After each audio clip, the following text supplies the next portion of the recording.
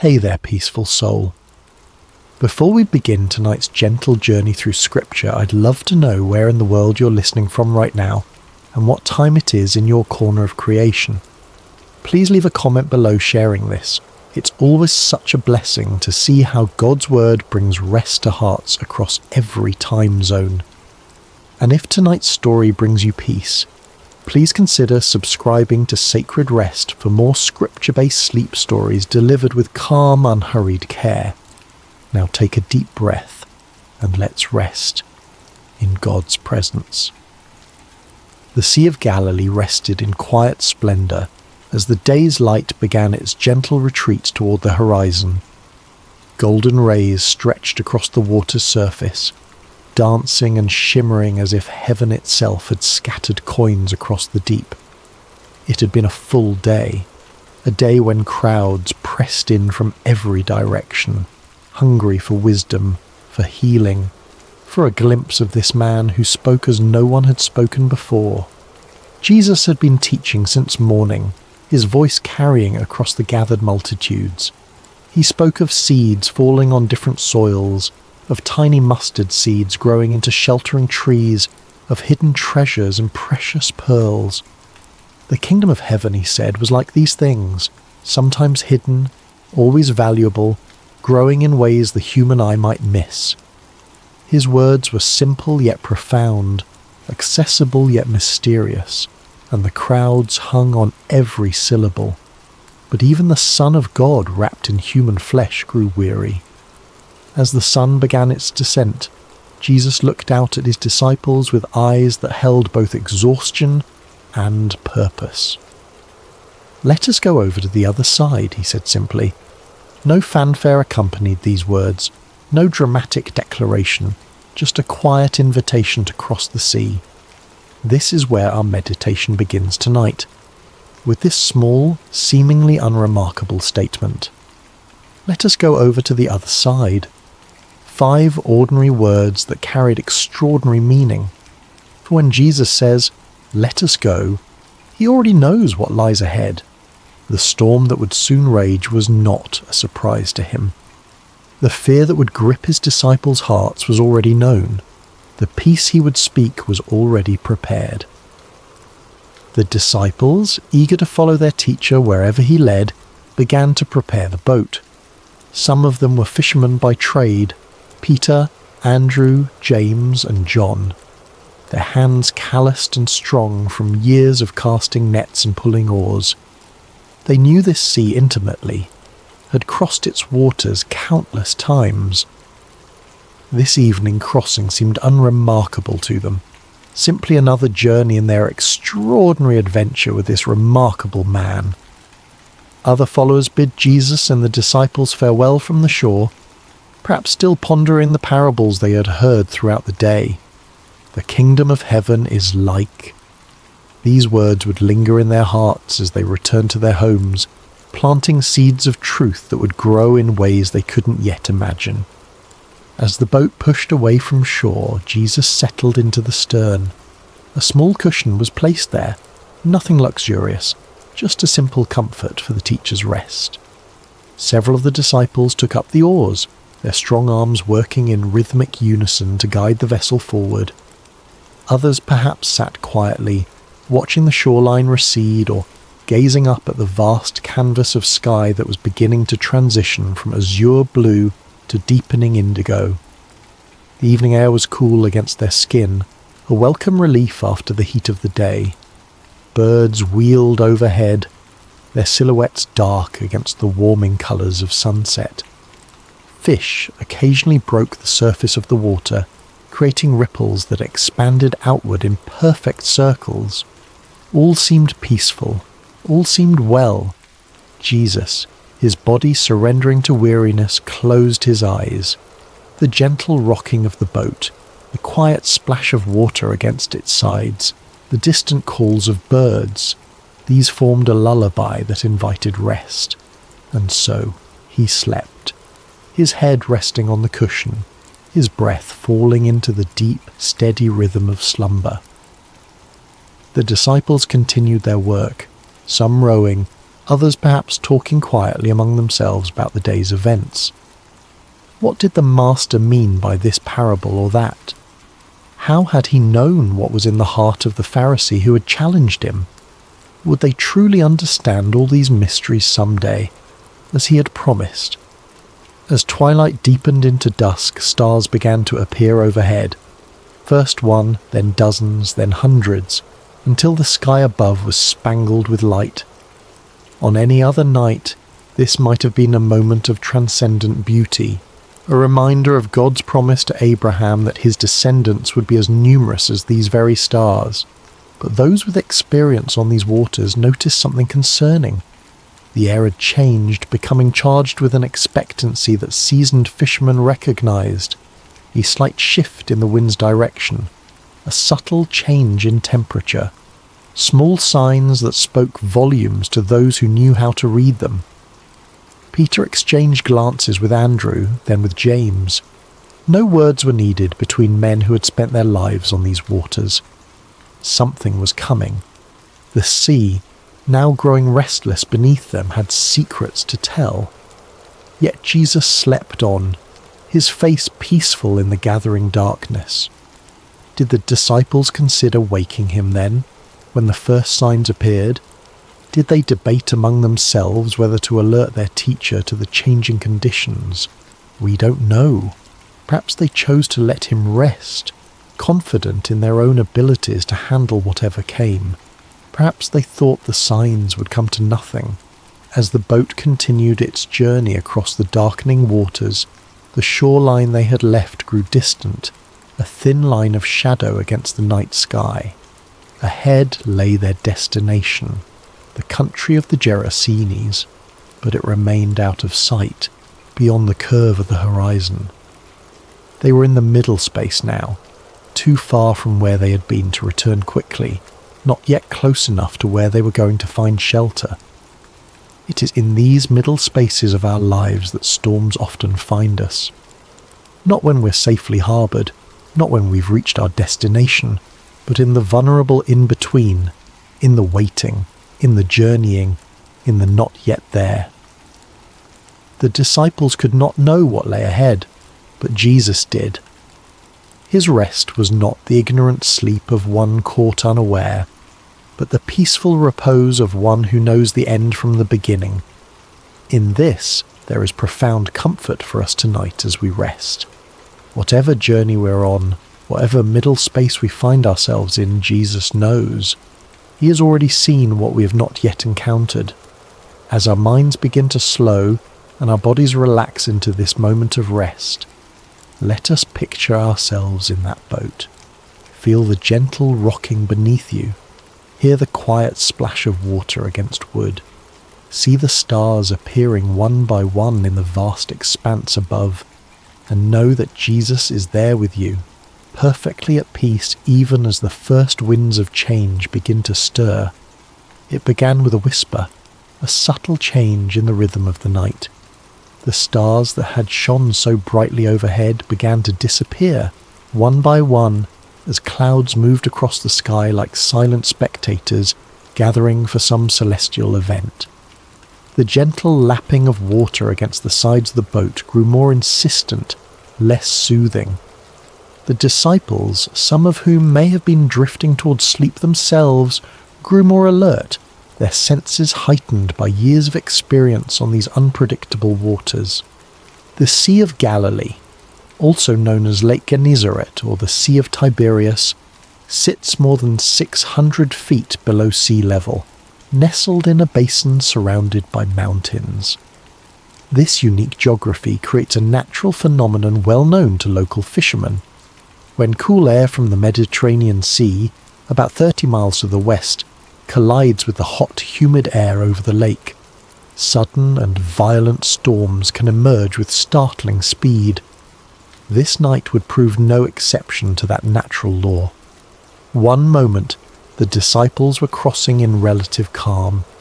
The next, they found themselves battling a windstorm that seemed to descend upon them from nowhere. The Greek word used in Mark's Gospel to describe this storm is leilaps. Not a gentle rain shower or passing breeze, but a furious squall, a tempest of frightening power. The wind began to howl, no longer a whisper but a roar that filled their ears and made conversation nearly impossible.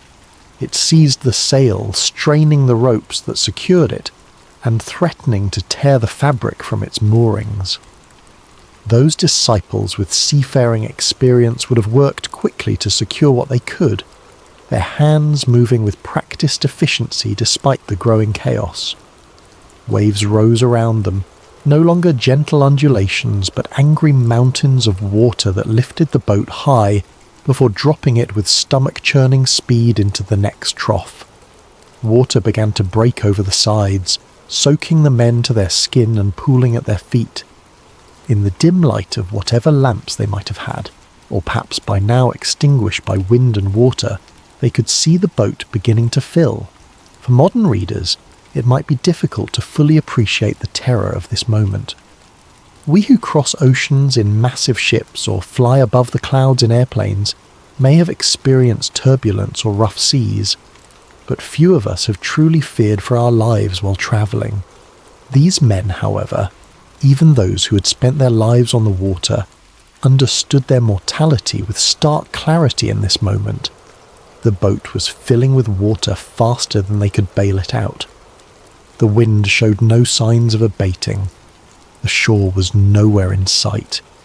In the ancient world where swimming was not a commonly taught skill, and where the depths of the sea represented chaos and death, their situation was dire indeed. And Jesus slept on, his head still resting on the cushion in the stern of the boat. This image of Christ sleeping peacefully while chaos rages is one of the most powerful in all of Scripture. There is something almost incongruous about it, something that both confounds and comforts. The disciples must have looked at him with bewilderment. How could anyone sleep through such a storm? Did he not feel the water soaking his garments? Did he not hear the howling wind, or feel the violent pitching of the vessel? Perhaps some of them remembered the words of Psalm 121. He who watches over you will not slumber. Indeed, he who watches over Israel will neither slumber nor sleep. Yet here was their teacher, their master, whom some had begun to believe might be the promised Messiah, deep in slumber while destruction seemed imminent. We might pause here in our meditation and consider times when God has seemed silent or sleeping in our own lives. Those dark nights when prayers appear to go unanswered. Those seasons of suffering when heaven itself seems shut tight. Those moments when we cry out, "Lord, don't you care?" For this was precisely the question that rose to the disciples' lips as fear gave way to desperation. Someone, we don't know who, moved to the stern where Jesus lay sleeping. Perhaps they shook his shoulder roughly, the protocol of respect forgotten in the face of survival's urgency. "Teacher," they cried, their voices barely audible above the storm's rage, "don't you care if we drown?" There is raw humanity in this question, the unfiltered cry of those who feel abandoned in their hour of greatest need. It's not a theologian's careful inquiry or a philosopher's pondering, but the gut-level response of frightened men who cannot understand why the one they've come to trust seems indifferent to their plight. Don't you care? How many times have these words formed in human hearts across the centuries?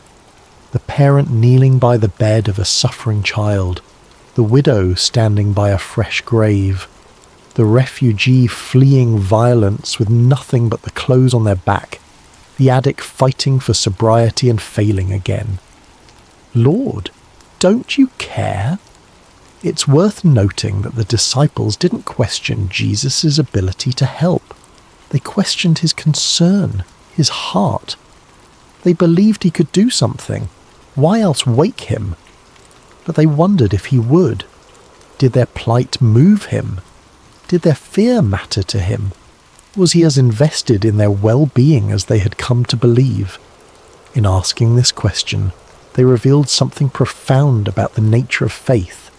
True faith isn't just believing that God can, it's trusting that God will, that his heart is good, that his love is sure, that his timing is perfect.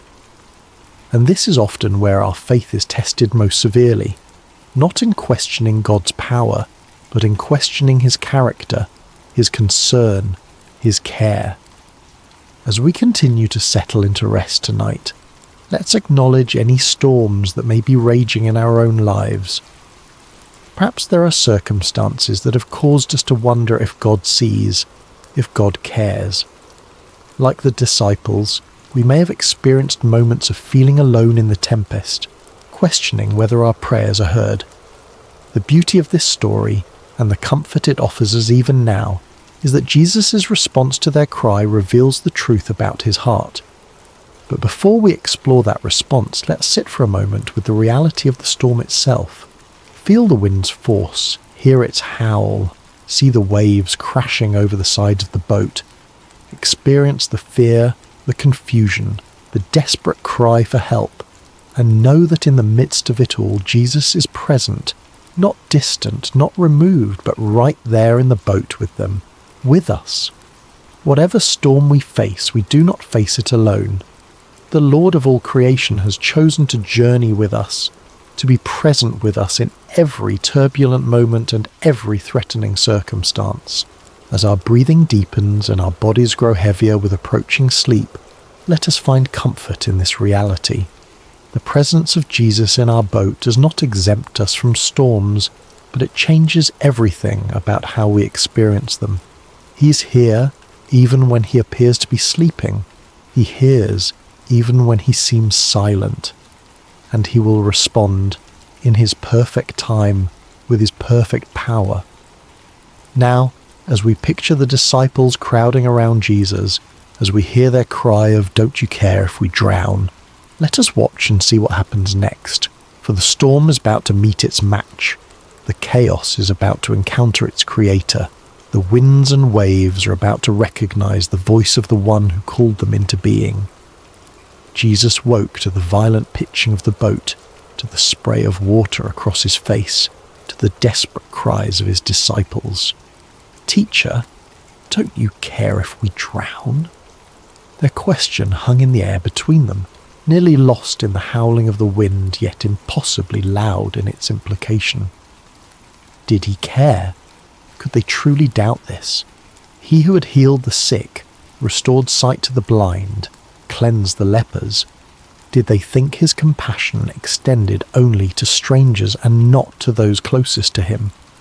He who had called them by name, who had shared meals and long roads and countless conversations with them, did they imagine his heart was indifferent to their fear? Yet Jesus did not respond to their question directly. He did not immediately reassure them of his care or explain his apparent indifference. Instead, he rose, calm, unhurried, sovereign, and turned his attention to the storm itself. Mark's Gospel tells us that he got up, rebuked the wind, and said to the waves, "Quiet, be still." The Greek phrase used here, siopa pephimoso, carries the sense of be silent, be muzzled. It is the language one might use to quiet a disruptive animal or silence a disturbing noise. There is authority in these words, command and expectation of immediate obedience, and obey they did. The wind, which had been screaming across the water with destructive force, died away at once. The waves, which had been crashing over the sides of the boat and threatening to sink it, flattened into submission. The entire chaotic scene transformed in an instant from deadly peril to perfect calm. Imagine witnessing this moment. 1 second, you're fighting for your life against one of nature's most terrifying displays of power. The next, you're floating on a sea as smooth as glass under a clearing sky. The contrast would be disorienting, almost unbelievable. The silence following such tumult would ring in your ears. The stillness after such violent motion would leave you feeling strangely weightless. Only then, after demonstrating his authority over creation itself, did Jesus turn back to his disciples, and his words to them were not what they might have expected. No warm reassurance that yes, of course he cared, no gentle understanding of their fear. Instead, he asked them two pointed questions. Why are you so afraid? Do you still have no faith? These questions weren't meant to shame or condemn. Jesus was not expressing disappointment so much as issuing an invitation to examine the gap between what they professed to believe about him and how they responded when those beliefs were tested by circumstance. The first question, why are you so afraid, invites examination of the source of our fears. Fear often arises from a perception of threat coupled with a sense of powerlessness to address that threat. The disciples feared drowning because they perceived the storm's power and recognized their inability to control it. But Jesus was suggesting another perspective. When he is in our boat, the equation changes. The presence of the Creator fundamentally alters the balance of power in any situation. The second question, do you still have no faith, probes even deeper. These disciples had witnessed Jesus perform miracle after miracle. They had seen him heal diseases medicine couldn't touch. They had watched him cast out demons that had tormented their victims for years. They had even seen him challenge the religious authorities of their day with an authority that clearly came from above. Yet when the storm came, when their own lives were threatened, their faith faltered. They reverted to fear rather than resting in confidence that the God who had demonstrated his power in so many other circumstances remained just as powerful in their present crisis. This is a common human pattern, isn't it? We can intellectually believe in God's power and love. We can recall times when we've experienced his faithfulness. We can even testify to others about how he has worked in our lives. But when new challenges arise, particularly ones that feel overwhelming or threatening, we can forget everything we know and surrender to panic. Jesus' questions invite a different response. They challenge us to align our emotional reactions with our professed beliefs, to allow what we know about God's character to inform how we feel when facing life's storms. This is not about denying fear. Fear is a natural human emotion that even Jesus experienced in the Garden of Gethsemane. Rather, it's about preventing fear from distorting our view of God and his activity in our lives. The disciples' fear had led them to question Jesus' care for them. Don't you care if we drown? His questions in return invited them to question their fear instead. Was it consistent with what they knew of him? Was it justified in light of who he had revealed himself to be? As we continue our journey toward rest tonight, these questions can guide our own reflection. What fears keep us awake at night? What storms in our lives have made us wonder if God cares? And more importantly, what do we know about the character of Jesus that might speak to those fears? If Jesus is truly who Scripture reveals him to be, all-powerful yet deeply compassionate, sovereign yet intimately involved, holy yet merciful, then our fears must be evaluated in light of these truths. Not dismissed or denied, but placed within the larger context of who God is and how he works. The disciples in that boat had to reconcile their experience of the storm with their experience of Jesus' power over it. We too must reconcile our experience of life's challenges with our understanding of God's character and capabilities. This reconciliation doesn't happen once and for all. It's an ongoing process, a continued growth in trust that develops as we walk with him through both calm seas and raging tempests. Perhaps the most comforting truth in this entire account is the simple reality that Jesus was in the boat with them. He had said, "Let us go over to the other side, you will," not "let me meet you on the other side," or "to try to make it to the other side." When Jesus says, "let us go," he commits to the entire journey, not just the destination. Similarly, when Jesus calls us to follow him, he doesn't promise absence of storms. He doesn't guarantee that the path will be smooth or the journey comfortable. What he does promise is his presence with us in whatever we face. "I am with you always," he would later tell his followers, "to the very end of the age." This presence changes everything. It doesn't always change our circumstances, though sometimes, as in this story, it dramatically does. But it always changes the meaning of those circumstances and how we can respond to them. As we feel sleep drawing nearer, let us rest in this truth. Whatever storm we face, Jesus is in our boat, not as a passive passenger, but as the Lord of wind and wave, the one whose word can transform chaos into calm, the one whose presence transforms our fear into faith. The question Jesus asks, "Why are you so afraid?" isn't meant to dismiss our feelings, but to direct our focus toward the greater reality of his presence and power. The perfect love he embodies casts out fear, not by pretending the storm doesn't exist, but by reminding us that he exists within the storm with us, and that makes all the difference. In the aftermath of the storm's sudden cessation, a profound silence settled over the Sea of Galilee. The only sounds remaining might have been the gentle lapping of now calm waters against the boat's hull, the dripping of seawater from soaked clothing and hair, and perhaps the still rapid breathing of men whose hearts had not yet caught up with the dramatic change in their circumstances. The contrast could not have been more stark. Moments before, chaos had reigned, wind howling, waves crashing, men shouting in fear. Now, perfect stillness surrounded them. The sky was clearing, stars reappearing like hesitant witnesses emerging after danger has passed.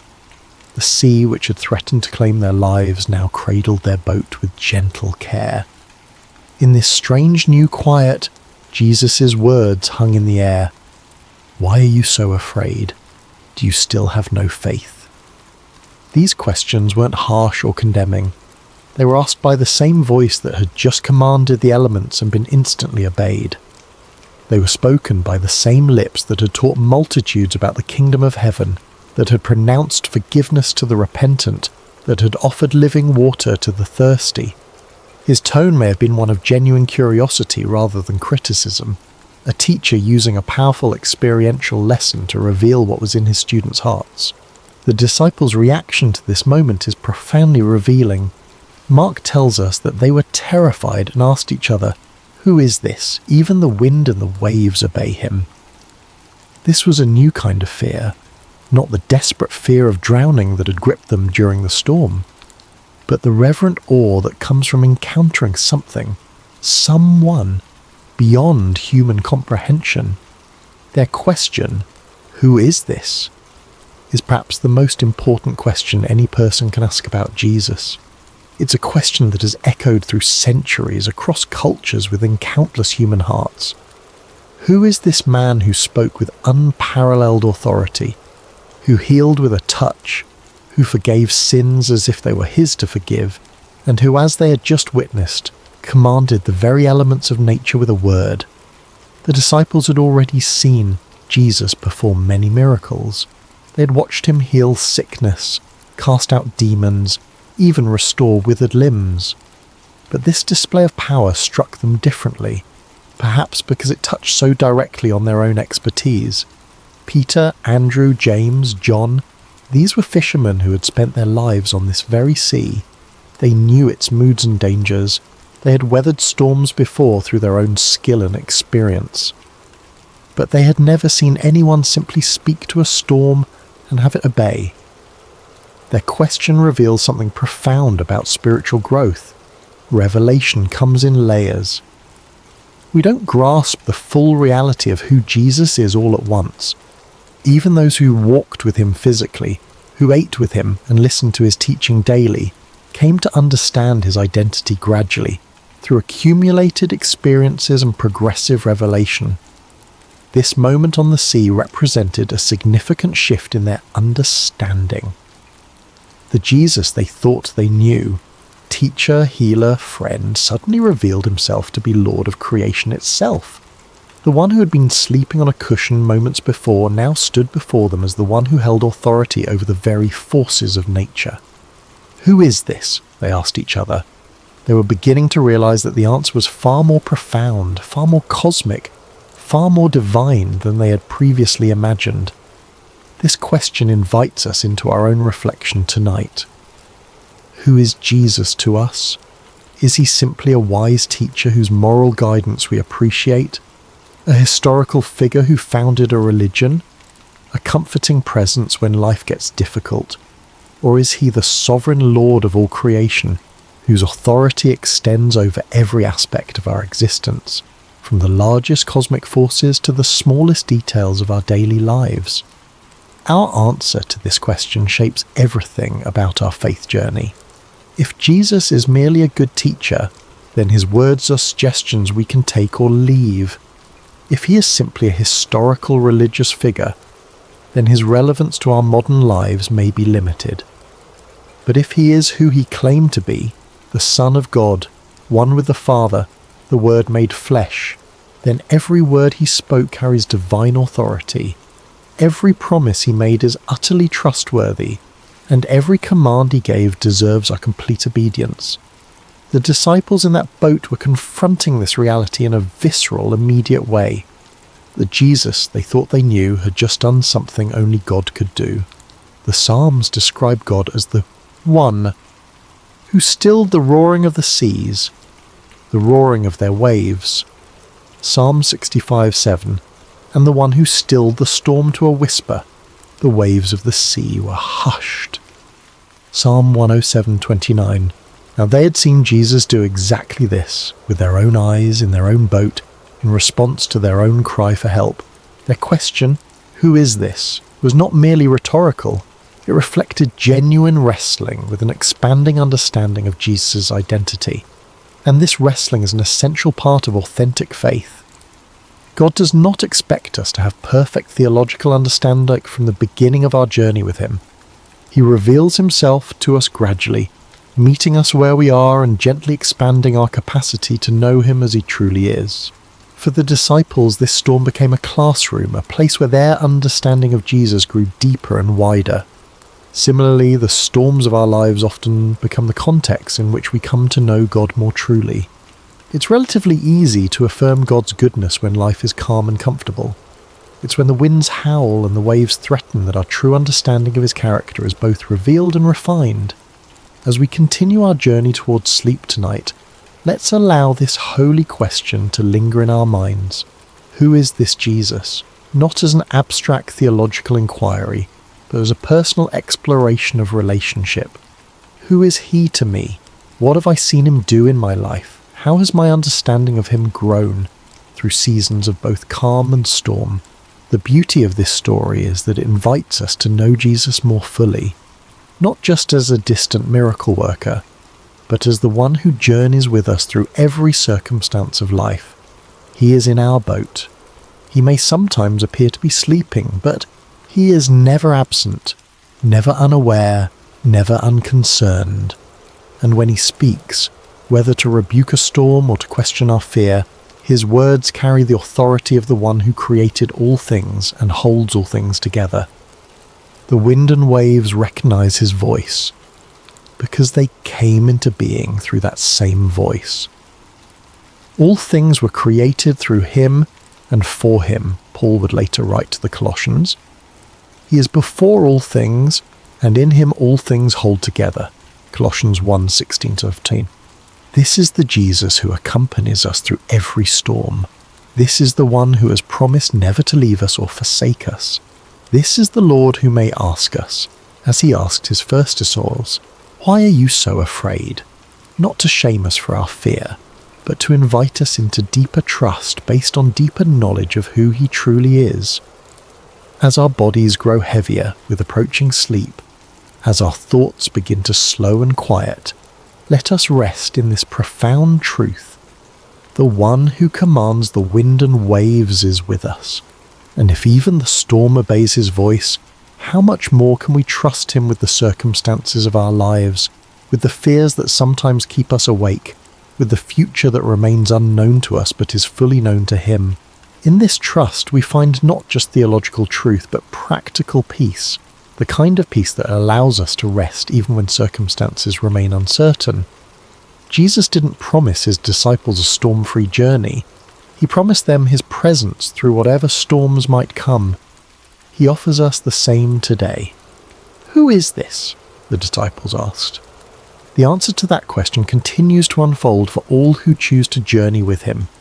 Not in abstract propositions, but in lived experience, in daily walking with the one whose authority extends over every realm and whose love reaches into every heart that opens to receive him. As the boat continued its journey across the now peaceful sea, the disciples must have fallen into a contemplative silence. The question they had asked each other, "Who is this? Even the wind and the waves obey him," would linger in their hearts and minds for days, weeks, perhaps even years to come. Each time they recalled this night, this storm, this miracle, their understanding of Jesus would deepen a little more. This is often how spiritual growth unfolds for us as well. Not primarily through intellectual study, though that has its place, but through lived experiences that reveal God's character and power in ways that transform our understanding. Head knowledge becomes heart knowledge when we see God act in response to our deepest needs and most desperate prayers. The disciples were beginning to grasp something profound. Jesus was not merely with them, he was over all things. His presence in their boat didn't just mean companionship, it meant protection, provision, and peace that transcended circumstances. Even when he appeared to be sleeping, his sovereignty remained active and absolute. As the first light of dawn began to brighten the eastern sky, they could see their destination approaching, the region of the Gerasenes on the opposite shore of the lake. Jesus had said, "Let us go over to the other side," and despite all that had transpired during the night, they were indeed arriving exactly where he had intended to take them. This small detail carries significant comfort. When Jesus sets a destination, he ensures arrival. The storm, powerful as it was, had not prevented the fulfillment of his stated purpose. It had threatened, certainly. It had frightened the disciples badly. But in the end, it had simply become another opportunity for Jesus to reveal more of himself to those who followed him. This pattern appears throughout Scripture and throughout the lives of those who walk with God. What appears to be a detour or a disaster often becomes the very context in which God manifests his glory most clearly. The storm on the sea, the fiery furnace, the lion's den, the prison cell.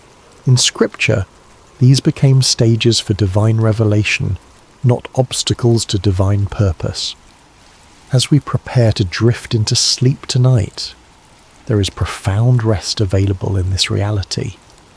Whatever storms we face, they do not take Jesus by surprise. Whatever fears arise within us, they do not diminish his power. Whatever threatens to overwhelm us, it cannot overrule his sovereign declaration over our lives.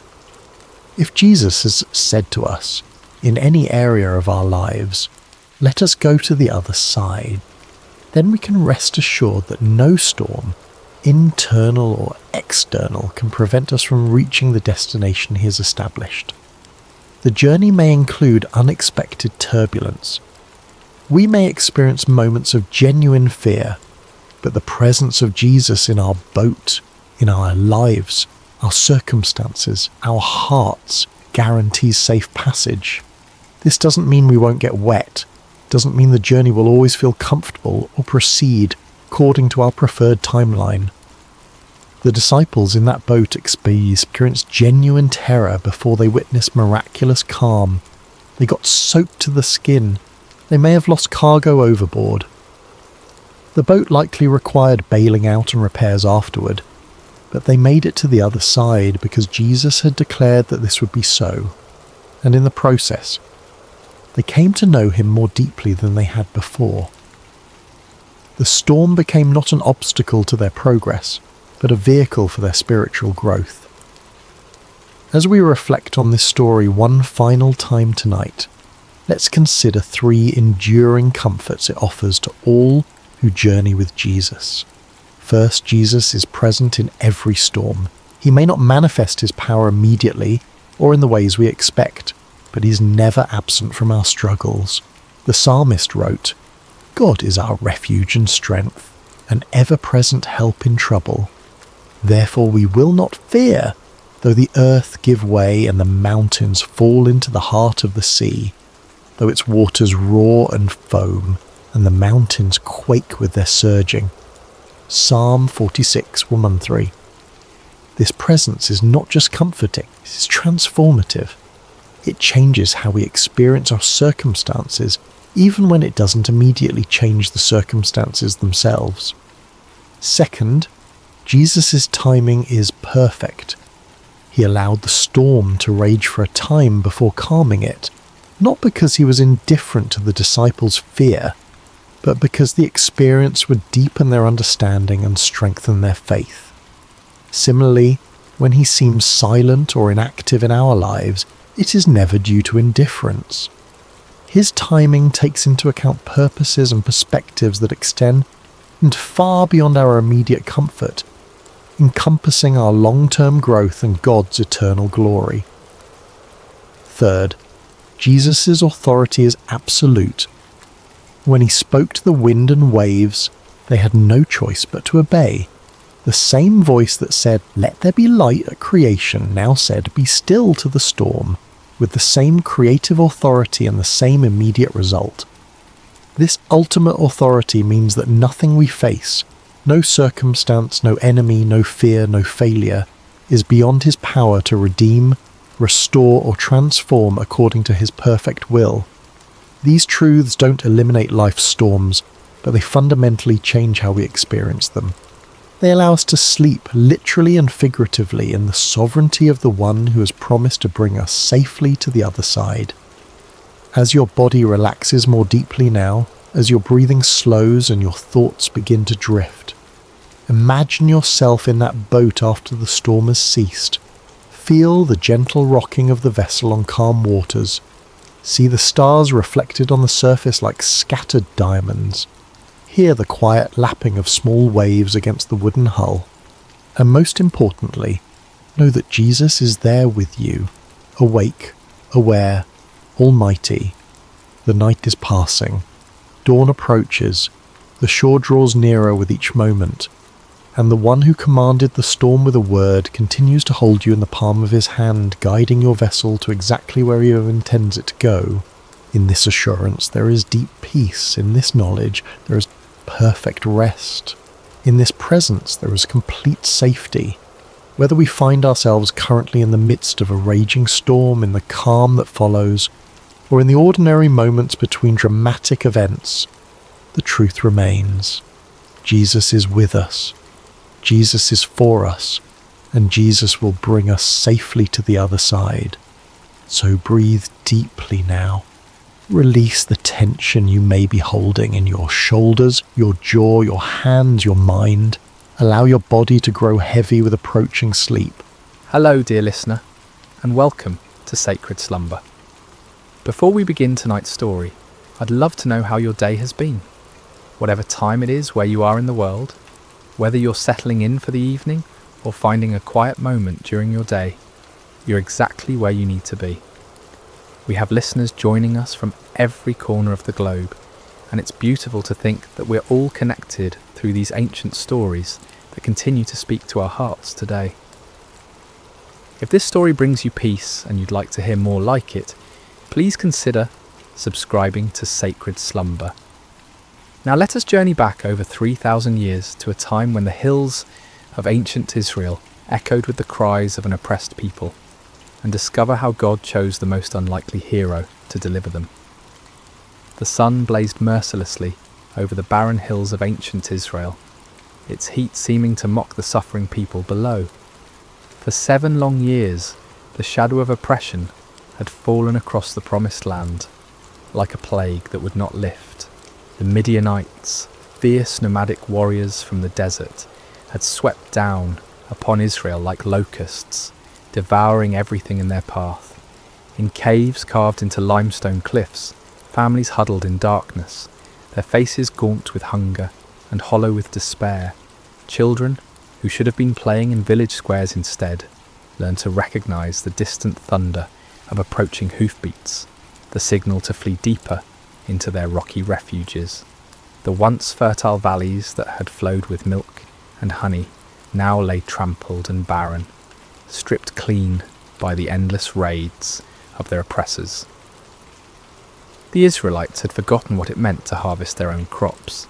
Each year they would plant in hope, tending their fields with trembling hands, always listening for the sound that would send them running. And each year, just as the grain began to ripen, the Midianites would come. They arrived like a sandstorm, their camels innumerable as the sand by the sea, their warriors dark silhouettes against the burning sky. They took everything, left nothing, and vanished back into the wilderness, leaving behind only dust and desperation. In this time of darkness, when hope seemed as distant as the stars, there lived a young man named Gideon. He was not what anyone would call a mighty warrior. His hands, though calloused from labour, had never gripped a sword in battle.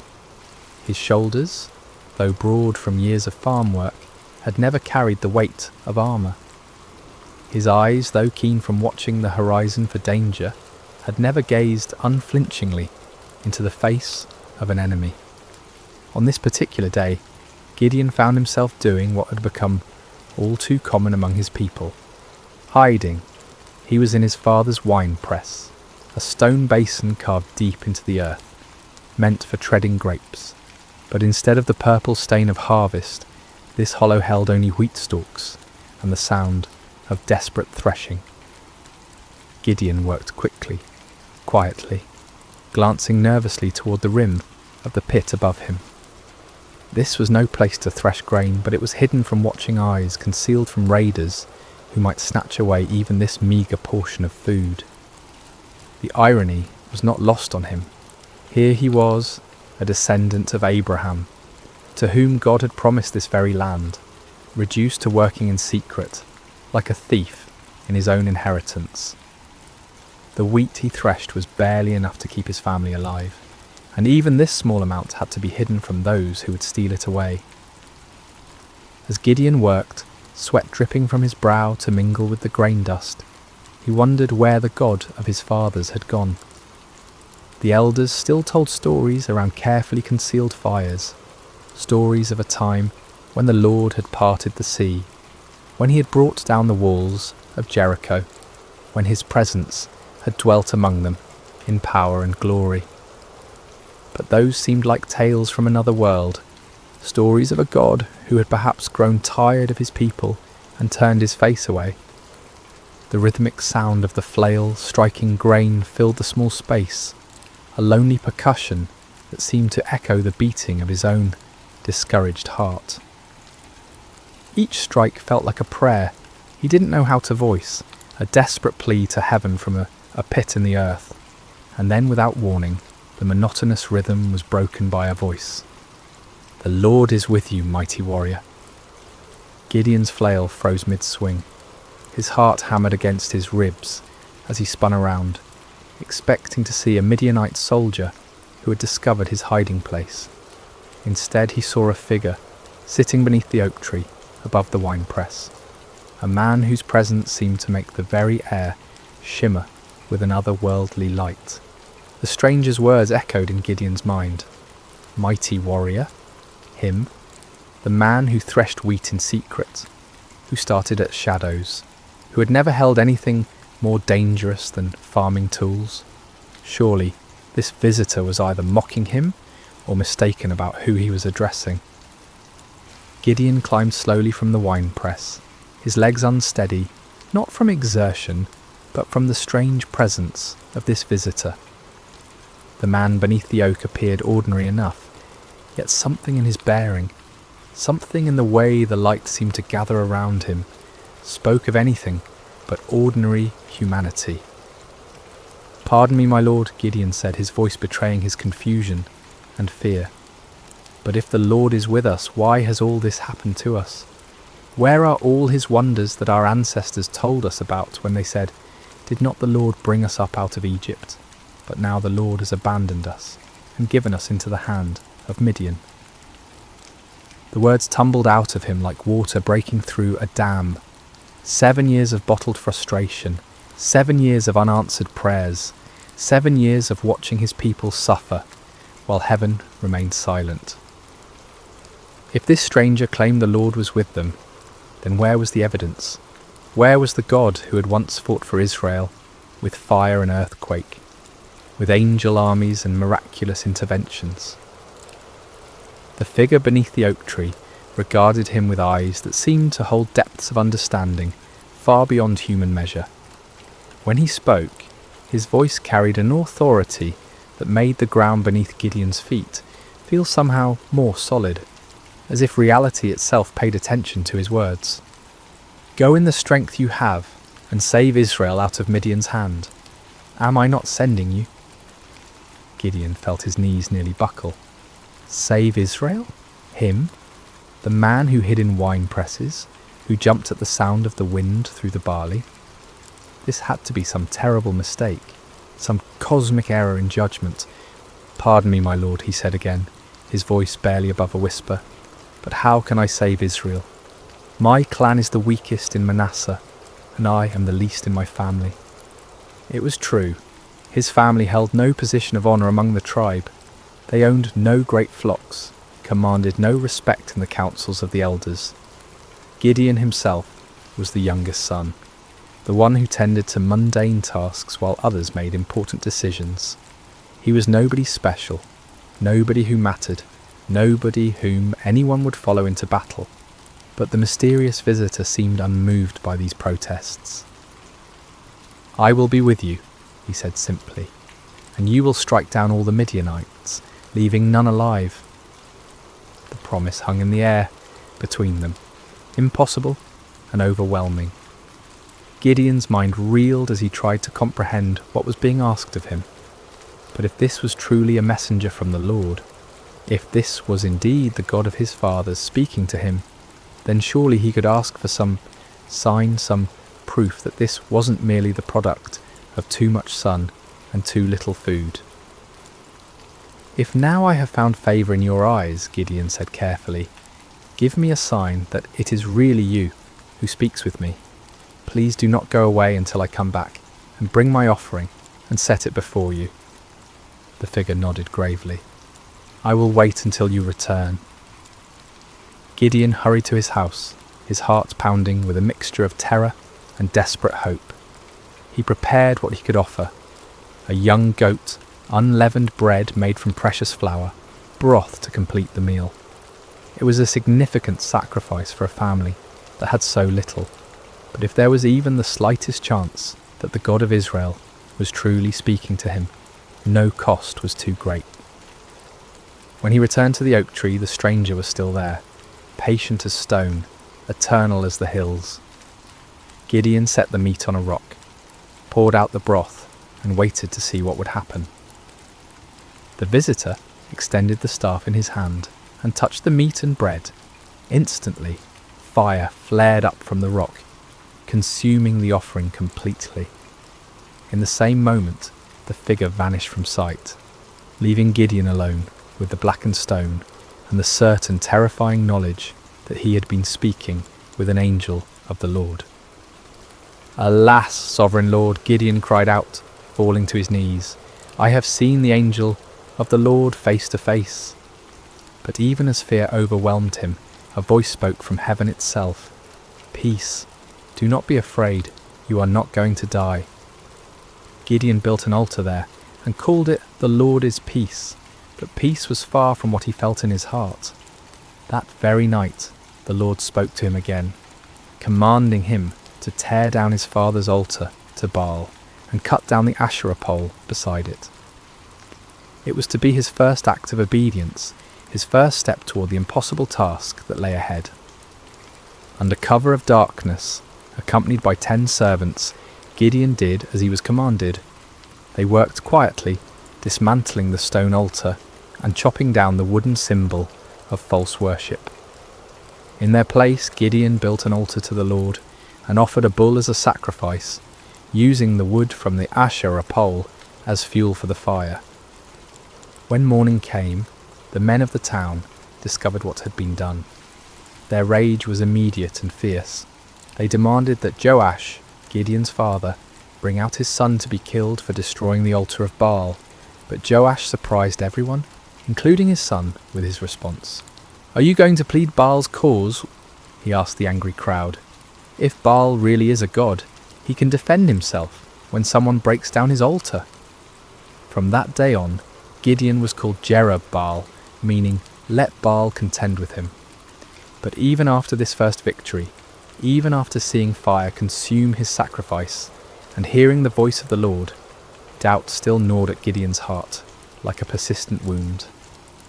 When the Midianites assembled once again for their annual raid, gathering in the valley like a dark sea of destruction, Gideon knew the time had come. Yet still he hesitated, still he needed more assurance. That night he took a wool fleece and placed it on the threshing floor. "If you will save Israel by my hand as you have promised," he prayed, "look, I will place a wool fleece on the threshing floor. If there is dew only on the fleece and all the ground is dry, then I will know that you will save Israel by my hand, as you said." In the morning the fleece was soaked with dew, while the ground around it was completely dry. Gideon wrung out the fleece and filled a bowl with water, but still he doubted. Still, he feared he was deceiving himself. "Do not be angry with me," he prayed again. "Let me make just one more request.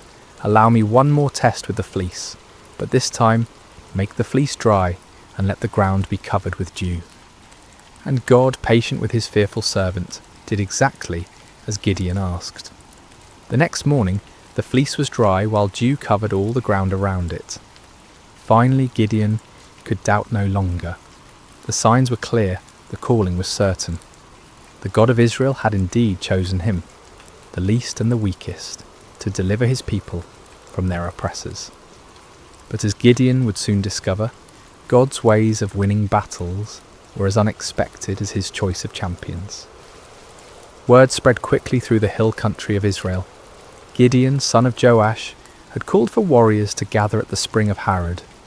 The response was overwhelming.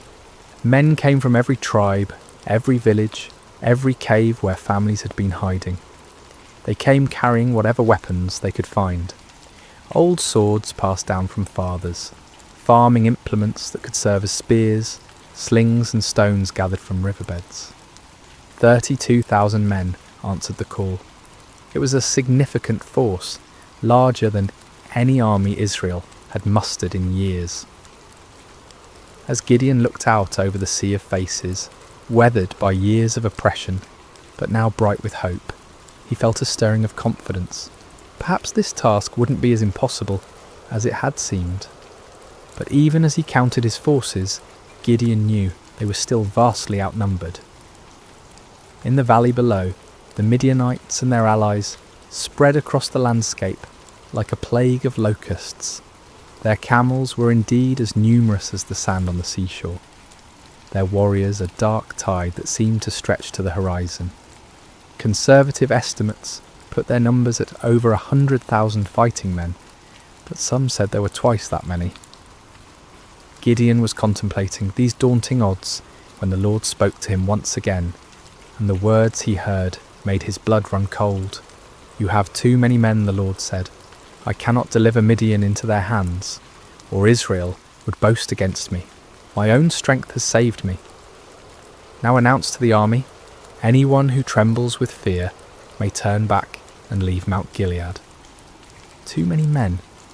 Gideon stared out at his army, then down at the vast enemy host in the valley. How could 32,000 be too many when facing such overwhelming odds? But the Lord's reasoning became clear.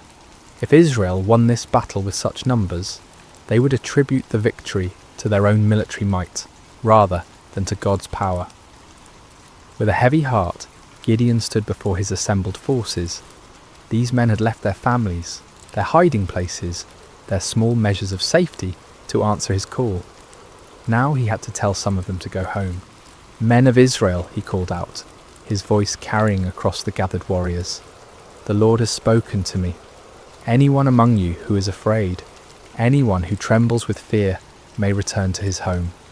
There is no shame in this. Go in peace." A murmur rippled through the crowd. Some men looked relieved, others confused, still others ashamed. But slowly, surely, men began to step forward, to gather their belongings, to turn away from the camp. What started as a trickle became a stream, then a flood. By evening, 22,000 men had departed for their homes, leaving only 10,000 behind. Gideon watched them go with a mixture of understanding and dread.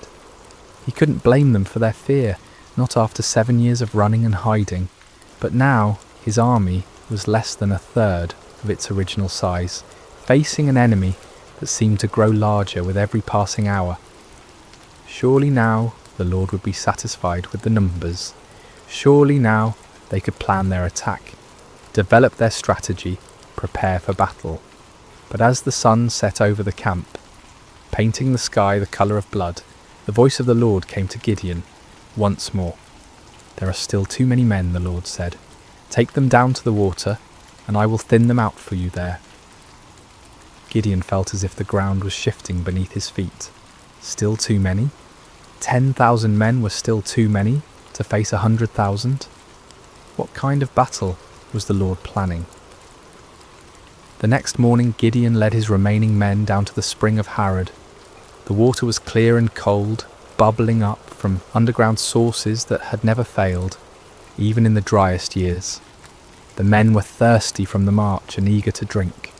Separate those who lapped the water with their tongues, as a dog laps from those who kneel down to drink, the Lord instructed. Gideon watched carefully as his men approached the water. Most of them, weary and relieved to finally rest, knelt down and put their faces directly to the stream, drinking deeply. But a few, perhaps more cautious or alert, cupped water in their hands and lapped it quickly while keeping their eyes up, watching for danger. When the test was complete, Gideon counted with growing amazement and terror. Only 300 men had lapped the water like dogs. 300 out of 10,000. 300 to face the multitudes of Midian. "With the 300 men that lapped I will save you and give the Midianites into your hands," the Lord said. "Let all the others return home." The dismissal of the remaining 9,700 men was even more painful than the first reduction. These were the men who had stayed when others fled, who had shown courage and commitment. Yet now they too had to be sent away, carrying with them the supplies and provisions that would have sustained a larger force. As evening fell over the camp, Gideon found himself staring at his tiny army. 300 men sat around small fires, their faces illuminated by flickering flames. Some sharpened weapons, others mended gear, still others simply stared into the darkness where their enemies waited. They were farmers and shepherds, craftsmen and traders. None of them were professional soldiers. None of them had trained for this kind of warfare. Gideon walked among them, listening to their quiet conversations. Some spoke of their families, wondering if they would ever see their wives and children again. Others talked about the enemy, speculating about Midianite tactics and weapons. A few prayed quietly, their voices barely audible above the crackling of the fires. "Do you think we can win?" one young man asked his companion, his voice carrying the weight of doubt that Gideon felt in his own heart. "With God's help," came the reply, but even that voice held uncertainty. As Gideon continued his circuit of the camp, he felt the familiar weight of fear settling on his shoulders like a heavy cloak. 300 men. It was impossible. It was madness. It was a recipe for massacre, not victory. But even as doubt assailed him, Gideon remembered the fire that had consumed his sacrifice, the signs with the fleece, the voice that had called him mighty warrior when he was anything but mighty. The God who had chosen him, who had reduced his army to an impossibly small number, was the same God who had parted the Red Sea. who had brought down the walls of Jericho with trumpets and shouts. Still, as he looked out toward the valley, where enemy campfires twinkled like stars fallen to earth, Gideon found himself struggling with the same fears that had driven him to test God with fleeces. The odds were beyond daunting. They were simply impossible. But perhaps, he thought with growing understanding, that was exactly the point. Sleep eluded Gideon that night. He tossed on his simple bedroll, listening to the sounds of his small army around him. Some of the men snored peacefully, displaying a faith or fatalism that he envied. Others, like himself, shifted restlessly, no doubt contemplating the impossibility of what lay ahead. As the night deepened, the Lord spoke to him once more. "Get up, go down against the camp, because I am going to give it into your hands. If you are afraid to attack, go down to the camp with your servant Purah and listen to what they are saying. Afterward, you will be encouraged to attack the camp." The Lord knew him well, Gideon realized. He was indeed afraid, terrified beyond measure. The offer to scout the enemy camp was exactly what his anxious heart needed. Taking his servant Purah, a young man who had served his family faithfully for years, Gideon crept away from the Israeli camp under cover of darkness.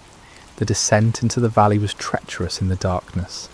They picked their way carefully between rocks and thorny bushes, each step taking them closer to the vast enemy encampment.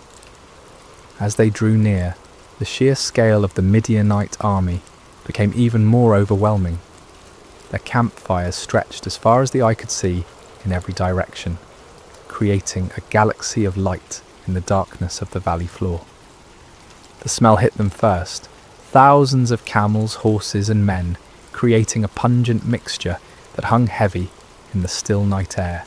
Then came the sounds, snoring, quiet conversations, the shuffling of animals, the occasional clank of weapons or armour. It was like approaching a vast, slumbering beast that could wake at any moment and devour them. Gideon and Purah crept to the edge of the camp, staying low among the rocks and scrub brush that dotted the valley floor. The nearest tents were only a few dozen yards away, their dark silhouettes outlined against the glow of dying fires. Guards moved slowly through the camp, but their attention was focused inward, watching for disturbances among their own people rather than looking outward for threats. As they settled into their hiding place, Gideon heard voices from a nearby tent. Two men were talking in low tones, their conversation carrying clearly in the still night air. "I had the most disturbing dream," one man was saying. "I dreamed that a round loaf of barley bread came tumbling into the Midianite camp. It struck the tent with such force that the tent overturned and collapsed." His companion was quiet for a moment before responding, and when he did, his voice was heavy with foreboding. "This can be nothing other than the sword of Gideon, son of Joash, the Israelite. God has given the Midianites and the whole camp into his hands." Gideon felt as if lightning had struck him. Here in the heart of the enemy camp, these soldiers were talking about him, about his victory, about their own defeat. The dream was clearly a sign from God. A simple barley loaf, representing humble Israel, would overturn the mighty tent of Midian. He grasped Purah's arm, and together they crept back through the darkness, toward their own camp. But now the impossible seemed possible.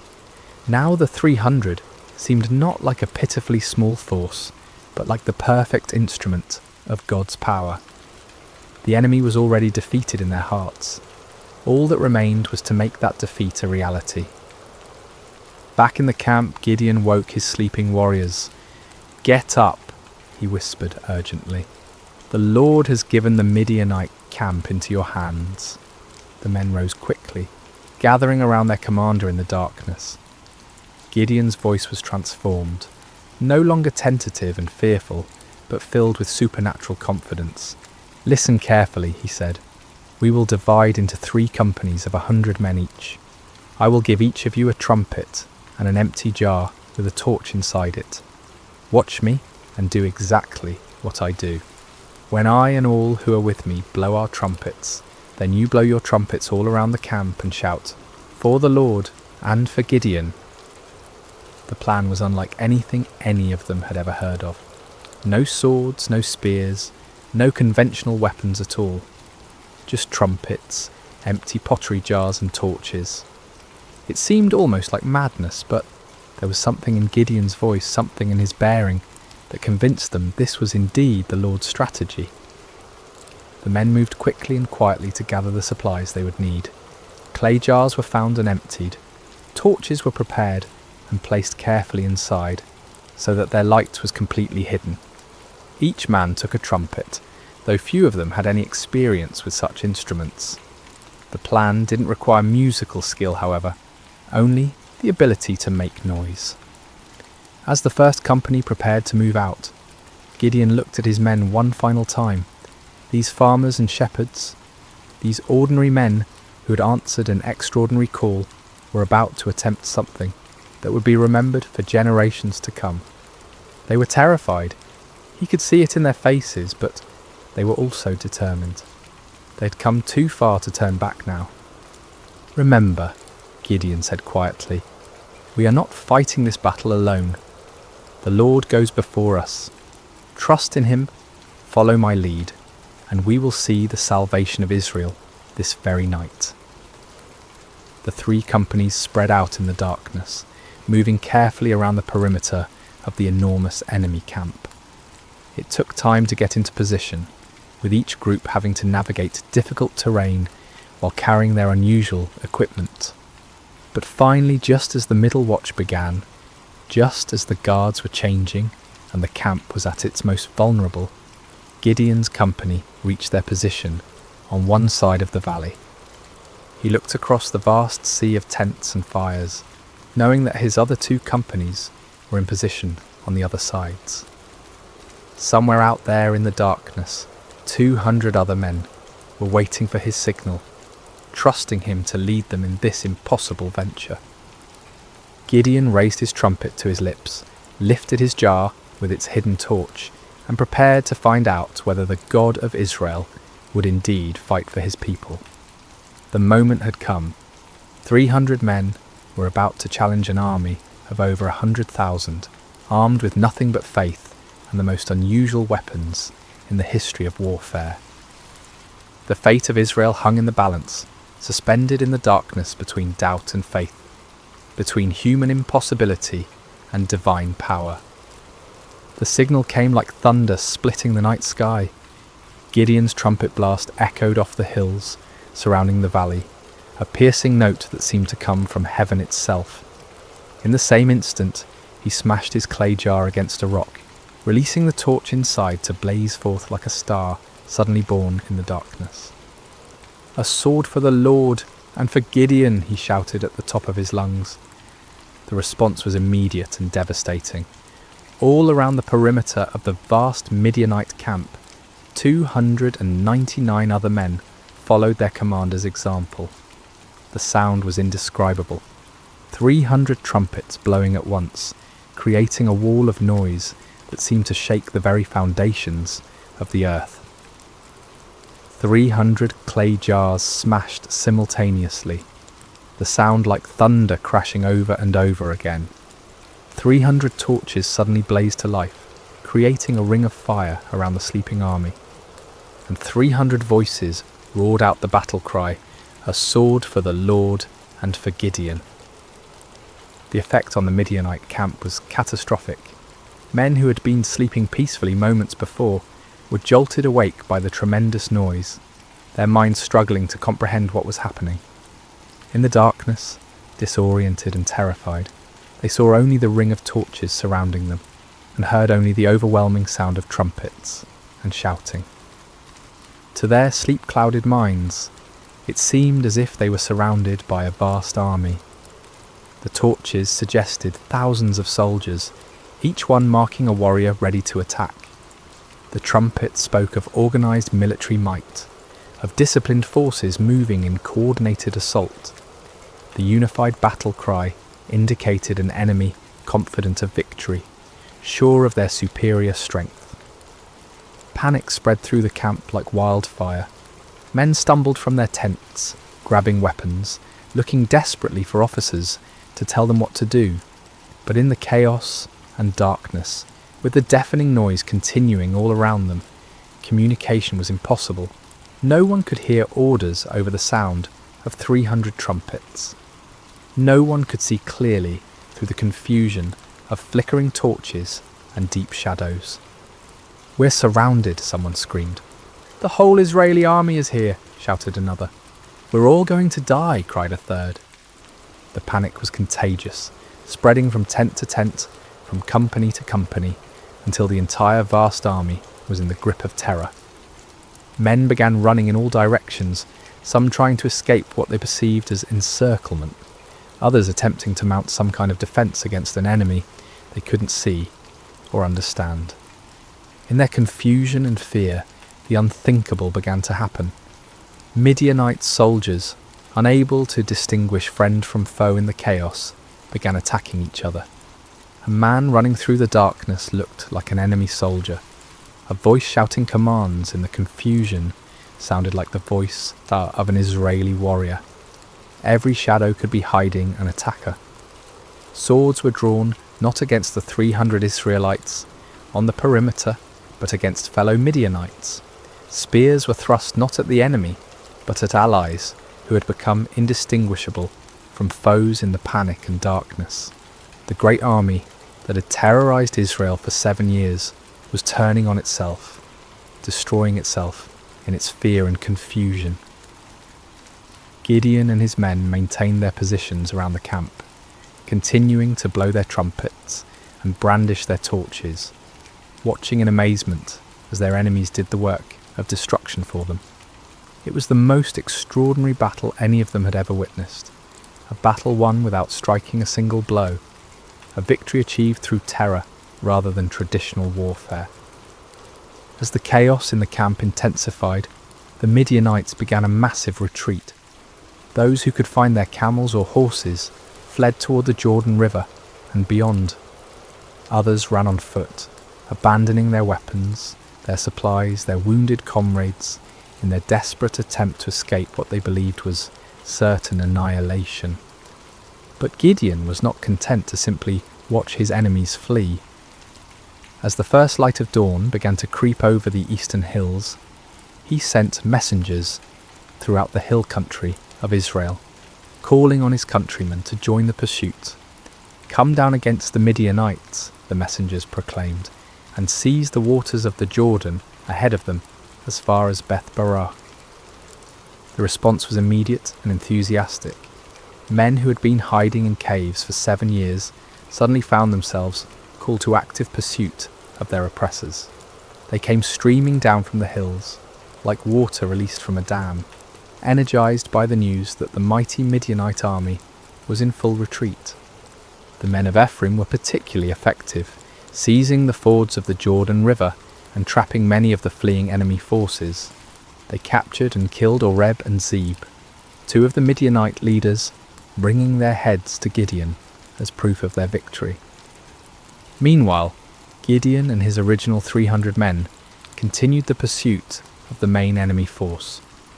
They crossed the Jordan River, following the fleeing armies eastward into the deserts. Despite their exhaustion, despite having had no sleep and little food, they pressed on relentlessly.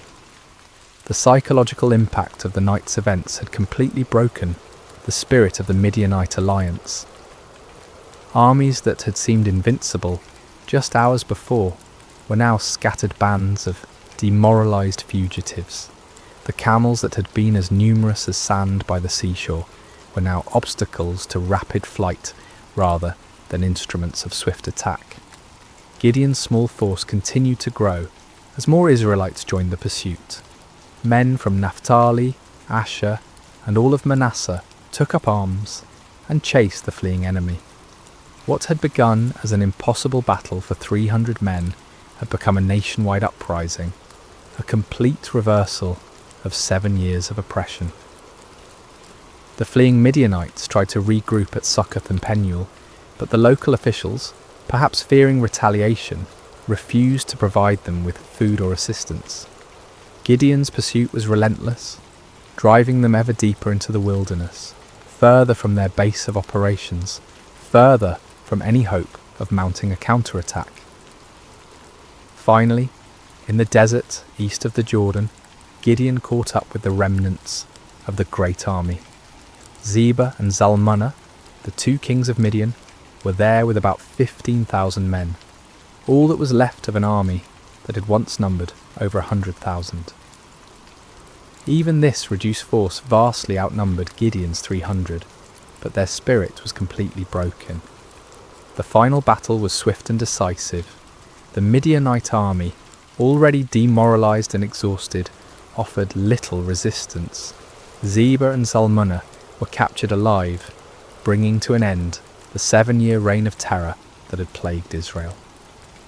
As the sun set on that remarkable day, Gideon found himself looking out over a battlefield strewn with the evidence of complete victory. The mighty army that had seemed invincible just 24 hours earlier was destroyed. The kings who had terrorised his people were prisoners. The oppression that had driven Israel into caves and hiding places was broken forever. It had all begun with 300 men, 300 trumpets, 300 torches, and faith in a God who specialises in impossible victories. The journey back to Israel was unlike anything the land had seen in generations. What had begun as a desperate flight by 300 terrified farmers had become a triumphant procession that seemed to grow with every mile. Men emerged from caves and hidden places, women came out of their refuges, children ran alongside the returning heroes. The roads that had been empty for 7 years, too dangerous for normal travel, were now filled with celebration. Gideon rode at the head of the procession, the captured kings Zebah and Zalmunna walking in chains behind him. The sight of these once mighty rulers, who had struck terror into Israelite hearts for so long, now humbled and defeated, was almost too wonderful to believe. People lined the roads just to see them, to confirm with their own eyes that the nightmare was truly over. As they passed through villages and towns that had been ghost settlements just days before, people poured out of their houses with tears of joy streaming down their faces. Children, who had never known anything but hiding and fear, looked with wonder at the defeated enemy kings. Elderly men and women who remembered the time before the oppression began whispered prayers of thanksgiving to the God who had delivered them. The celebration that erupted across Israel was spontaneous and overwhelming. In every settlement, people brought out whatever food they had hidden away and shared it freely. Wine that had been buried for safekeeping was uncorked and passed around. Songs that had been silenced for 7 years rang out again from hilltops and valleys. But perhaps the most remarkable aspect of the victory was how complete it had been. The Midianite power was not just temporarily broken, but utterly destroyed. Their military organisation was shattered, their leadership eliminated, their will to fight completely crushed. Never again would they be able to mount the kind of massive raids that had devastated Israel year after year. The psychological impact was equally profound. For 7 years, the Israelites had seen themselves as victims, as weak and helpless prey for stronger predators. Now they had witnessed their God fighting for them in the most dramatic way imaginable. The story of the 300 and their trumpets would be told and retold around campfires for generations to come. A permanent reminder that no enemy is too strong when the Lord chooses to fight for his people. When Gideon finally reached his homeland, representatives from all the tribes of Israel came to meet him. They came with a proposal that on the surface seemed like the natural conclusion to his remarkable victory. "Rule over us," they said, their voices filled with genuine admiration and gratitude. you, your son, and your grandson, because you have saved us from the hand of Midian." It was an offer of kingship, of dynastic rule, that would establish Gideon's family as the permanent rulers of Israel. After centuries of loose tribal confederation, of judges who arose in times of crisis only to fade from prominence when the emergency passed, the people were ready for something more permanent, more stable, and who better to serve as their king than the man who had delivered them from their greatest enemy? The offer was tempting beyond measure. Gideon had gone from threshing wheat in secret to being offered the crown of all Israel. The boy who had hidden in wine presses was being invited to sit on a throne. The man who had doubted his own worth was being told that he was worthy to found a royal dynasty. But Gideon's response revealed the depth of his spiritual growth during this incredible journey. The fearful farmer, who had needed multiple signs and confirmations, had become a man who understood something fundamental about the nature of God's kingdom. "I will not rule over you," he declared firmly, "nor will my son rule over you. The Lord will rule over you." It was a profound statement of faith and wisdom. Gideon recognized that Israel's true king was the Lord himself, and that any human ruler would be merely a steward of God's authority. He had learned through his own experience that victory came not through human strength or wisdom, but through complete dependence on divine power. To accept a crown now would be to claim credit for what God alone had accomplished. The people were disappointed but not surprised. They had seen enough of Gideon's character to understand that he was not motivated by personal ambition. Still, they wanted to honour him in some way, to create some lasting memorial to his remarkable victory. Gideon did make one request of the people, though it would prove to be a fateful one. "I do ask one thing of you," he said. "Each of you give me an earring from your share of the plunder."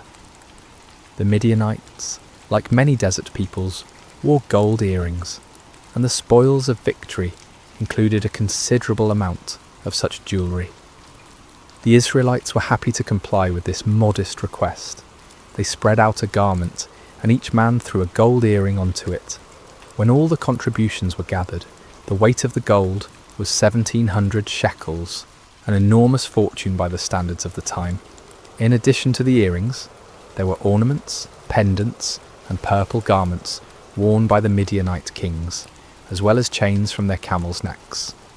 With this gold, Gideon made an ephod, a ceremonial garment similar to what the high priest wore.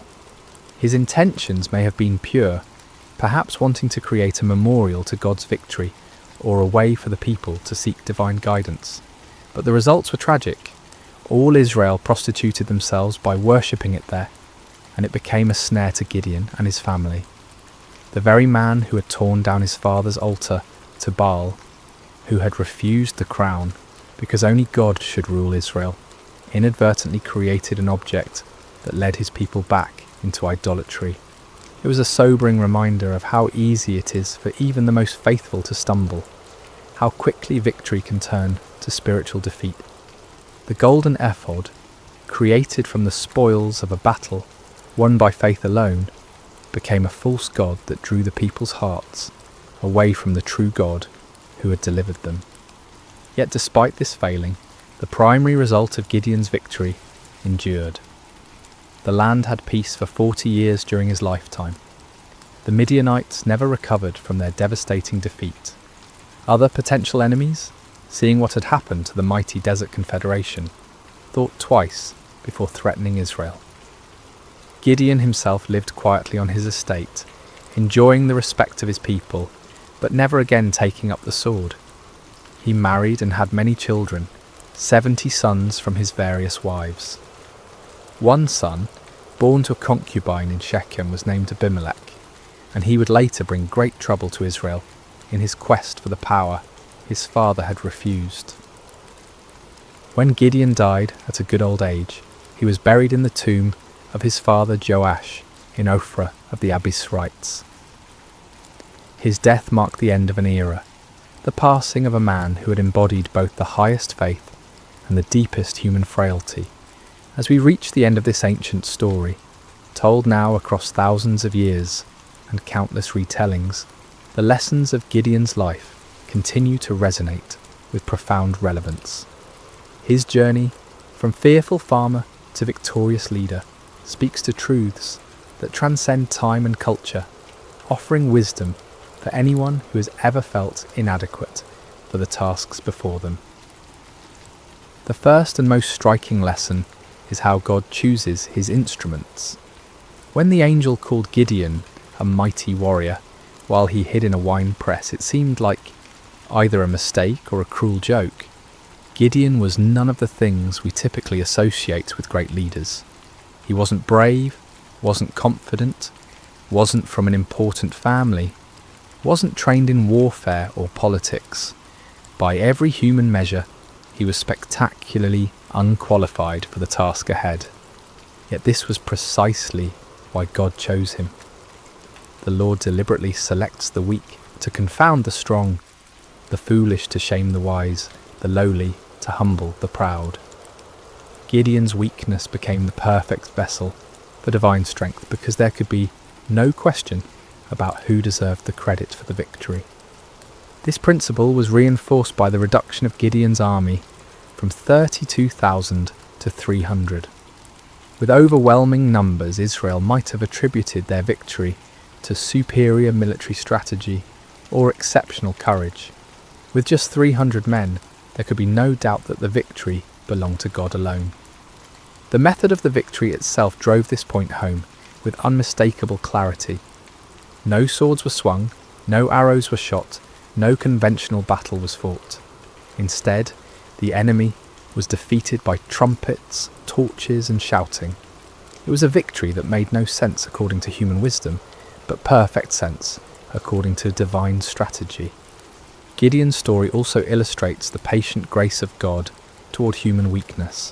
When Gideon asked for signs, when he tested God with fleeces, when he needed encouragement through overhearing the enemy's dream, the Lord did not respond with anger or impatience. Instead, he provided exactly what his frightened servant needed to move forward in faith. This divine patience extends to our failures as well as our fears. Even when Gideon created the golden ephod that led Israel into idolatry, even when his victory was tainted by this spiritual stumble, God's larger purposes were not thwarted. The peace that came to Israel lasted for 40 years, and the story of Gideon's faith continued to inspire future generations. Yet Gideon's failure with the ephod serves as a sobering warning about the subtle nature of spiritual pride. The man who had refused a crown could still fall into the trap of creating an object that drew worship away from God. Victory can be more spiritually dangerous than defeat, success more corrupting than failure.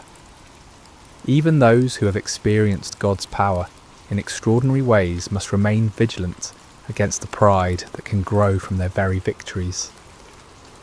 The story also reveals the importance of recognizing God's sovereignty in our circumstances. When Gideon questioned why God had allowed the Midianite oppression, he was struggling with one of humanity's oldest questions: why does a good God permit suffering?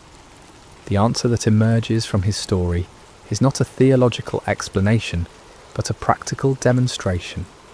God had not abandoned his people. He was preparing to deliver them in a way that would reveal his power and restore their faith. Sometimes what looks like divine absence is actually divine preparation. The 7 years of oppression created the conditions that made Israel ready to trust completely in God rather than in their own strength. Without that desperation, they might never have been willing to follow 300 men with trumpets against an army of over 100,000. Gideon's reluctance to accept the crown offers another crucial lesson about the nature of true leadership. The people wanted to make him king because he had saved them, but Gideon understood that salvation belongs to God alone. Human leaders are at their best when they serve as instruments of divine will rather than as objects of human worship. This principle applies far beyond political leadership. In families, in businesses, in communities, in churches, the most effective leaders are those who understand that their authority is delegated, that their successes come from sources beyond themselves, that their role is to point others toward truth rather than toward their own personalities or achievements. The transformation in Gideon's character throughout the story demonstrates the power of stepping out in faith despite fear. The man who ended the story was dramatically different from the one who began it, not because his circumstances had changed, but because he had learned to trust in something greater than his circumstances. He discovered what countless others have learned, that God's strength is made perfect in human weakness, that his power is most clearly displayed when human power is obviously inadequate, that the greatest victories often come in ways that make no earthly sense. For modern listeners, Gideon's story speaks to anyone who has ever felt overwhelmed by the challenges they face, whether dealing with personal struggles, family crises, professional obstacles, or community problems. The principles that guided Gideon remain relevant. True solutions often come not through human wisdom or strength, but through surrender to divine wisdom and dependence on divine strength. The story encourages us to look beyond the odds, beyond our qualifications, beyond conventional approaches, to find the unexpected ways that God might work. It reminds us that He specializes in impossible situations, that He delights in using unlikely people, that He often works in ways that confound human expectations. At the same time, Gideon's story warns us about the ongoing nature of spiritual vigilance.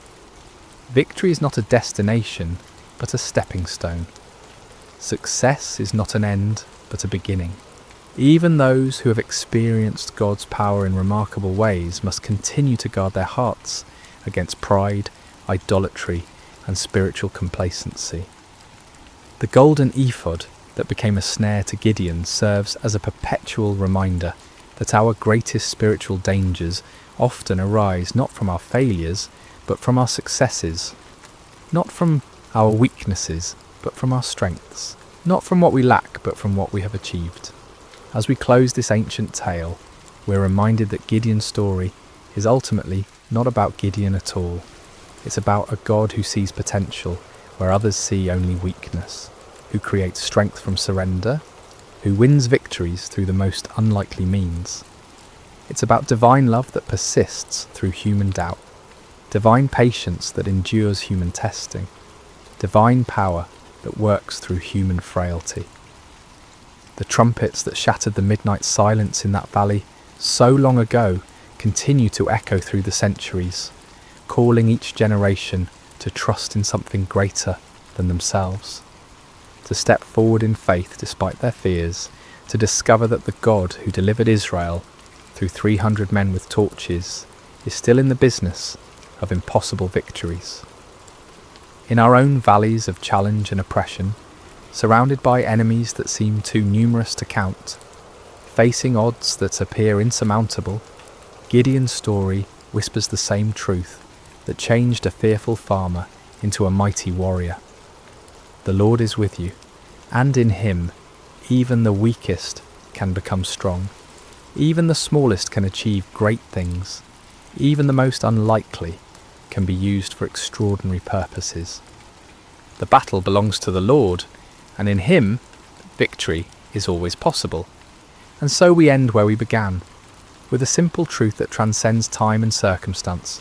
When God chooses to fight for His people, no enemy can stand, no odds are too great, and no victory is impossible.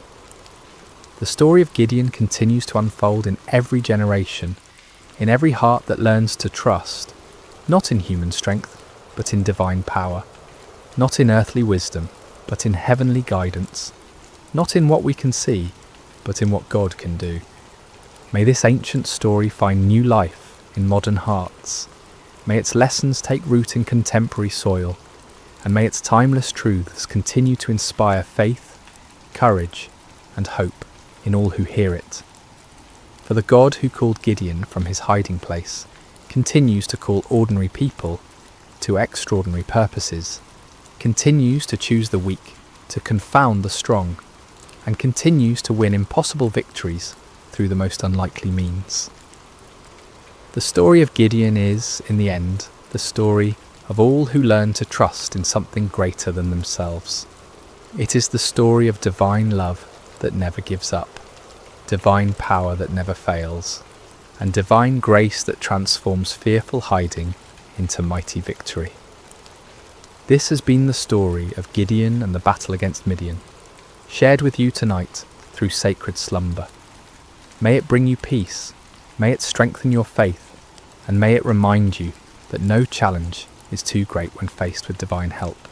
Sleep well, dear listener, and may your dreams be filled with the trumpets of victory and the light of hope that never dies. Hello, dear listener, and welcome to Sacred Slumber. Before we begin tonight's story, I'd love to know how your day has been.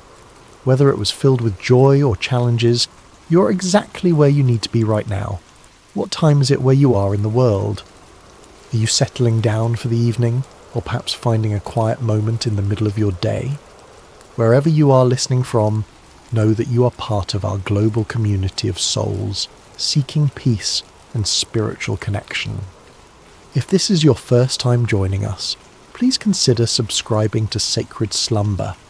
We're here to bring you stories that nourish the spirit and calm the mind. Tonight, we journey to ancient Judah, to a time when God called a young man named Jeremiah to carry a message of both warning and hope. This is a story about divine calling, about being reshaped by loving hands, and about finding purpose even in the midst of struggle. So settle in, take a deep breath, and let us begin. In the 13th year of King Josiah's reign over the kingdom of Judah, when the morning mist still clung to the hills of Anathoth, a young man named Jeremiah sat beneath the shade of an ancient olive tree. The leaves whispered secrets in the gentle breeze, and somewhere in that whisper something stirred within his heart. Something he couldn't yet name, but could feel as surely as the warm earth beneath his feet. Jeremiah was not like the other young men of his village. While they spoke boldly of their plans and dreams, he preferred the quiet company of his thoughts. While they gathered in the marketplace to debate and jest, he found himself drawn to solitary places where he could listen to the deeper rhythms of life. His father, Hilkiah, was a priest, and perhaps that was why Jeremiah felt such a natural pull toward the sacred, toward the spaces where heaven seemed to touch earth. On this particular morning, as the sun climbed higher and cast dancing shadows through the olive branches, Jeremiah felt that familiar stirring grow stronger. It was as if someone were calling his name from a great distance, though he heard no voice with his ears. The sensation was both thrilling and terrifying, like standing at the edge of a vast ocean, knowing you were meant to step in but uncertain of your ability to swim. Then, as clearly as if someone had spoken directly into his ear, came the words that would change everything. Before I formed you in the womb, I knew you. Before you were born, I set you apart. I appointed you as a prophet to the nations. Jeremiah's heart raced. He looked around, half expecting to see someone standing nearby, but he was alone with only the olive tree and the endless blue sky as witnesses. The voice came again, gentle yet unmistakable. Jeremiah, I have called you to be my messenger. The young man's immediate response was one of panic. Sovereign Lord, he whispered, his voice barely audible even to himself. I don't know how to speak. I am too young. Who would listen to me? I am nobody special, just a priest's son from a small village. Surely you have made a mistake. But the presence that surrounded him was filled with such love and certainty that his fears began to quiet. Do not say you are too young, came the gentle correction. You must go to everyone I send you to and say whatever I command you. Do not be afraid of them, for I am with you and will rescue you. In that moment, Jeremiah felt something touch his lips. Not a physical touch, but something deeper, more real than anything he had ever experienced. I have put my words in your mouth, the voice continued. See, Today I appoint you over nations and kingdoms to uproot and tear down, to destroy and overthrow, to build and to plant." As the presence gradually faded, leaving only the normal sounds of morning, birds singing, leaves rustling, the distant lowing of cattle, Jeremiah remained sitting beneath the olive tree, stunned by what had just occurred. His life had been ordinary just moments before, and now he was being called to something extraordinary. The weight of it should have crushed him, but instead he felt a strange peace settling over his spirit. He didn't yet understand what lay ahead, couldn't foresee the years of rejection and persecution that awaited him, or the deep wells of sorrow he would have to draw from. He only knew that the God of his fathers had spoken to him, had chosen him for a purpose that was both terrible and wonderful. And though he trembled at the thought of it, something deep within him whispered back, "Yes, Lord, I will go." Months passed after Jeremiah's calling, and he found himself struggling with the enormity of his task. The messages that came to him were not easy ones. Words of warning about the spiritual condition of Judah, prophecies of coming judgment if the people didn't turn back to their God. How could he, a young man with no credentials or authority, stand before the elders and priests and kings with such heavy words? One morning, as Jeremiah prayed in the quiet of his chamber, seeking guidance for this impossible mission, he heard the familiar voice of the Lord speaking to him once again. "Go down to the potter's house, and there I will give you my message." Jeremiah had passed by the potter's house countless times in his life, but had never paid it much attention.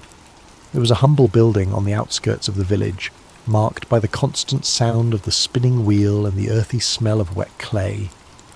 As he approached that day, however, he felt a sense of anticipation, as if he were about to witness something profound. The potter was an elderly man named Malachi, whose hands bore the calluses and clay stains of decades spent at his craft. His hair was white as wool, and his eyes held the patient wisdom of someone who had spent his life creating beauty from formless earth. When Jeremiah arrived, Malachi looked up from his wheel and smiled, as if he'd been expecting him. "Shalom, young prophet," Malachi said, his voice warm with genuine kindness. "Please sit and watch. I have work to do." Jeremiah settled himself on a wooden stool in the corner of the workshop, fascinated despite himself. He had never really watched a potter at work before, had never paid attention to the intricate process of creation that happened in this simple space. The wheel began to turn, and Malachi placed a lump of clay in the centre, his hands moving with practiced precision. At first the clay seemed to resist, wobbling and threatening to collapse, but Malachi's hands were steady and sure, applying just the right amount of pressure, guiding the clay upward into the beginning of what would become a vessel. Jeremiah watched in wonder as the formless lump slowly took shape, a wide base, curving sides, the promise of something beautiful and functional. But then something went wrong. Perhaps there was a stone in the clay, or a dry patch that wouldn't bend.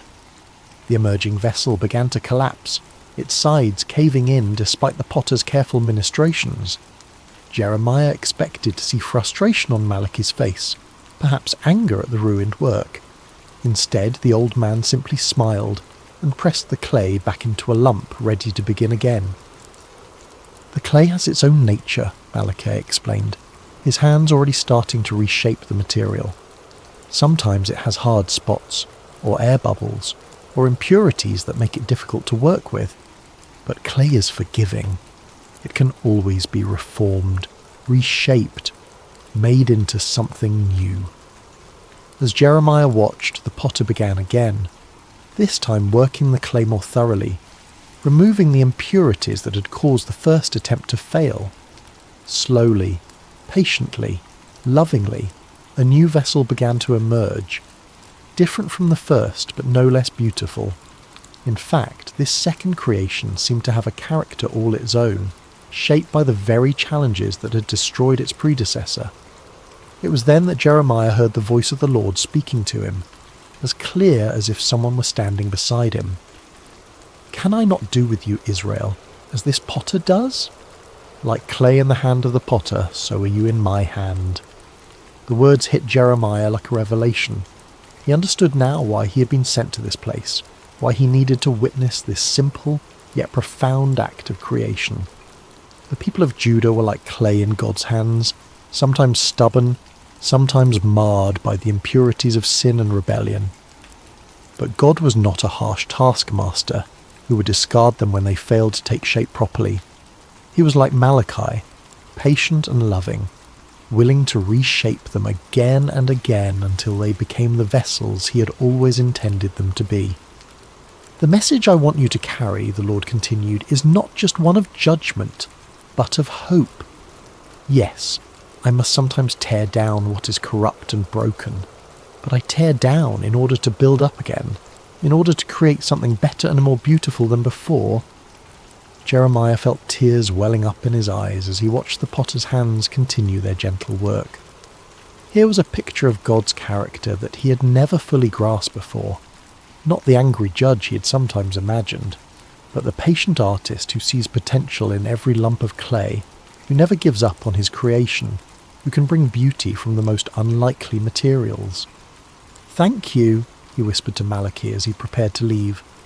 The old potter looked up from his work and smiled. "The clay thanks the potter by yielding to his hands," Malachi replied. "Perhaps that is all any of us can do, yield to the hands that know how to shape us into something beautiful." As Jeremiah walked home through the narrow streets of his village, he felt a new understanding of his calling beginning to take root in his heart. He was not just a bearer of bad news, but a messenger of hope.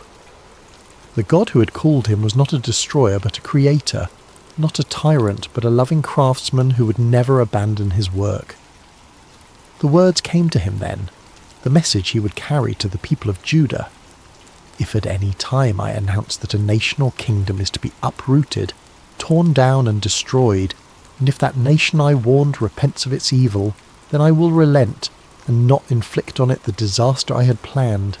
And if at another time I announce that a nation or kingdom is to be built up and planted, and if it does evil in my sight and does not obey me, then I will reconsider the good I had intended to do for it." It was a message of both warning and promise, of judgment and mercy intertwined. Like the potter's hands, God's discipline was always aimed at restoration, always working toward the creation of something more beautiful than before. Armed with this new understanding, Jeremiah began his prophetic ministry in earnest. But if he had hoped that his message of God's love and patience would be readily received, he was quickly disillusioned. The people of Judah, from the poorest peasant to the most powerful priest, seemed determined to resist the very hands that were trying to reshape them. His first major public appearance came during the reign of King Jehoiakim, Josiah's son, who had turned away from his father's reforms and allowed idolatry to flourish once again throughout the land. Jeremiah stood in the temple courts, his voice carrying across the stone courtyard as he delivered the message God had given him. "This is what the Lord says," he proclaimed, his young voice growing stronger with each word. "Reform your ways and your actions, and I will let you live in this place. Do not trust in deceptive words and say, 'This is the temple of the Lord, the temple of the Lord, the temple of the Lord.' If you really change your ways and your actions and deal with each other justly, if you do not oppress the foreigner, the fatherless or the widow, and do not shed innocent blood in this place, and if you do not follow other gods to your own harm, then I will let you live in this place in the land I gave your ancestors for ever and ever." The reaction was immediate and hostile. The priests, who had grown comfortable with their compromises and political alliances, saw Jeremiah's words as a direct threat to their authority. The wealthy merchants and nobles who had prospered by exploiting the poor and forming partnerships with pagan nations heard his call for justice as an attack on their way of life. "Who does this young man think he is?" they muttered among themselves. "He speaks of judgment and destruction like some kind of doomsday prophet. Where is his authority? Where are his credentials?" But Jeremiah continued, his heart breaking even as he spoke the words God had given him. He could see the spiritual adultery that had infected his beloved nation, the way they had turned from the God who had delivered them from Egypt and given them this promised land.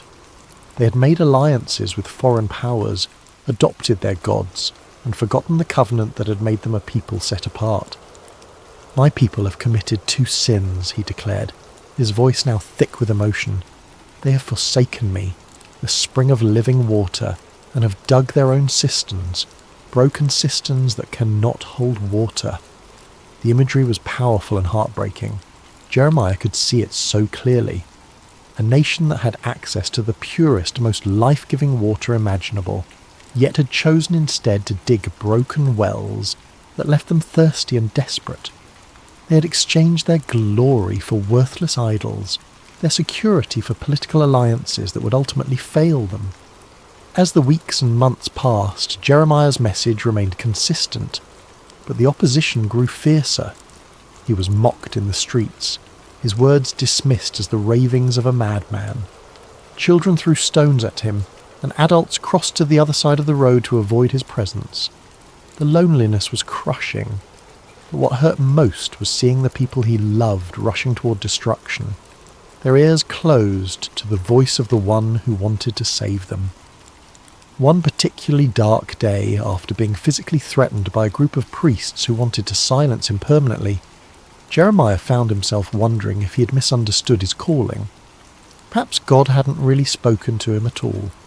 Perhaps he was just a deluded young man with an overactive imagination and a tendency toward melancholy. But then he remembered the potter's house, the gentle hands shaping and reshaping the clay, and he understood something profound about the nature of love. True love doesn't just tell people what they want to hear, it tells them what they need to hear, even when that truth is painful. The potter sometimes had to apply pressure to the clay, had to work out the impurities and air bubbles, and this process wasn't always comfortable for the clay, but it was necessary for the clay to become what it was meant to be. "I am not their enemy," Jeremiah whispered to himself as he walked through the quiet streets late one evening. "I am their friend. I am speaking these hard words because I love them, because God loves them, because we can't bear to see them destroy themselves."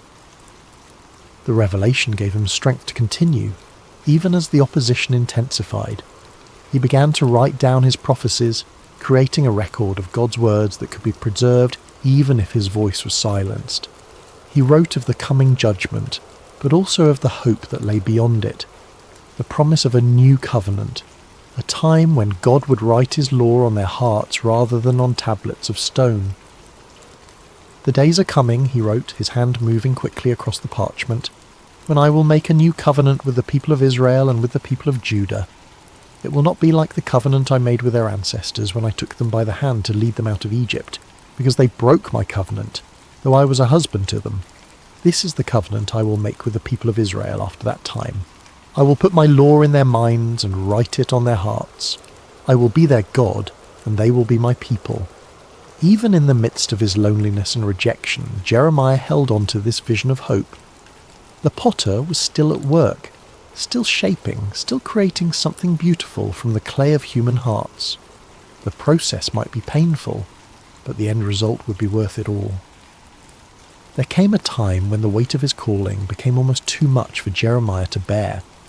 The constant rejection, the threats, the loneliness of being God's messenger to a people who didn't want to hear from God. It all pressed down on him like a physical burden. He had been faithful to his calling for years now, and what did he have to show for it? A nation that seemed more rebellious than ever, leaders who actively opposed him, and a heart that felt like it might break from the strain. The breaking point came when Pashur, the priest who was chief officer in the temple, had Jeremiah beaten and put in stocks overnight for prophesying that Jerusalem would be destroyed.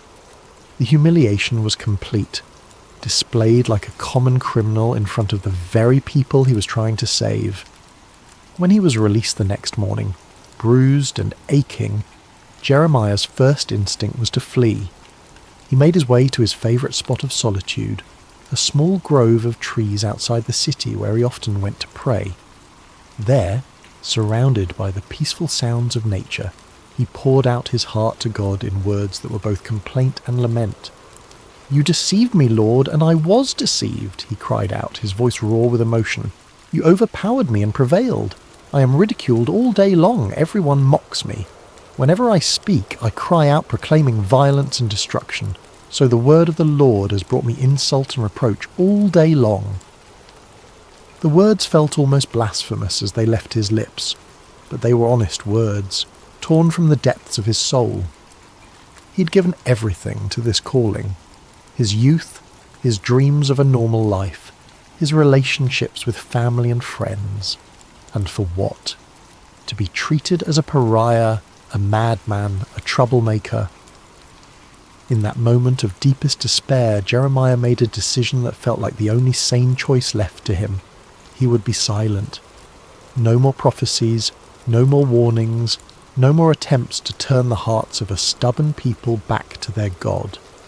He would find a quiet corner of the world and live out his days in peace, letting others worry about the spiritual condition of the nation.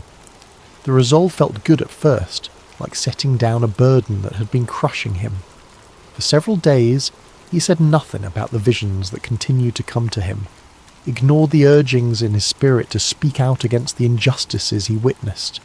He tried to live like a normal person, to find satisfaction in simple pleasures and everyday concerns. But something strange began to happen. The more he tried to suppress the words God had given him, the more they seemed to burn within him. It was as if a fire had been kindled in his bones, a flame that grew hotter the more he tried to smother it. The visions wouldn't stop coming. The burden for his people wouldn't lift, and the words of God seemed to be blazing inside him like a furnace. "But if I say, I will not mention his word or speak any more in his name," he found himself whispering, "his word is in my heart like a fire shut up in my bones. I am weary of holding it in. Indeed, I cannot." The realization came to him gradually, like dawn breaking over the mountains. He couldn't stop being a prophet any more than he could stop being human. This wasn't just something he did. It was who he was. God had formed him in the womb for this purpose, had written this calling into the very fabric of his being. To deny it would be to deny himself, to attempt to live as someone he was never meant to be. But more than that, he began to understand that his struggles and sufferings were not signs that he had failed in his calling, but evidence that he was fulfilling it exactly as God intended. The potter sometimes had to apply intense heat to the clay to make it strong and durable. The fire in his bones wasn't a punishment. It was the very thing that qualified him to speak for God. "The Lord is with me like a mighty warrior," he declared, his voice growing stronger with each word. "So my persecutors will stumble and not prevail. They will fail and be thoroughly disgraced. Their dishonour will never be forgotten." The change in perspective was revolutionary. Instead of seeing his sufferings as evidence of God's abandonment, Jeremiah began to understand them as proof of God's presence. The fire in his bones wasn't consuming him. It was refining him, purifying him, making him into the kind of vessel that could carry God's words to a broken world. He thought again of the potter's house, of the way Malachi had worked the clay with such patience and skill. Sometimes the potter had to put the vessel into the fire to make it strong, to burn away the impurities and set the shape permanently. The heat wasn't cruelty, it was love, the kind of love that was willing to do whatever it took to create something beautiful and lasting. "I will speak," Jeremiah said aloud, his voice carrying across the quiet grove. "I will speak because I must, because the words are like fire in my bones, because God has made me a prophet to the nations. I will speak not because it's easy, but because it's necessary. I will speak not because people want to hear, but because they need to hear. I will speak because the potter is still at work and I am his instrument." The fire in his bones had become not a burden, but a gift, not a curse, but a blessing. It was the very thing that enabled him to continue when everything else told him to quit, the divine energy that sustained him through rejection and persecution. He was not just a messenger, he was a burning message, a living embodiment of God's passionate love for his people. The years passed, and Jeremiah's prophecies began to unfold with heartbreaking accuracy. The Babylonian army, led by King Nebuchadnezzar, laid siege to Jerusalem just as God had warned through his prophet. The city that had been called the joy of the whole earth was now surrounded by enemy forces, its people trapped within walls that had once seemed impregnable. During the siege, Jeremiah found himself in an impossible position. His prophecies of judgment were being fulfilled before everyone's eyes, but instead of vindicating him, this only increased the hostility toward him. The leaders of Jerusalem accused him of being a traitor, of collaborating with the enemy by undermining morale with his gloomy predictions.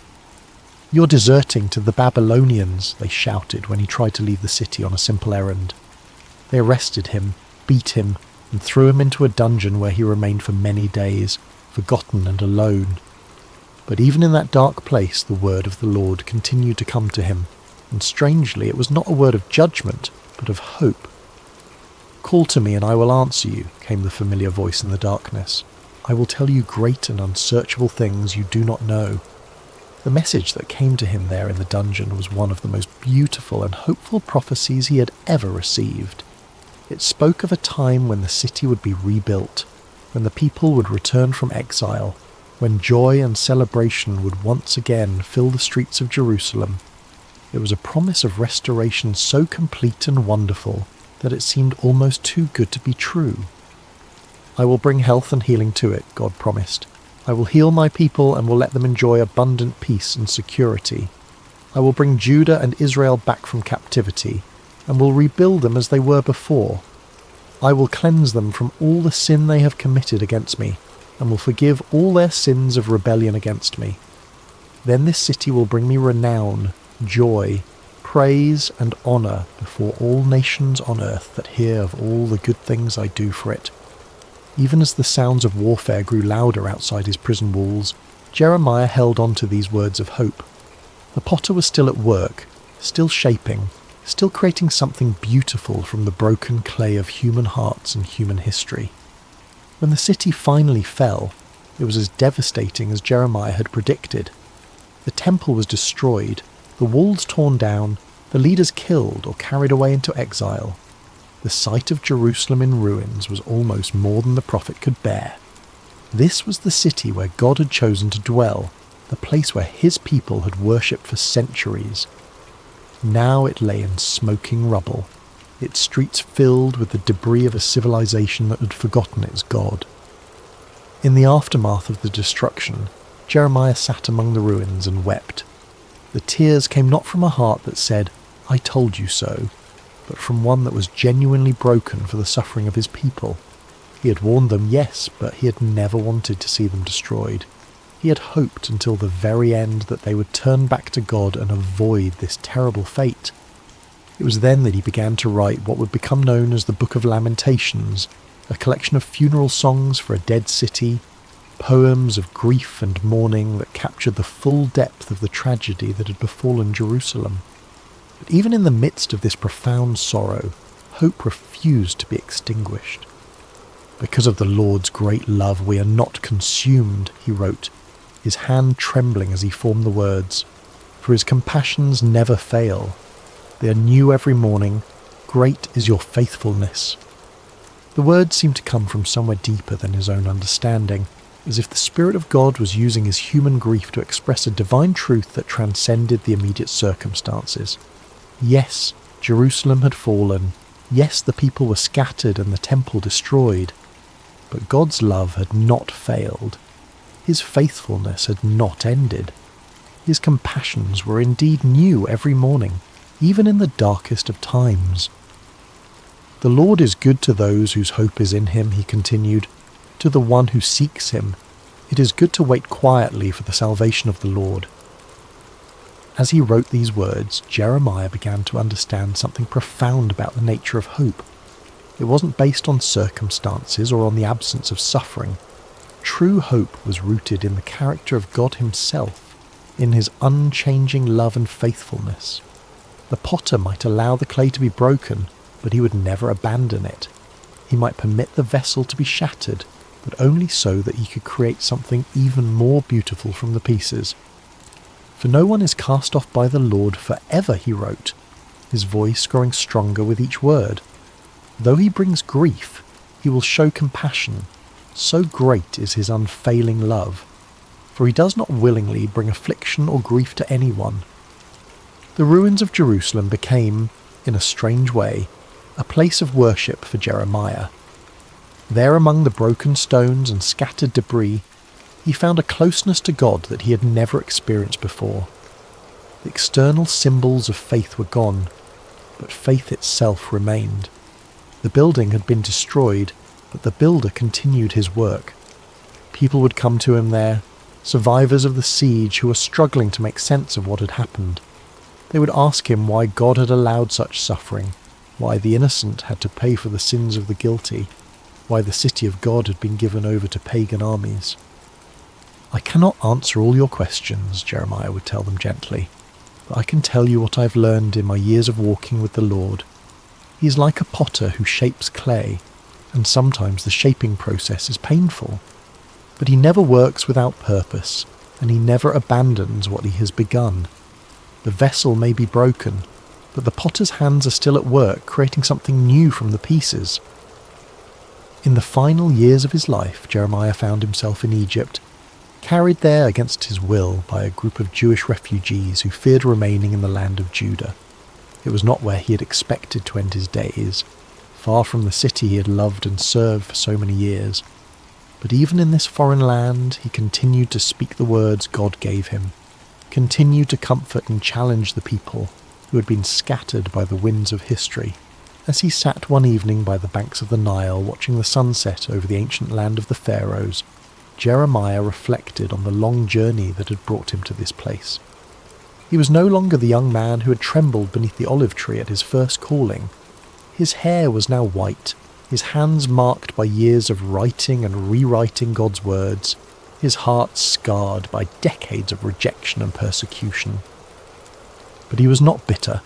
Somehow, through all the pain and struggle, he had learned to see his life as part of a larger tapestry that God was weaving through history.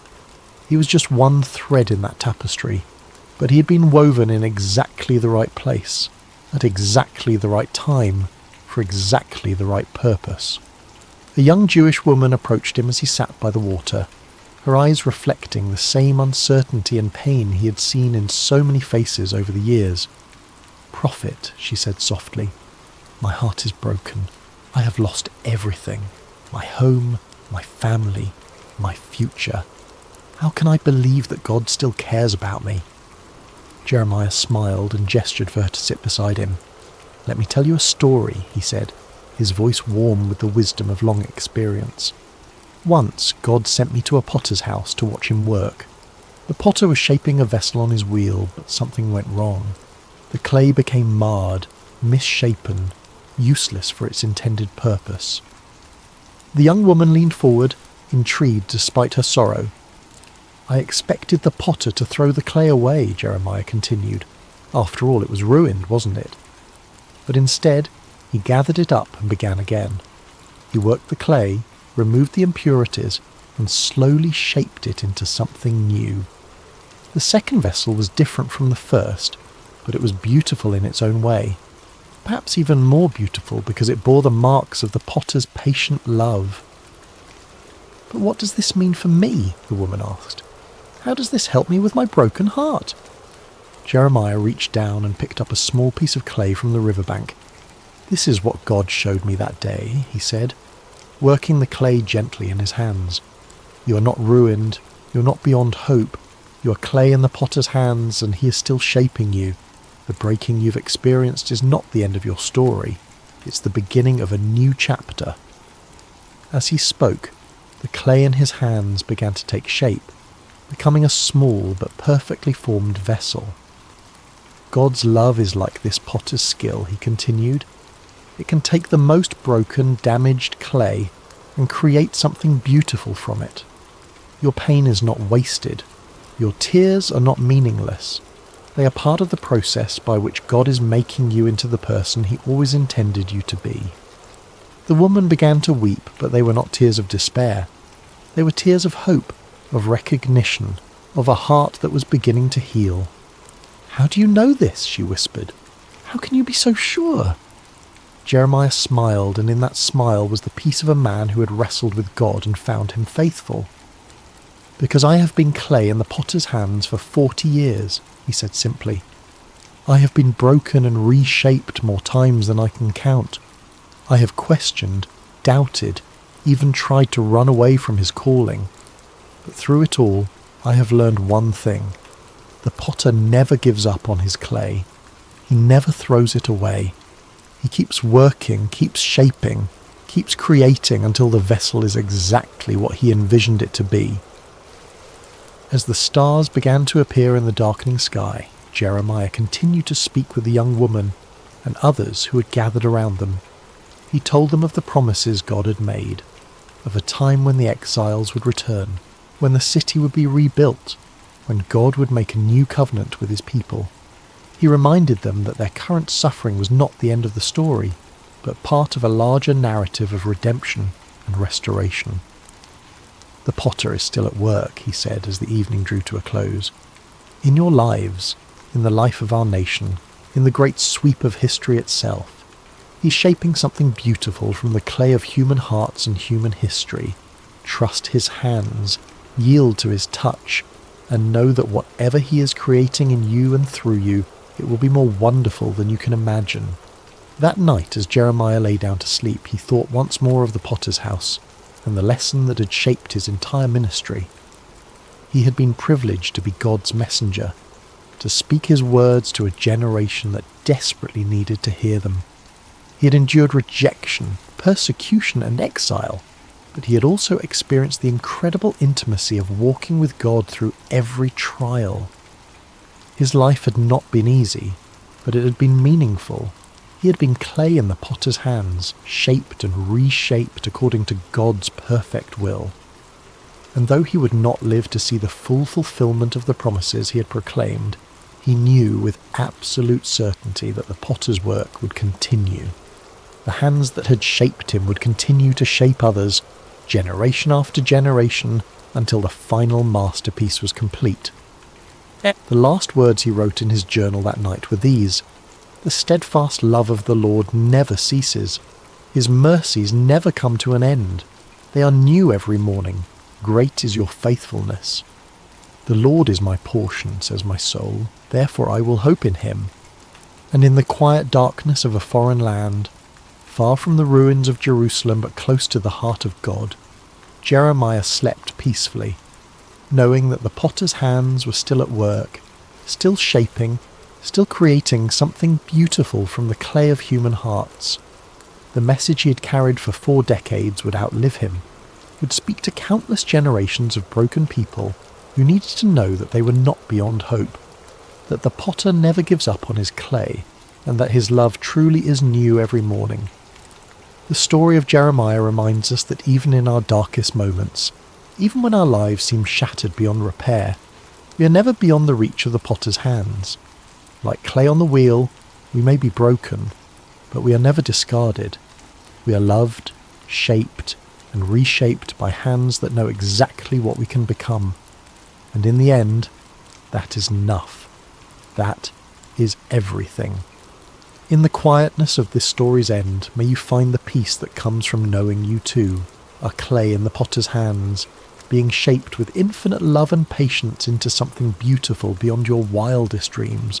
The potter is still at work, still shaping, still creating, and his love for you is new every morning. Hello, dear soul, and welcome to tonight's sacred story. Before we begin, I'd love to gently invite you to share. Where in the world are you listening from tonight? And what time is it as you begin to rest? It's always beautiful to see how far this quiet circle of peace and God's word stretches around the world. And if you find peace and comfort tonight in this gentle story, please consider subscribing to Sacred Rest, where you can drift into sleep surrounded by scripture, stillness, and the tender presence of God. Now, take a slow, calming breath and settle in. Tonight, we walk through golden fields of faith as we enter the book of Ruth. In the gentle hills of Judah, beneath a sky that once poured abundance upon the land, The town of Bethlehem, whose name itself means house of bread, had become a place of emptiness. The fields lay parched, the grain stores depleted, and hunger walked freely through the streets that once overflowed with harvest songs. In one small home, a woman named Naomi whispered prayers as she packed what little remained of her family's possessions. Her husband Elimelech stood at the threshold, his eyes fixed on the horizon, toward the land of Moab where rumours of plenty had reached their desperate ears. Their 2 sons, Mahlon and Chilion, young men with dreams still unformed, helped secure their meagre belongings for the journey ahead. "Is this truly what Yahweh wishes for us?" Naomi asked softly, her hands trembling slightly as she folded a well-worn shawl. "To leave the land of our fathers?" Elimelech's voice was gentle but firm. "Sometimes faith means following the path of provision wherever it leads. We go to survive, beloved. We go to live." And so they set out, a small family among many who sought survival beyond their homeland's borders. The road stretched long before them, a winding path into uncertainty. With each step away from Bethlehem, Naomi felt the weight of leaving grow heavier, like gathering storm clouds behind them. Moab received them with fields less barren than those they had left. They built a simple life there, foreigners in a strange land that worshipped strange gods. They kept to themselves, honouring the Sabbath in quiet ways, speaking of Yahweh in evening whispers when the day's work was done. But sorrow knows no boundaries, respects no borders. It found them even there, across the Dead Sea from their homeland.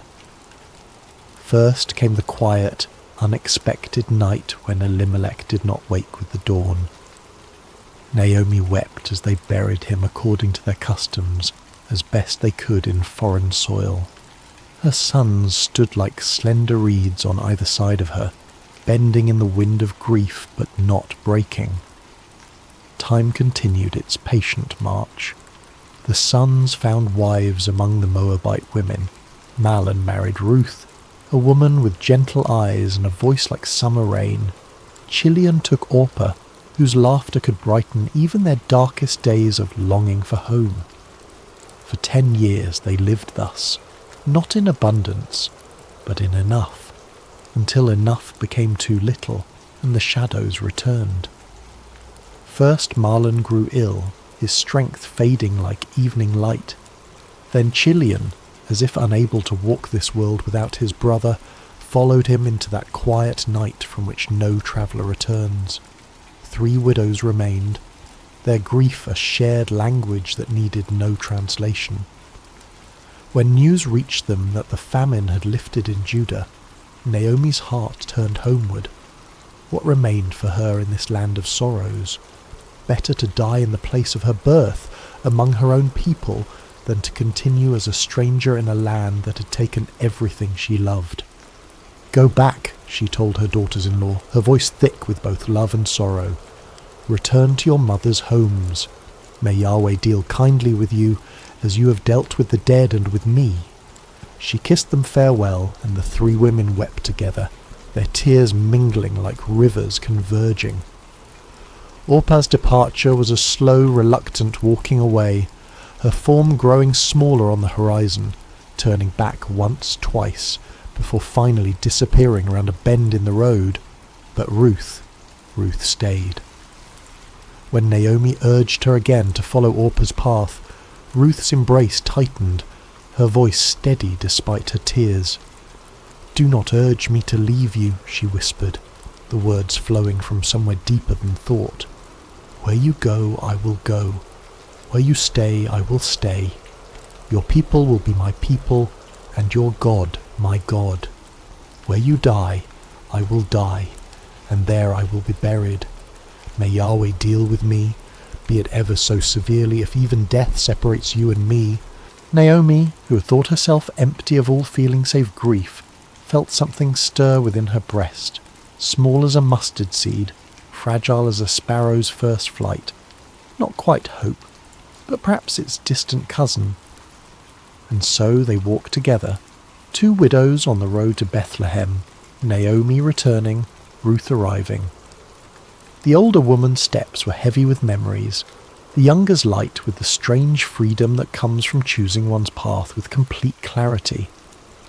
They arrived as the barley harvest was beginning, the fields around Bethlehem rippling like a green sea in the gentle breeze. Women drawing water recognized Naomi despite the years and sorrows that had reshaped her face. "Can this be Naomi?" they asked, voices bright with surprise. "Do not call me Naomi," she replied, the name that meant pleasant now a bitter irony on her tongue. "Call me Mara, for the Almighty has made my life very bitter. I went away full, but Yahweh has brought me back empty." As the women of Bethlehem welcomed them with curious eyes and hesitant embraces, Ruth stood quietly by Naomi's side, her hand a steady presence on the older woman's arm. In this moment, on this threshold between past and future, neither could know what fields of possibility lay before them, what harvest Yahweh was already preparing, or how their names would one day be spoken with reverence across centuries yet unborn. They knew only this: the road behind them was empty, and the road ahead unknown, but they would walk it together, step by faithful step, beneath the watchful eyes of a God who sees even sparrows when they fall. The sun had barely lifted itself above the eastern hills when Ruth rose from her mat, careful not to disturb Naomi's rare peaceful sleep. The small house they had secured, more a room than a home, was cool in the early morning light, shadows still clinging to the corners like reluctant dreams. Ruth wrapped herself in a shawl, the fabric thin but serviceable, and tied back her hair with practiced movements. She had been a daughter of comfort in Moab, now she was a gleaner in a foreign land. The transition might have broken someone with less resilience, but Ruth had discovered a quiet strength within herself, not the kind that roars or demands attention, but the kind that simply continues, putting one foot before the other when all other options have vanished. "I will go to the fields today," she had told Naomi the night before. "Perhaps someone will allow me to glean behind their harvesters." Naomi had nodded, gratitude and sorrow mingling in her tired eyes. "Go, my daughter," she had whispered. "May Yahweh guide your steps." Now, as Ruth stepped into the awakening streets of Bethlehem, she carried those words like a small flame against the uncertainty of the day ahead. The law of Moses provided for the poor, the widow, the foreigner. They were permitted to gather what the harvesters missed or deliberately left behind. It was not charity but dignity, the way of working for one's bread even when one owned no land. But Ruth was doubly vulnerable, both widow and foreigner. Which field would welcome her? Would the law's protection extend to a Moabite woman? These questions followed her like shadows as she made her way to the edges of town where the barley fields began their gentle roll toward the horizon. She paused at the boundary of the first field she encountered, watching as workers began to form lines, their sickles catching the morning light with brief flashes of brilliance. The field's owner was not present, but the foreman eyed her with suspicion. "Move along," he called, not unkindly but firmly. "We have enough local gleaners already." Ruth nodded and continued, her heart sinking slightly but her resolve undiminished. The second field brought similar results. By the time she reached the third, the sun had climbed higher, and her throat was dry with thirst and unspoken prayers. This field seemed different somehow. The workers moved with a relaxed efficiency, and there was conversation, even occasional laughter among them. Ruth hesitated, then approached the foreman, her eyes modestly lowered but her voice clear. "Please, sir," she said, "might I glean among the sheaves behind your harvesters? I will be careful not to disturb their work."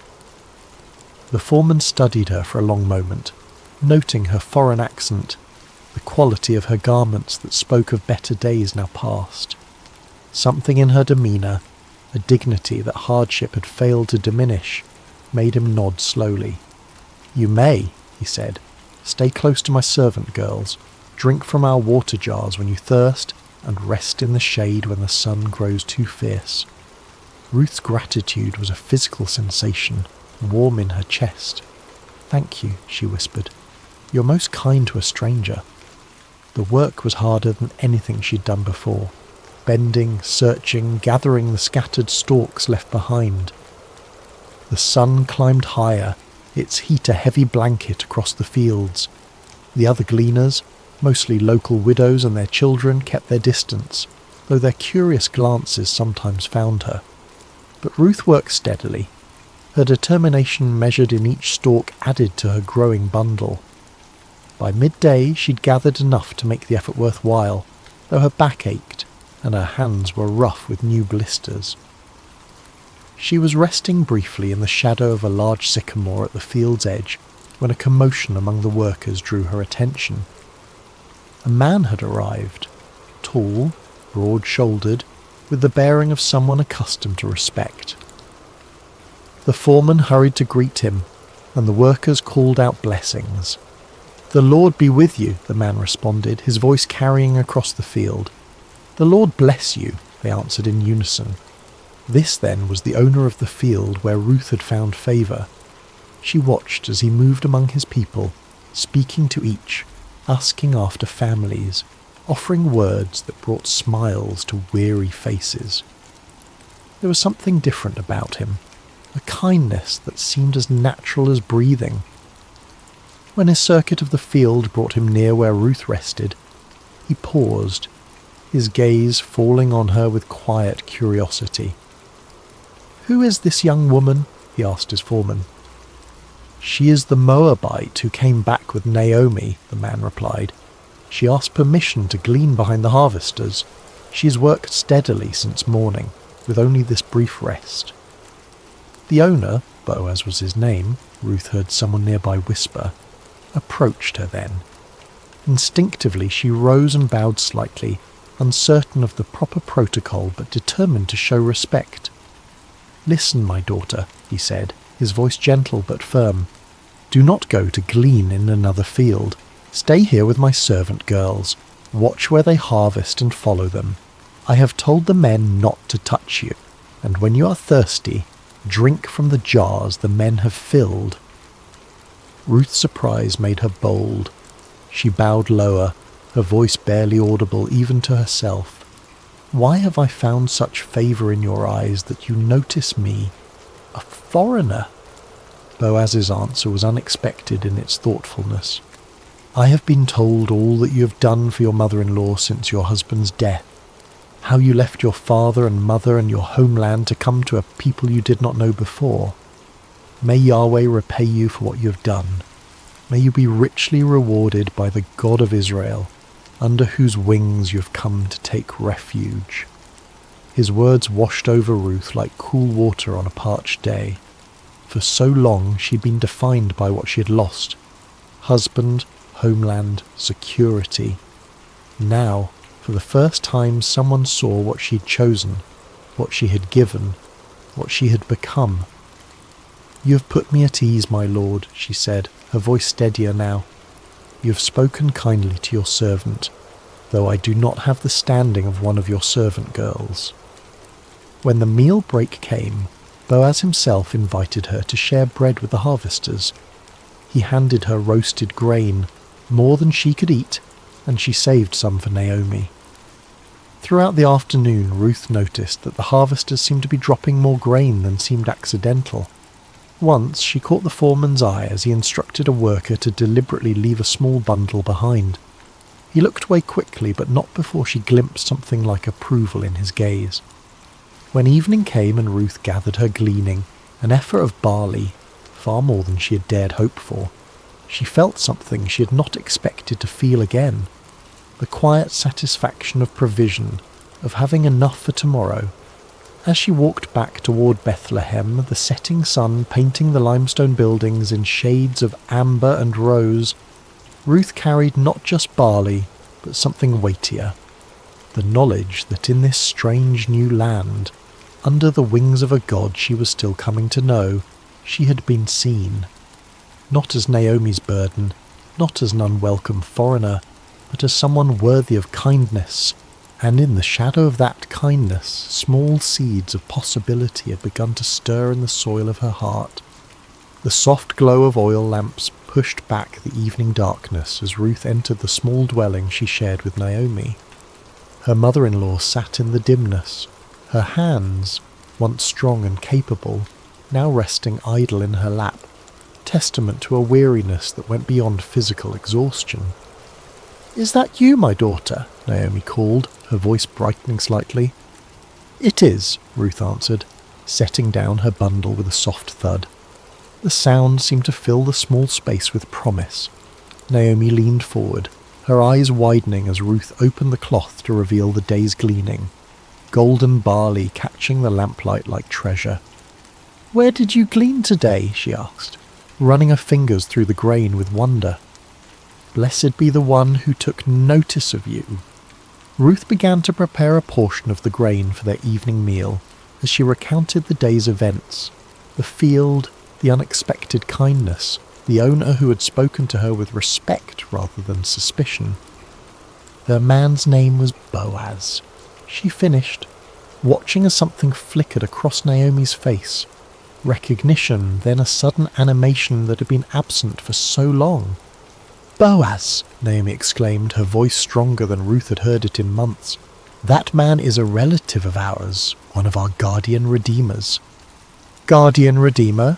Ruth echoed, unfamiliar with the term. Naomi's eyes held a spark now, like embers rekindling. "In our laws, in our customs, a guardian redeemer is a relative who has the responsibility to protect the interests of the needy members of the extended family, to redeem property that has been sold in times of hardship, to continue the family line." Her voice trailed off, her thoughts clearly racing ahead of her words. "The Lord has not stopped showing his kindness," Naomi whispered, almost to herself. "That man is one of our closest relatives." As they ate their simple meal of roasted grain and water, Ruth noticed that Naomi ate with more appetite than she had shown since their return to Bethlehem. Occasionally, the older woman would pause, her head tilted slightly as if listening to distant music only she could hear. The barley harvest continued, and Ruth returned to Boaz's fields each day. True to his word, she was protected, provided for, included in the shared meals. Some of the local women began to speak to her, their initial wariness giving way to cautious friendship. Ruth learned their names, heard stories of their children, shared in the communal rhythm of the harvest. When the barley harvest gave way to wheat, she remained in Boaz's fields, her presence now familiar, her diligence respected. Each evening she returned to Naomi with her gleanings. Each morning she rose before dawn to begin again. As the wheat harvest neared its end, Naomi called Ruth to sit beside her one evening. The older woman's face was thoughtful, her voice quiet but determined. "My daughter," she began, "should I not seek rest for you, that it may be well with you? Is not Boaz our relative, with whose young women you have been working? See, he's winnowing barley tonight at the threshing floor." Ruth listened carefully as Naomi outlined a plan, bold, unconventional, but rooted in custom and law. She was to bathe, anoint herself with fragrant oil, put on her best garment, and go to the threshing floor where Boaz would be sleeping to guard the harvest. After he had eaten and drunk and lain down, she was to uncover his feet and lie down there, a symbolic gesture, a quiet request for protection. "All that you say I will do," Ruth promised, though her heart fluttered with uncertainty. She trusted Naomi's wisdom, trusted that this was not a plan born of desperation but of genuine care and cultural understanding. That night, the stars seemed to hang lower in the sky as Ruth made her way to the threshing floor. The celebration of harvest's end was winding down. Men who had worked hard now rested deeply, their forms dark shapes against the pale circle of the threshing floor. She moved quietly, carefully, finding Boaz where he slept at the edge of a heap of grain. With trembling hands she uncovered his feet and lay down, her heart pounding so loudly she feared it might wake him before the right moment. The night air was cool, the ground hard beneath her, but Ruth remained still, waiting. Near midnight, Boaz stirred, startled to find someone at his feet. "Who are you?" he asked, his voice thick with sleep but not angry. "I am Ruth, your servant," she answered, her voice barely above a whisper. "Spread the corner of your garment over me, for you are a guardian redeemer." There was a long silence during which Ruth could hear only her own heartbeat and the distant call of a night bird. Then Boaz spoke, his voice warm with emotion she hadn't expected. "The Lord bless you, my daughter," he said gently. "This kindness is greater than what you showed earlier. You have not run after younger men, whether rich or poor, and now don't be afraid. I will do for you all you ask. All the people of my town know that you are a woman of noble character." His words washed over her like a blessing, affirming not just her request but her person, her character, her choices, her worth. "It is true that I am a guardian redeemer," he continued, his voice thoughtful. "But there is a guardian redeemer more closely related than I. Stay here for the night, and in the morning, if he wants to redeem you, good. Let him redeem you. But if he is not willing, as surely as the Lord lives, I will redeem you. Now, lie here until morning." Ruth lay at his feet until dawn began to paint the eastern sky with the first pale colours of day. Before it was light enough for people to recognize each other, Boaz gently woke her. "Let it not be known that a woman came to the threshing floor," he said, practical and protective. Then he measured out 6 measures of barley, a generous gift, a promise of more to come, and placed it in her shawl. "Don't go back to your mother-in-law empty-handed," he explained. When Ruth returned and recounted the night's events, Naomi's eyes shone with a mixture of tenderness and satisfaction. "Wait, my daughter," she counselled, "until you find out what happens, for the man will not rest until the matter is settled today." And as the morning light filled their small home, Ruth felt a strange peace settle over her. Not the peace of certainty, for much remained unresolved, but the peace that comes from having taken a step in faith, from having placed one's future in hands both human and divine.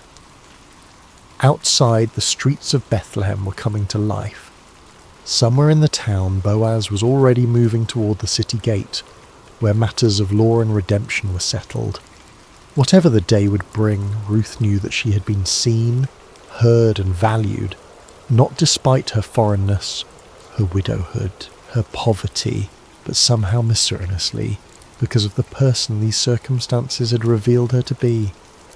And in that knowledge, she found a quiet strength to wait, to hope, to trust in the unfolding of a story that suddenly seemed larger than her own life.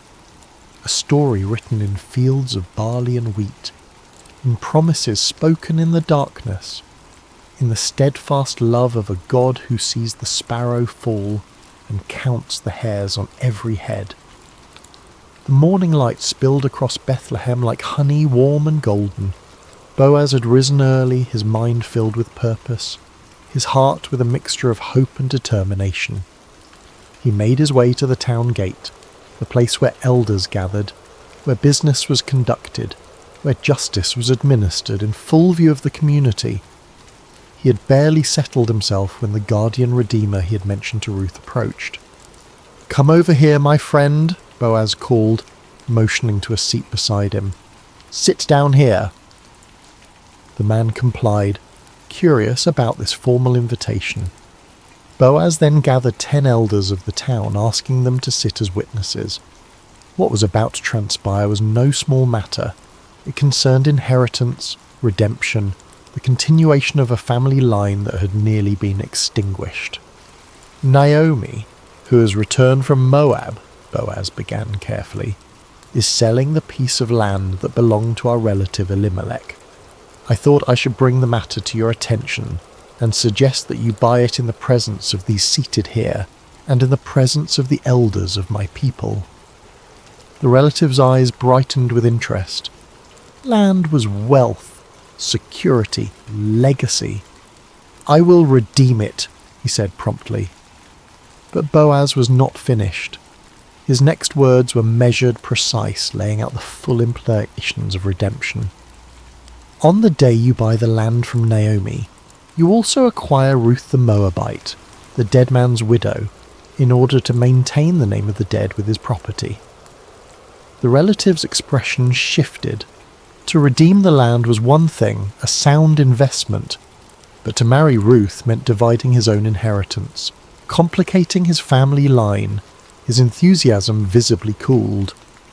"Then I cannot redeem it," he said. "Because I might endanger my own estate. You redeem it yourself. I cannot do it." To formalize the transaction, the man removed his sandal, an ancient custom signifying the transfer of redemption rights. "Buy it yourself," he said, handing the sandal to Boaz. Boaz turned to the elders and all the people gathered at the gate.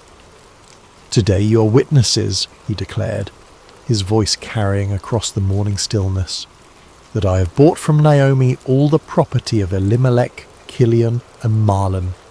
I have also acquired Ruth the Moabite, Mahlon's widow, as my wife, in order to maintain the name of the dead with his property, so that his name will not disappear from among his family or from his hometown." The elders and all at the gate responded with one voice, "We are witnesses. May the Lord make the woman who is coming into your home like Rachel and Leah, who together built up the family of Israel. May you have standing in Ephrathah and be famous in Bethlehem. Through the offspring the Lord gives you by this young woman, may your family be like that of Perez, whom Tamar bore to Dia." Their blessing echoed against the stone walls of Bethlehem, a public proclamation of hope and expectation. In that moment, among witnesses and with proper legal procedure, Ruth's journey from widow to wife, from foreigner to family, from gleaner to landowner was complete. When Boaz returned to tell Ruth what had transpired, he found her helping Naomi prepare the midday meal, her movements graceful despite the humble task. At the sight of him in the doorway, both women paused, their eyes questioning. "It is done," he said simply. "All that I promised has been accomplished." Ruth's marriage to Boaz was celebrated with the quiet joy of those who have known sorrow and found unexpected sweetness on the other side. Naomi, who had returned to Bethlehem empty, now found herself part of a home filled with new beginnings. The seasons turned, bringing change to the land and to the small family. When Ruth's time came to deliver her first child, the women of Bethlehem gathered around her. The same women who had once whispered about the foreign daughter-in-law, now offering support and wisdom as she laboured. The child was a son, strong and healthy. They placed him in Naomi's arms, this woman who had lost both husband and sons, who had called herself bitter and empty. Now, as she cradled her grandson, the women of Bethlehem blessed her. "Praise be to the Lord, who this day has not left you without a guardian redeemer. May he become famous throughout Israel. He will renew your life and sustain you in your old age. For your daughter-in-law, who loves you, and who is better to you than 7 sons, has given him birth." They named the child Obed, which means serving or worshipping, a name that spoke of gratitude, of recognition that this child was not just the continuation of a family line, but a gift from a God who sees the end from the beginning. What none of them could know, as they celebrated the birth with bread and wine and laughter, was that this child, Obed, would one day be the grandfather of David, the shepherd boy who would become Israel's greatest king. And from David's line, centuries later, would come the Messiah, the ultimate Redeemer, whose story of love and sacrifice would echo Ruth's loyalty and Boaz's redemption on a cosmic scale. As Boaz watched Ruth with their son, he marvelled at the intricate weaving of their lives, how sorrow had led to joy, how loss had opened the door to finding, how endings had become beginnings. He thought of the day he'd first noticed Ruth in his fields, her quiet dignity as she gleaned among the sheaves. How could he have known then what this foreign woman would come to mean not only to him, but to the future of his people? In the soft twilight of their home, with Naomi singing gentle lullabies to Obed and Ruth's hand warm in his own, Boaz understood that some harvests are gathered not in fields of grain, but in the human heart, in acts of kindness, in choices of loyalty, in the courage to begin again when all seems lost. Outside their window, the hills of Bethlehem were turning purple with evening shadows. Somewhere in those hills, shepherds watched their flocks. Stars began their nightly vigil, and the world continued its ancient rhythms of planting and harvest, of birth and death, of loss and redemption. But within this one small home, within these few beating hearts, a miracle had occurred. The quiet, everyday miracle of restoration, of empty hands being filled again, of bitter lives turning sweet, of a future reclaimed from the ashes of the past. And as night fell over Bethlehem, as oil lamps were lit and evening prayers whispered, as the infant Obed drifted into sleep secure in the knowledge of being utterly loved, the story of Ruth and Boaz, of faithful love and kindness reciprocated, became another golden thread in the tapestry of faith that would one day welcome the world's Redeemer. The stars appeared one by one in the deepening blue of the evening sky, like silver seeds scattered across a celestial field. In homes throughout Bethlehem, oil lamps cast their gentle glow against limestone walls, and families gathered for evening meals, for prayers, for the sharing of the day's small victories and concerns. In one such home, the home of Boaz, Ruth, and Naomi, the day was drawing to its peaceful close. Little Obed, now a toddler with his father's strong build and his mother's gentle eyes, had been tucked into bed after a story from his grandmother Naomi. His breathing had deepened into the steady rhythm of childhood sleep, innocent and complete. Ruth sat in the courtyard, her fingers working methodically at a loom, creating fabric for their household. The rhythmic movement of the shuttle was soothing, meditative, a dance between yarn and skill that produced something both beautiful and necessary. Boaz watched her from the doorway, struck again by the quiet grace that had first drawn him to her in the fields. "Your hands create such beauty," he said softly, joining her in the cool evening air. Ruth smiled, her eyes never leaving her work. "My mother taught me to weave when I was a child," she replied. "She said that the making of cloth is like the making of a life, thread by thread, day by day, until a pattern emerges that was invisible at the beginning." Naomi appeared in the doorway, carrying a small cup of wine. "The child sleeps," she announced, her voice warm with contentment.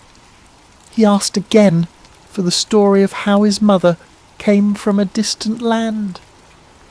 "And did you tell him?" Boaz asked, making room for Naomi on the bench beside him. "I did," Naomi nodded, taking a small sip of wine. "I told him how Ruth chose love over safety, how she gleaned in the fields, how you noticed her and showed kindness." "He likes that part," Ruth added with a smile, "the part where his father was the hero." Boaz shook his head gently. "If there is a hero in our story, beloved, it is not I. It is you who left everything familiar to follow Naomi. It is Naomi who endured loss upon loss, yet found the strength to return home. It is the Lord who guided each step, though we could not see the path ahead." The three sat in comfortable silence for a moment, each lost in their own thoughts. The night air was cool but not cold, fragrant with the scent of ripened fruit from the small orchard that bordered their property.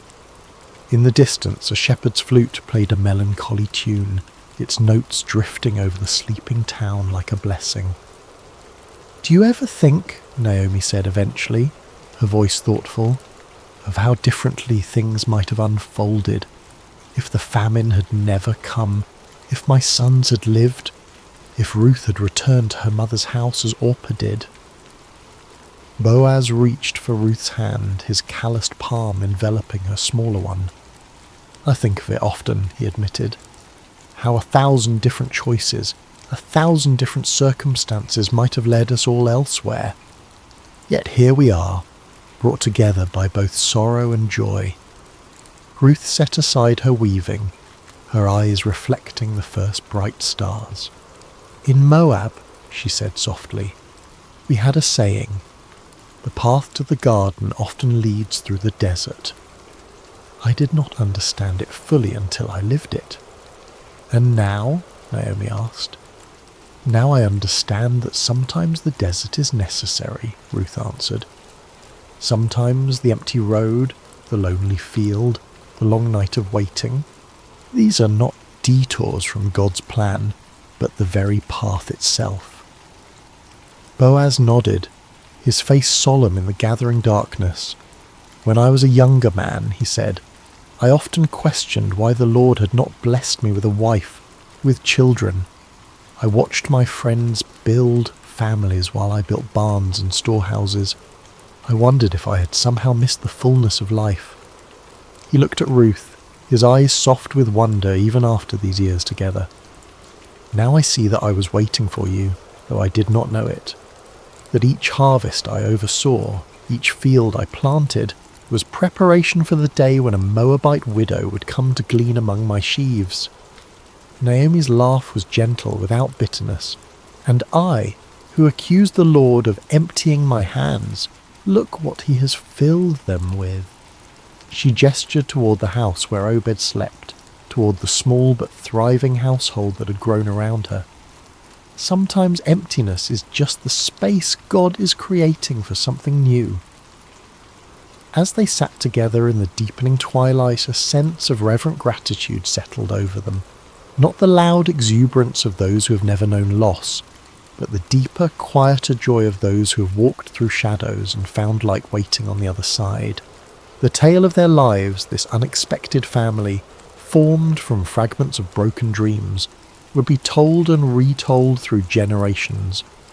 Not because it was extraordinary in its outward circumstances, but because it revealed an extraordinary truth, that in the hands of a loving God nothing is wasted. Not grief, not loyalty, not kindness, not love freely given with no expectation of return. In the quiet darkness of Bethlehem, as the household of Boaz and Ruth prepared for sleep, they could not know how their story would echo through time, how the great-grandson of their son would be anointed king of Israel, how from their lineage would come the promised Messiah. They knew only this, that the God who had led them through famine and loss, through foreign fields and threshing floors, through legal proceedings and new beginnings. Hello friends, and welcome to Sacred Slumber. I hope your day has been filled with blessings, no matter what time you're joining us or where you are in this beautiful world. Before we begin tonight's journey into the remarkable story of Gideon, I want to invite you to subscribe to Sacred Slumber so you never miss these powerful biblical narratives that can transform your heart and strengthen your faith. Now let's settle in as we explore one of the most extraordinary accounts of courage, faith and divine intervention in all of Scripture. The sun hung low over the hills of Israel, casting long shadows across a land that had once flowed with milk and honey. But those days seemed like distant memories now. The once prosperous nation had fallen into chaos, its people scattered and hiding like frightened animals. For 7 long years, the Midianites had swept down upon Israel like locusts, devouring everything in their path. Picture, if you will, the terror that gripped every village and farmstead. Families would wake each morning, not knowing if this would be the day the raiders would come. Fathers would venture out to check their crops, only to find them trampled and stolen. children would be hushed to silence at the first sound of hoofbeats on the horizon. The very air seemed thick with fear and desperation. The Midianites, along with their allies, the Amalekites, and other eastern peoples, had turned the conquest of Israel into an annual ritual. Like a plague of locusts, they would arrive at harvest time, their camels beyond counting, stretching across the landscape as far as the eye could see. They would strip the land bare, taking not only the grain and livestock, but also crushing the spirits of God's chosen people. Farmers had abandoned their fields, choosing instead to hide in mountain caves and underground chambers. The marketplaces that once bustled with commerce now stood empty and silent. What should have been a time of celebration and thanksgiving for the harvest had become a season of dread and starvation. Israel's cities, once proud and strong, had crumbled into mere shadows of their former glory. The walls that should have protected the people lay in ruins, and the gates that once welcomed travellers now hung broken on their hinges. It was as if the very blessing of God had departed from the land, leaving behind only sorrow and defeat. In this atmosphere of despair, mothers would gather their children close and whisper the old stories of how God had delivered their ancestors from Egypt, how he had parted the Red Sea and given them victory over mighty enemies. But those stories seemed like fairy tales now, beautiful but impossible dreams from a time when God still cared about his people. The elders of Israel shook their heads in bewilderment. Where was the God of Abraham, Isaac and Jacob? Where was the mighty deliverer who had once fought for them? Had he forgotten his covenant? Had he abandoned them to their enemies forever? It was into this world of darkness and desperation that our story begins, in the small town of Ophrah, where a young man named Gideon was about to discover that God had not forgotten his people, after all. But Gideon, like so many others, had lost hope. He had watched his family's livelihood disappear year after year, and he had grown tired of empty promises and unanswered prayers. On this particular day, as storm clouds gathered on the horizon, both literally and figuratively, Gideon was engaged in the dangerous work of threshing wheat. But he wasn't doing it in the traditional threshing floor, where the grain could be properly separated from the chaff by the wind. Instead, he was hidden away in a wine press, a place where grapes were normally crushed to make wine. It was cramped, inefficient, and poorly ventilated, but it offered something more valuable than convenience. It offered concealment from enemy eyes. As Gideon worked in his makeshift hiding place, sweat dripping from his brow in the confined space, he embodied the broken spirit of his entire nation. Here was a man reduced to secret, fearful labour just to provide basic sustenance for his family. The very act of threshing wheat, once a joyful community celebration, had become a furtive, isolated struggle for survival. Little did Gideon know that this moment of apparent defeat would become the launching pad for one of the most remarkable displays of God's power in human history. The God who seemed absent was actually watching, waiting, and preparing to use this unlikely hero in ways that would astound both friend and foe alike. The rhythm of Gideon's work was steady but tense. Each strike of his flail against the wheat stalks echoed softly in the confined space of the wine press. His eyes darted frequently toward the opening above, watching for any sign of danger. The precious grain he was salvaging represented not just food for today, but hope for tomorrow, assuming the Midianites didn't discover his hiding place. The silence of the afternoon was broken by an unexpected voice. "The Lord is with you, mighty warrior." Gideon's heart nearly stopped. He spun around, flail raised defensively, expecting to see a Midianite scout who had somehow discovered his secret location. Instead, he found himself face to face with a figure unlike any he had ever encountered. The stranger sat calmly beneath the great oak tree that overlooked the wine press, his presence somehow both commanding and peaceful. The greeting struck Gideon as almost mockingly ironic. Mighty warrior, him, the man who was reduced to threshing wheat in secret, constantly looking over his shoulder in fear. And the Lord is with you? If that were true, then why was Israel suffering under such devastating oppression? "Pardon me, my lord," Gideon replied, his voice heavy with skepticism and pain. "But if the Lord is with us, why has all this happened to us? Where are all his wonders that our ancestors told us about when they said, 'Did not the Lord bring us up out of Egypt?' But now the Lord has abandoned us and given us into the hand of Midian." The words poured out of Gideon like water from a broken dam. Years of frustration, disappointment, and unanswered questions came tumbling forth. He had grown up hearing the magnificent stories of God's mighty deeds, of pillars of fire and cloud, of armies defeated and nations subdued. But where was that God now? Where were those miracles when his people needed them most? The stranger listened patiently to Gideon's outburst, showing no offence at the young man's boldness or apparent lack of faith. There was something in his eyes that spoke of ancient wisdom and unlimited compassion. When Gideon finished speaking, the visitor's response was both simple and earth-shattering. "Go in the strength you have and save Israel out of Midian's hand. Am I not sending you?" The audacity of the command took Gideon's breath away. Save Israel? Him? The implications were staggering. This wasn't a request for him to join an army or support a cause. This was a divine commission to personally lead the deliverance of an entire nation from a seemingly impossible situation. "Pardon me, my lord," Gideon stammered, his mind reeling, "but how can I save Israel? My clan is the weakest in Manasseh, and I am the least in my family." Gideon's response revealed the depth of his feelings of inadequacy.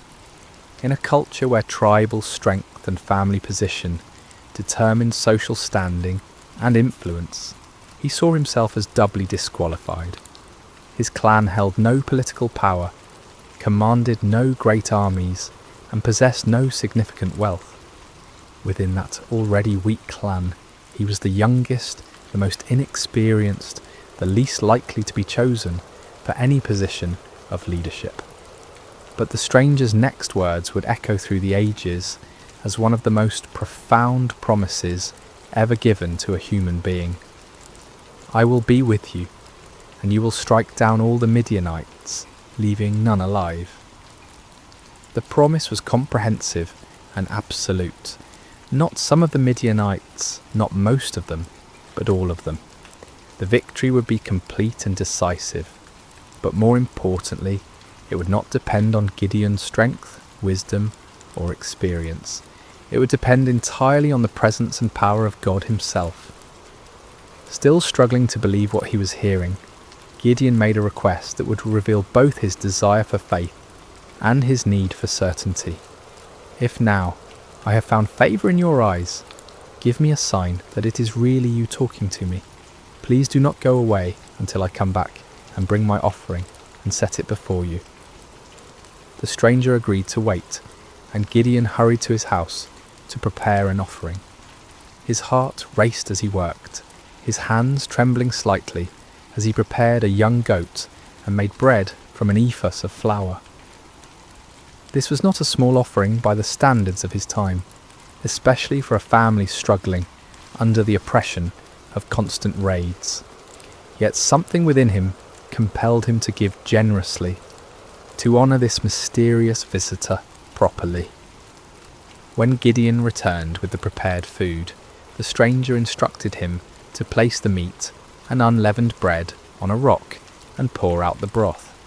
Gideon obeyed, though he couldn't understand the purpose of these strange instructions. What happened next would leave no doubt about the supernatural nature of his visitor. The stranger touched the meat and bread with the tip of the staff he carried, and immediately fire flared from the rock, consuming the entire offering in an instant. The flames burned with an intensity and heat that no ordinary fire could match, leaving nothing behind but the memory of their brilliance. In that same moment, the stranger vanished from sight, disappearing as suddenly and mysteriously as he had appeared. Terror gripped Gideon's heart as the full realization of what had just occurred crashed over him like a mighty wave. This had been no ordinary man, no mere messenger or prophet. This had been the angel of the Lord, a manifestation of God himself. In that moment of understanding, Gideon was overwhelmed not with joy, but with mortal fear. "Alas, sovereign Lord," he cried out in anguish, "I have seen the angel of the Lord face to face." In the ancient world, it was believed that no human could see God and live.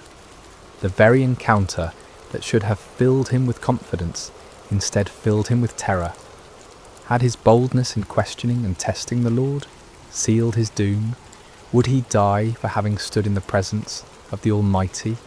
But even in his moment of greatest fear, God's grace reached out to comfort him. The voice of the Lord came to him again, gentle and reassuring. "Peace, do not be afraid, you are not going to die." With his own hands, Gideon built an altar on that spot and called it, "The Lord is Peace." The place where he had threshed wheat in fear and desperation had become holy ground, the site of a divine encounter that would change not only his life, but the destiny of an entire nation. As night fell over Ophrah, Gideon stood beside his new altar, his mind swirling with the magnitude of what had occurred. The God of his ancestors had not abandoned Israel after all. He had been working, planning, preparing for this very moment, and somehow, incredibly, he had chosen Gideon to be his instrument of deliverance. Yet even as faith began to bloom in his heart, doubt lingered like shadows at the edges of his mind. The task before him seemed impossible, the odds insurmountable. How could he, one man from the weakest clan in Manasseh, possibly hope to defeat the countless multitudes of Midian and their allies? It was a question that would lead him to make one of the most famous requests for divine confirmation in all of Scripture. The days following Gideon's encounter with the angel of the Lord were filled with a mixture of excitement and anxiety. The divine commissioning had been clear and unmistakable, yet the human heart, prone to doubt and fear, struggled to fully embrace what seemed impossible. Gideon found himself caught between the supernatural certainty of his calling and the natural uncertainties of his circumstances. As he went about his daily tasks, Gideon's mind constantly returned to that moment when fire had consumed his offering and the angel had vanished from sight. Had it really happened? In the bright light of day, with the familiar sounds and sights of ordinary life surrounding him, the encounter almost seemed like a dream. Yet the altar he had built stood as a permanent reminder, its stones bearing witness to the reality of what had occurred. Word began to spread quietly through the region about Gideon's calling. Some believed and were filled with hope for the first time in years. Others were skeptical, wondering how this young man could possibly succeed where so many others had failed. Still others were fearful, worried that any attempt at resistance would only bring more severe retaliation from their oppressors. The weight of responsibility pressed heavily on Gideon's shoulders. He was being asked not just to risk his own life, but potentially to lead others to their deaths. What if he had misunderstood? What if his faith had somehow led him astray? The consequences of a mistake would be catastrophic, not just for him, but for all who would follow him. It was in this state of mind that Gideon made his famous request for divine confirmation. The fleece test, as it would come to be known, represented not a lack of faith, but rather a deep desire for certainty in the face of overwhelming responsibility. "If you will save Israel by my hand as you have promised," Gideon prayed earnestly, "look, I will place a wool fleece on the threshing floor.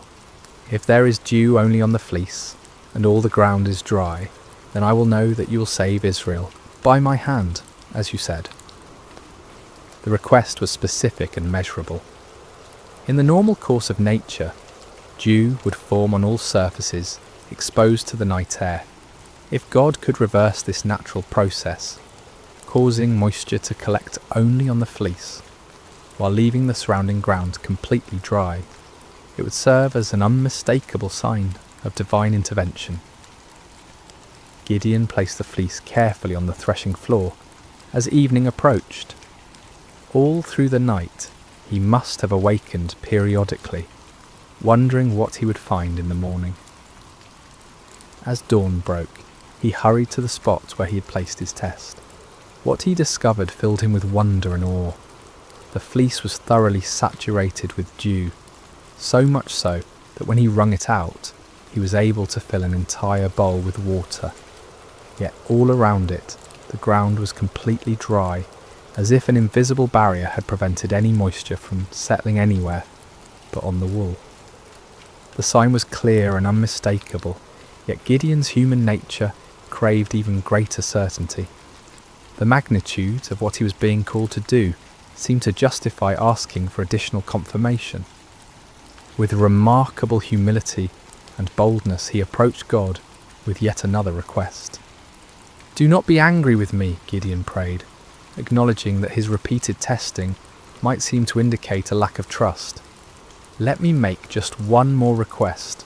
Allow me one more test with the fleece, but this time make the fleece dry and let the ground be covered with dew."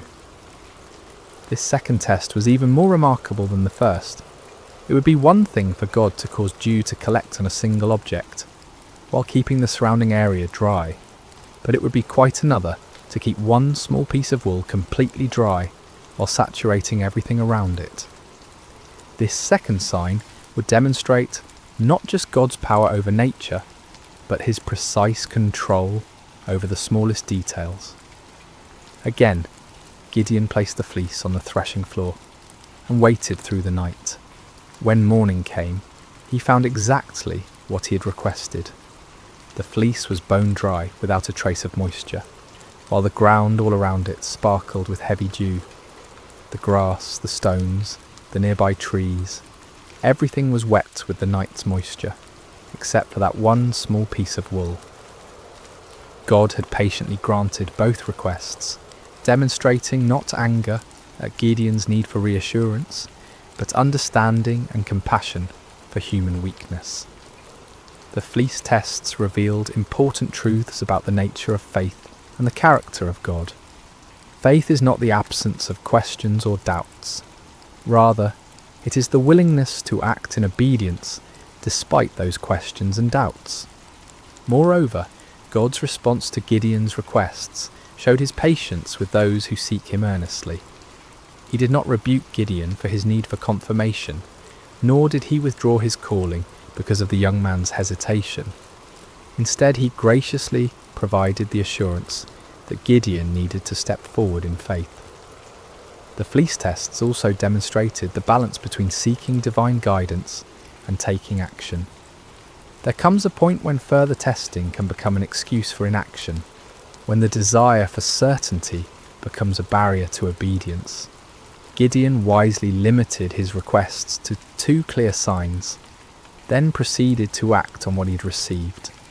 As news of these miraculous signs spread throughout the tribes of Israel, hope began to stir in hearts that had been dormant for years.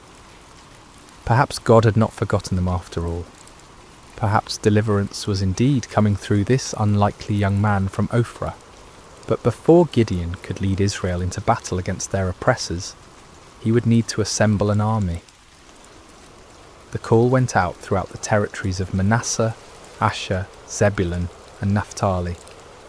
Men who had been hiding in caves and mountain strongholds began to emerge, drawn by the promise of freedom and the reports of God's miraculous confirmations. The response was overwhelming. 32,000 men answered the call, a substantial army by any measure. These were not professional soldiers, but farmers and craftsmen, fathers and sons, united by their hatred of oppression and their desperate hope for liberation. They came carrying whatever weapons they could find, swords that had been hidden from enemy raids, spears hastily fashioned from farming tools, bows that had been used for hunting game in the wilderness. As Gideon looked out over this vast assembly of volunteers, he might have felt a surge of confidence. Surely with 32,000 men, even amateur fighters, he could mount a credible challenge to the Midianite forces. The odds were still daunting, given that the enemy could field armies many times larger, but at least now they had a fighting chance. Yet God had other plans. The fleece tests had been preparation not just for Gideon's faith, but for an even greater demonstration of divine power. The true test was not whether Gideon could trust God with impossible signs, but whether he could trust God with an impossible strategy. What happened next would shock both Gideon and his army, challenging every human assumption about warfare and victory. God was about to demonstrate that his ways are not our ways, and that his power is made perfect, not in human strength, but in human weakness. The morning sun cast long shadows across the camp as 32,000 men prepared for what they believed would be their march to war. Weapons were sharpened, provisions were packed, and final prayers were offered. The air buzzed with nervous energy as farmers turned warriors contemplated the battle that lay ahead. Gideon moved among his troops, offering words of encouragement and trying to project the confidence that a leader must display. Yet privately, he was still awed by the magnitude of what was happening. Just weeks earlier, he had been hiding in a wine press, and now he stood at the head of the largest volunteer army Israel had assembled in generations. But as the army prepared to march toward the enemy encampment, God spoke to Gideon with words that must have sent shockwaves through his entire being. "You have too many men. I cannot deliver Midian into their hands, or Israel would boast against me. Our own strength has saved us." Too many men? The statement seemed to defy all military logic. The Midianites and their allies numbered in the hundreds of thousands. Their camels alone described as being like locusts for multitude. How could 32,000 possibly be considered too many? Yet God's reasoning revealed a profound truth about the nature of divine deliverance. If Israel won the coming battle through conventional military means, they would inevitably credit their victory to their own strength, strategy, and courage. The victory needed to be so obviously supernatural that no one could mistake its source. God's glory was at stake, and that glory could not be shared with human pride. Following God's instructions, Gideon stood before his assembled army and made an announcement that must have stunned many of the volunteers. Anyone who trembles with fear may turn back and leave Mount Gilead. The offer was based on an ancient law found in Deuteronomy, which recognized that fearful soldiers could spread panic through the ranks and actually weaken an army's effectiveness. But in this case, the dismissal served a different purpose entirely. God was beginning the process of reducing the army to a size that would make his intervention unmistakable. The response to Gideon's announcement was immediate and devastating. 22,000 men took advantage of the opportunity to withdraw from what many probably saw as a suicide mission anyway. These were not cowards in the traditional sense. They were ordinary people facing an extraordinary situation, and they chose the safety of their families over the uncertainties of battle. As Gideon watched more than 2/3 of his army walk away, his heart must have sunk. 10,000 men remained, still a respectable force, but far fewer than what seemed necessary for the task ahead. Surely now they could proceed with God's blessing. But God was not finished with his reductions. "There are still too many men," came the divine word. "Take them down to the water, and I will thin them out for you there. If I say, 'This one shall go with you,' he shall go. But if I say, 'This one shall not go with you,' he shall not go." The instruction was puzzling and specific. Gideon was to observe how the men drank water and select his final army based on their drinking method. Of all the criteria that might be used to choose warriors, how they consumed water seemed among the least relevant to military prowess. At the water's edge, the 10,000 men revealed their character through their approach to drinking. The vast majority knelt down and put their faces directly to the water, drinking deeply and focusing entirely on satisfying their thirst. But a small group, only 300 men, demonstrated a different approach. They brought water to their mouths with their hands, lapping it like dogs while maintaining their vigilance and readiness. God's instruction was clear. "With the 300 men that lapped, I will save you and give the Midianites into your hands. Let all the others go home." The reduction was complete and shocking. From 32,000 to 300 represented a decrease of more than 99%. What had begun as a substantial army was now reduced to little more than a large company. The odds, already daunting, had become mathematically absurd. Yet the selection criteria revealed profound spiritual truths. The 300 men who were chosen had demonstrated alertness, self-discipline, and readiness, even in a moment of personal need. While drinking, they had maintained their awareness of their surroundings, prepared for action at a moment's notice. These qualities, while admirable in soldiers, were really symbols of spiritual preparedness and faithfulness. As the dismissed soldiers departed, taking most of the weapons and supplies with them, Gideon was left with 300 men who looked more like a ceremonial guard than a fighting force. The enemy they faced was described in terms that emphasized their overwhelming numbers. All the Midianites, the Amalekites, and the other eastern peoples had settled in the valley, thick as locusts. Their camels could no more be counted than the sand on the seashore.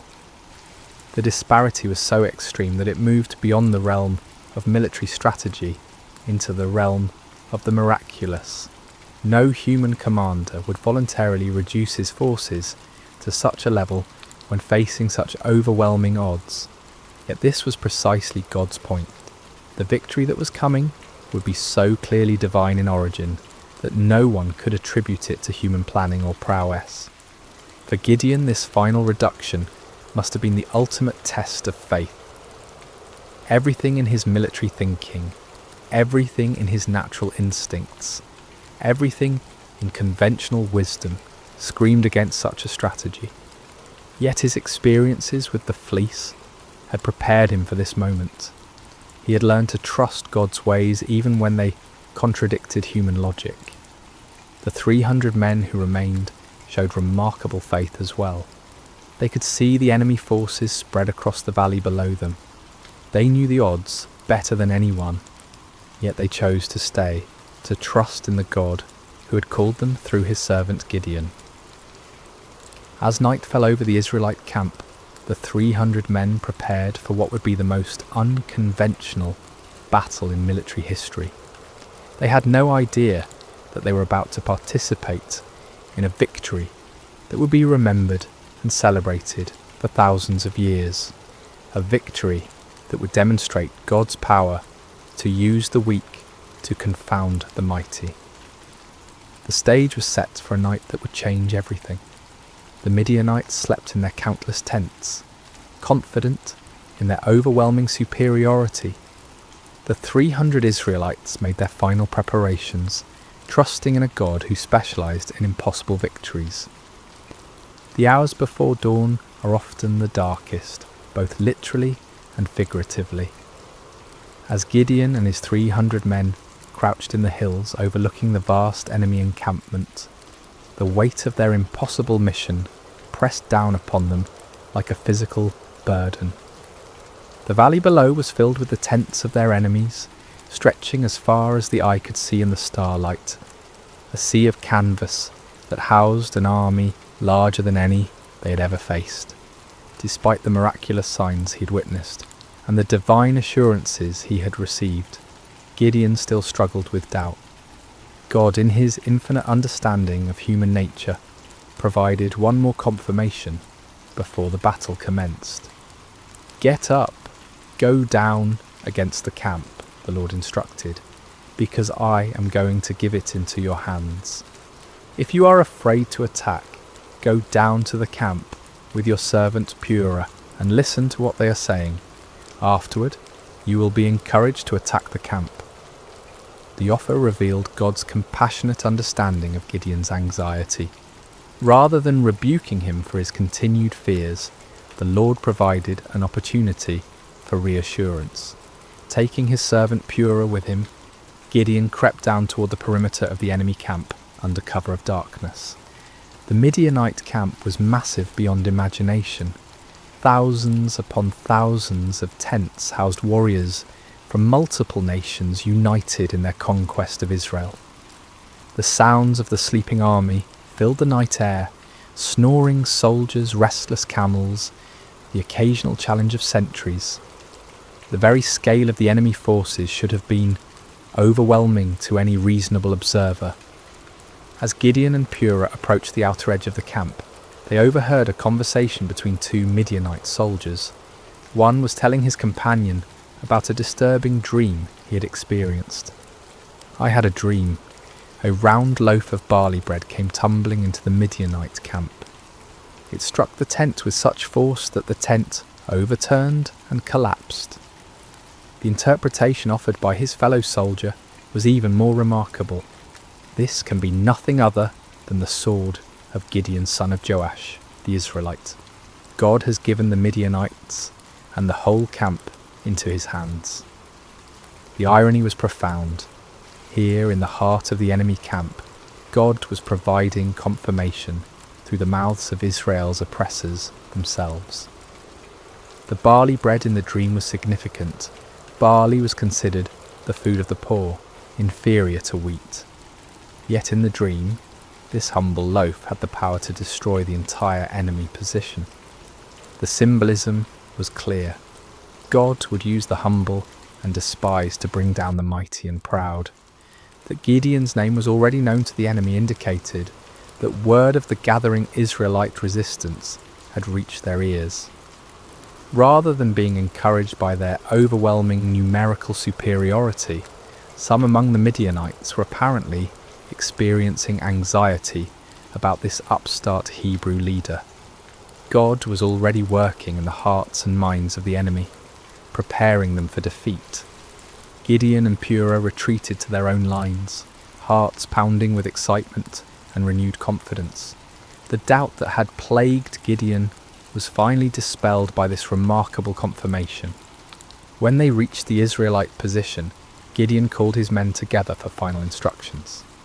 "Get up," he announced with newfound authority and confidence. "The Lord has given the Midianite camp into your hands." What followed was perhaps the most unusual battle plan in military history. Instead of swords and spears, Gideon distributed trumpets, empty clay jars, and torches to each of his 300 men. The weapons of conventional warfare were set aside in favour of items that seemed more suited to a religious ceremony than a military campaign. Gideon divided his small force into 3 companies of 100 men each. The strategy was simple, yet audacious. They would surround the enemy camp and, at Gideon's signal, create as much noise and confusion as possible while giving the appearance of a much larger force. "Watch me," Gideon instructed his men. "Follow my lead. When I get to the edge of the camp, do exactly as I do. When I and all who are with me blow our trumpets, then from all around the camp blow yours and shout, 'For the Lord and for Gideon.'" The plan required perfect timing and coordination. Each man would conceal his torch inside a clay jar, maintaining complete darkness and silence until the moment of attack. Then at Gideon's signal, they would simultaneously break their jars, revealing blazing torches, blow their trumpets with all their might, and shout their battle cry. The psychological impact was designed to be devastating. The enemy would suddenly find themselves surrounded by lights and noise, creating the impression of a massive attacking force. In the confusion of a night assault, with limited visibility and the disorientation of being awakened from sleep, even experienced soldiers could panic and lose their sense of direction. As the three companies moved into position around the vast perimeter of the enemy camp, each man must have felt the weight of the moment. They were not professional soldiers, but ordinary citizens who had answered the call to fight for their freedom. Now they found themselves in the most critical moment of their lives, armed with the most unconventional weapons imaginable, trusting in a God who had promised victory through seemingly impossible means. The middle watch around midnight was traditionally the time when sentries were changed, and vigilance was often at its lowest point. It was at this precise moment that Gideon and his 100 men reached their assigned position on the edge of the camp. Across the valley, 200 other men waited in similar positions, every eye fixed on their leader for the signal that would begin the battle. Gideon raised his torch-filled jar high above his head, then brought it down sharply, smashing it against a rock. The clay shattered with a sound that seemed to echo across the silent valley, and immediately his torch blazed forth in the darkness. At the same instant, he lifted his trumpet to his lips and blew a long, piercing blast. "For the Lord and for Gideon!" he shouted at the top of his lungs. The signal rippled around the camp as 300 jars smashed simultaneously. 300 torches burst into flame, and 300 trumpet heights sounded their defiant call. The battle cry of "For the Lord and for Gideon" echoed from every direction, creating the impression that the Midianite camp was completely surrounded by a massive army. The effect was instantaneous and devastating. Thousands of sleeping soldiers were jolted awake to find their camp surrounded by blazing lights and deafening noise. In the confusion and darkness, panic spread like wildfire through the ranks. Soldiers stumbled from their tents, grabbing whatever weapons they could find, unable to determine the size or direction of the attacking force. In their panic and confusion, the Midianites and their allies began attacking each other. Unable to distinguish friend from foe in the darkness, and hearing battle cries in their own languages from every direction, they assumed they had been betrayed by their allies. The coalition that had seemed so formidable began to tear itself apart. The 300 Israelites maintained their positions around the perimeter, continuing to blow their trumpets and hold their torches high, creating the illusion of a massive army that had the enemy completely surrounded. They watched in amazement as God fulfilled his promise in the most spectacular fashion imaginable. The panic spread throughout the entire camp like a plague. What had begun as confusion quickly escalated into a full-scale rout as the enemy forces fled in every direction, abandoning their weapons, supplies, and even their camels in their desperate attempt to escape what they perceived as certain destruction. The victory was complete and overwhelming, achieved not through superior numbers or military might, but through divine intervention, working through the obedience of 300 faithful men.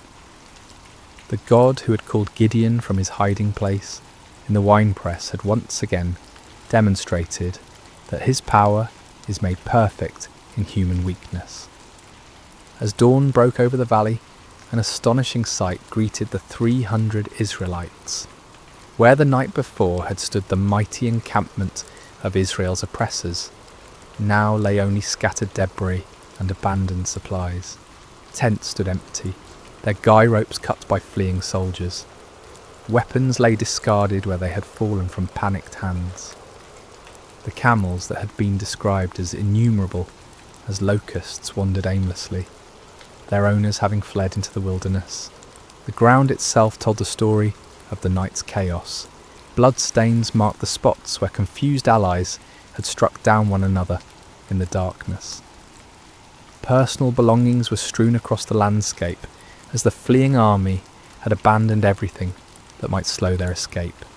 The scene looked less like the aftermath of a battle and more like the remnants of a catastrophic natural disaster. Gideon and his men moved through the abandoned camp in wonder, scarcely believing what their eyes were witnessing. The victory was so complete, so overwhelming, that it seemed almost too good to be true. Yet the evidence was undeniable. The army that had terrorized Israel for 7 years had been routed by 300 men armed with trumpets and torches. But God's deliverance was not yet complete. Even as the 300 marvelled at what had occurred in the valley, word of the miraculous victory was spreading throughout the hill country of Israel. Men who had dismissed Gideon's call to arms, who had remained hidden in their caves and strongholds, now emerged with renewed courage and determination. The tribes of Naphtali, Asher and Manasseh rallied to pursue the fleeing Midianites. What had begun with 300 faithful men now swelled into a national movement of liberation. The psychological impact of the victory was as important as the military result. The myth of Midianite invincibility had been shattered in a single night, and the spirit of resistance that had been dormant for so long now burst forth like a river breaking through a dam. Gideon sent messengers throughout the hill country of Ephraim with urgent instructions. Come down against the Midianites and seize the waters of the Jordan ahead of them as far as Beth-barah. This strategic move would cut off the enemy's escape routes and ensure that the victory would be complete. The Ephraimites responded with enthusiasm, capturing the fords of the Jordan and trapping many of the fleeing Midianites. In the pursuit that followed, they captured 2 of the Midianite leaders, Oreb and Zeb, whose names meant raven and wolf.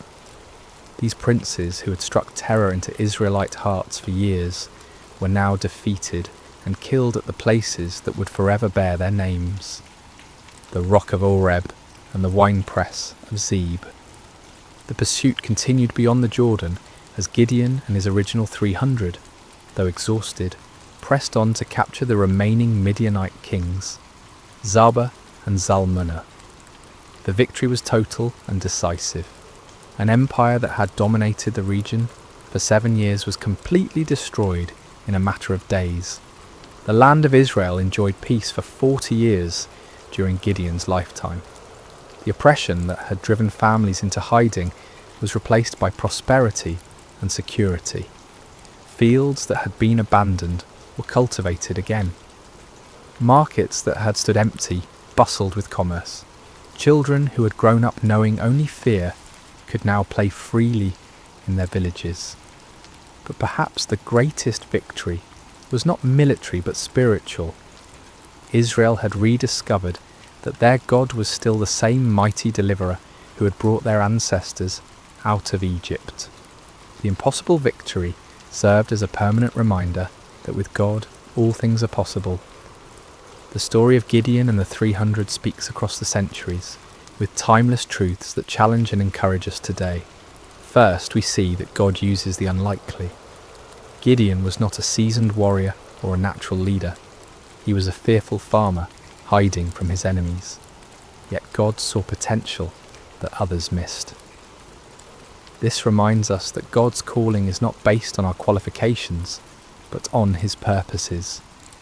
Second, the reduction of Gideon's army from 32,000 to 300 demonstrates that faith matters more than numbers. In a world obsessed with statistics and metrics, God's economy operates differently. He delights in using small faithful remnants to accomplish great things, ensuring that his power, not human strength, receives the glory. Third, Gideon's requests for signs teach us about the balance between faith and doubt. God was patient with Gideon's need for confirmation, showing us that honest questions and requests for reassurance are not signs of weak faith but of a heart that desires to walk in God's will. Finally, the story shows us that obedience in the face of fear is the essence of courage. Gideon was afraid, his army was outnumbered, and the strategy seemed foolish. Yet they obeyed, and God honoured their faithfulness with victory. When we feel unqualified for the tasks before us, when the odds seem insurmountable, when we need reassurance before taking steps of faith, the story of Gideon reminds us that our God specialises in impossible victories. He is still calling ordinary people to extraordinary purposes, still using the weak to confound the mighty, still turning fearful hearts into faithful warriors. The God who met Gideon at the winepress is the same God who meets us in our hiding places today, calling us to step out in faith and watch him work miracles through surrendered lives. Just as the 300 trumpets and torches became instruments of divine victory, our simple obedience can become the means through which God accomplishes his purposes in our generation. May we have the courage to answer when he calls, the faith to trust when he leads, and the persistence to follow when he sends us into battles that seem impossible to win. For with God, the 300 can defeat the multitudes, and faith can move mountains that seem immovable. The story of Gideon reminds us that our greatest victories come not when we feel strong and capable, but when we acknowledge our weakness and depend completely on God's strength. In those moments of surrender, we discover that we serve a God who delights in doing the impossible through the most unlikely people. And so the story ends where it began, with an invitation to faith, a call to courage, and a promise that the God who delivered Israel through Gideon and the 300 is still delivering his people today, one impossible victory at a time. Hello there, dear listeners. Before we begin tonight's tale, I hope your day has treated you kindly, wherever you may be in this vast world of ours. Perhaps it's evening where you are, or maybe the quiet hours of early morning have found you seeking rest. Whether you're listening from bustling cities or peaceful countryside, from mountain peaks or seaside shores, know that you're welcome here in this sacred space we've created together. If you find comfort in these stories, please consider subscribing to Sacred Slumber, where we gather each night to explore the timeless truths that have guided humanity through the ages. Tonight, we journey back through the mists of time to ancient Babylon, to a night when the very finger of the divine wrote upon palace walls, and an empire learned that no earthly power stands beyond the reach of heaven's justice. The year was 539, before the Common Era, and the great city of Babylon sprawled along the banks of the Euphrates River like a jewel cast upon the earth. Within its towering walls, the hanging gardens cascaded in verdant terraces. The Tower of Babel reached toward the heavens, and the palace of King Belshazzar gleamed with the accumulated wealth of conquered nations. On this particular evening, as the sun painted the western sky in shades of gold and crimson, the palace hummed with preparation for a feast unlike any other. Servants scurried through corridors lined with glazed brick murals depicting lions and dragons, carrying platters of delicacies from every corner of the known world. The finest wines from the hills of Judah, exotic spices from distant India, and fruits that glistened like precious stones filled the tables. King Belshazzar, grandson of the great Nebuchadnezzar, had spared no expense. The banquet hall stretched vast as a temple, its ceiling supported by columns carved from single blocks of marble, each one telling the story of Babylonian conquest and glory. Golden lamps suspended on silver chains cast dancing shadows across walls adorned with tapestries, depicting the gods of Babylon in all their imagined splendour. Yet beyond the palace walls, unseen by the revellers within, the armies of Cyrus the Persian stretched across the horizon like a dark sea. For months they had laid siege to the great city, but Babylon's walls had never been breached, her gates never forced. The Babylonians had grown complacent in their strength, confident that their city was impregnable, their empire eternal. As night fell and torches blazed to life throughout the city, 1,000 noble guests made their way through the palace gates. They came dressed in silk and purple, adorned with gold and precious stones, their laughter echoing through the corridors as they anticipated the evening's pleasures. The sound of lyres and flutes drifted through the warm air, mingling with the voices of singers whose melodies spoke of victory and endless prosperity. King Belshazzar himself appeared resplendent in robes of deepest blue, a golden crown upon his brow, rings flashing on his fingers as he gestured grandly to his guests. He was a man in the prime of life, his beard oiled and perfumed, his eyes bright with wine and confidence. This night, he had declared, would be remembered for generations as the greatest feast Babylon had ever witnessed. But even as the celebration reached its crescendo, even as the wine flowed like water and the music swelled to fill every corner of the vast hall, dark currents moved beneath the surface of the evening's joy. For this was not merely a feast, but an act of defiance against the very heavens themselves. As the evening wore on, and the wine loosened tongues and lowered inhibitions, King Belshazzar rose from his golden throne, swaying slightly, as he surveyed the sea of faces before him. The hall fell gradually silent, 1,000 conversations dying away, as all eyes turned toward their sovereign. In the flickering lamplight, his face bore an expression of cruel amusement, as if he harboured some secret that would shock and delight his guests. "My lords and ladies," he called out, his voice carrying easily across the vast space, "tonight we celebrate not merely the glory of Babylon, but the supremacy of our gods over all the earth. We have conquered nations, we have humbled kings, and we have taken the treasures of their temples as trophies of our victories." A murmur of approval rippled through the crowd. Many of the nobles present had been part of those conquests, had seen the wealth of distant lands flow into Babylon's coffers. They raised their goblets in salute, the wine within glinting like liquid rubies in the torchlight. But Belshazzar was not finished. His eyes gleamed with a dangerous light as he continued, "Yet there is one treasure, taken from one temple, that we have never properly honoured. Tonight that changes." He clapped his hands, and servants appeared as if from nowhere, carrying between them objects that made the assembled nobles gasp in recognition and wonder. These were vessels of pure gold and silver, wrought with such exquisite craftsmanship that they seemed to glow within a light. Cups and bowls, pitchers and goblets, each one a masterpiece of the metalworker's art.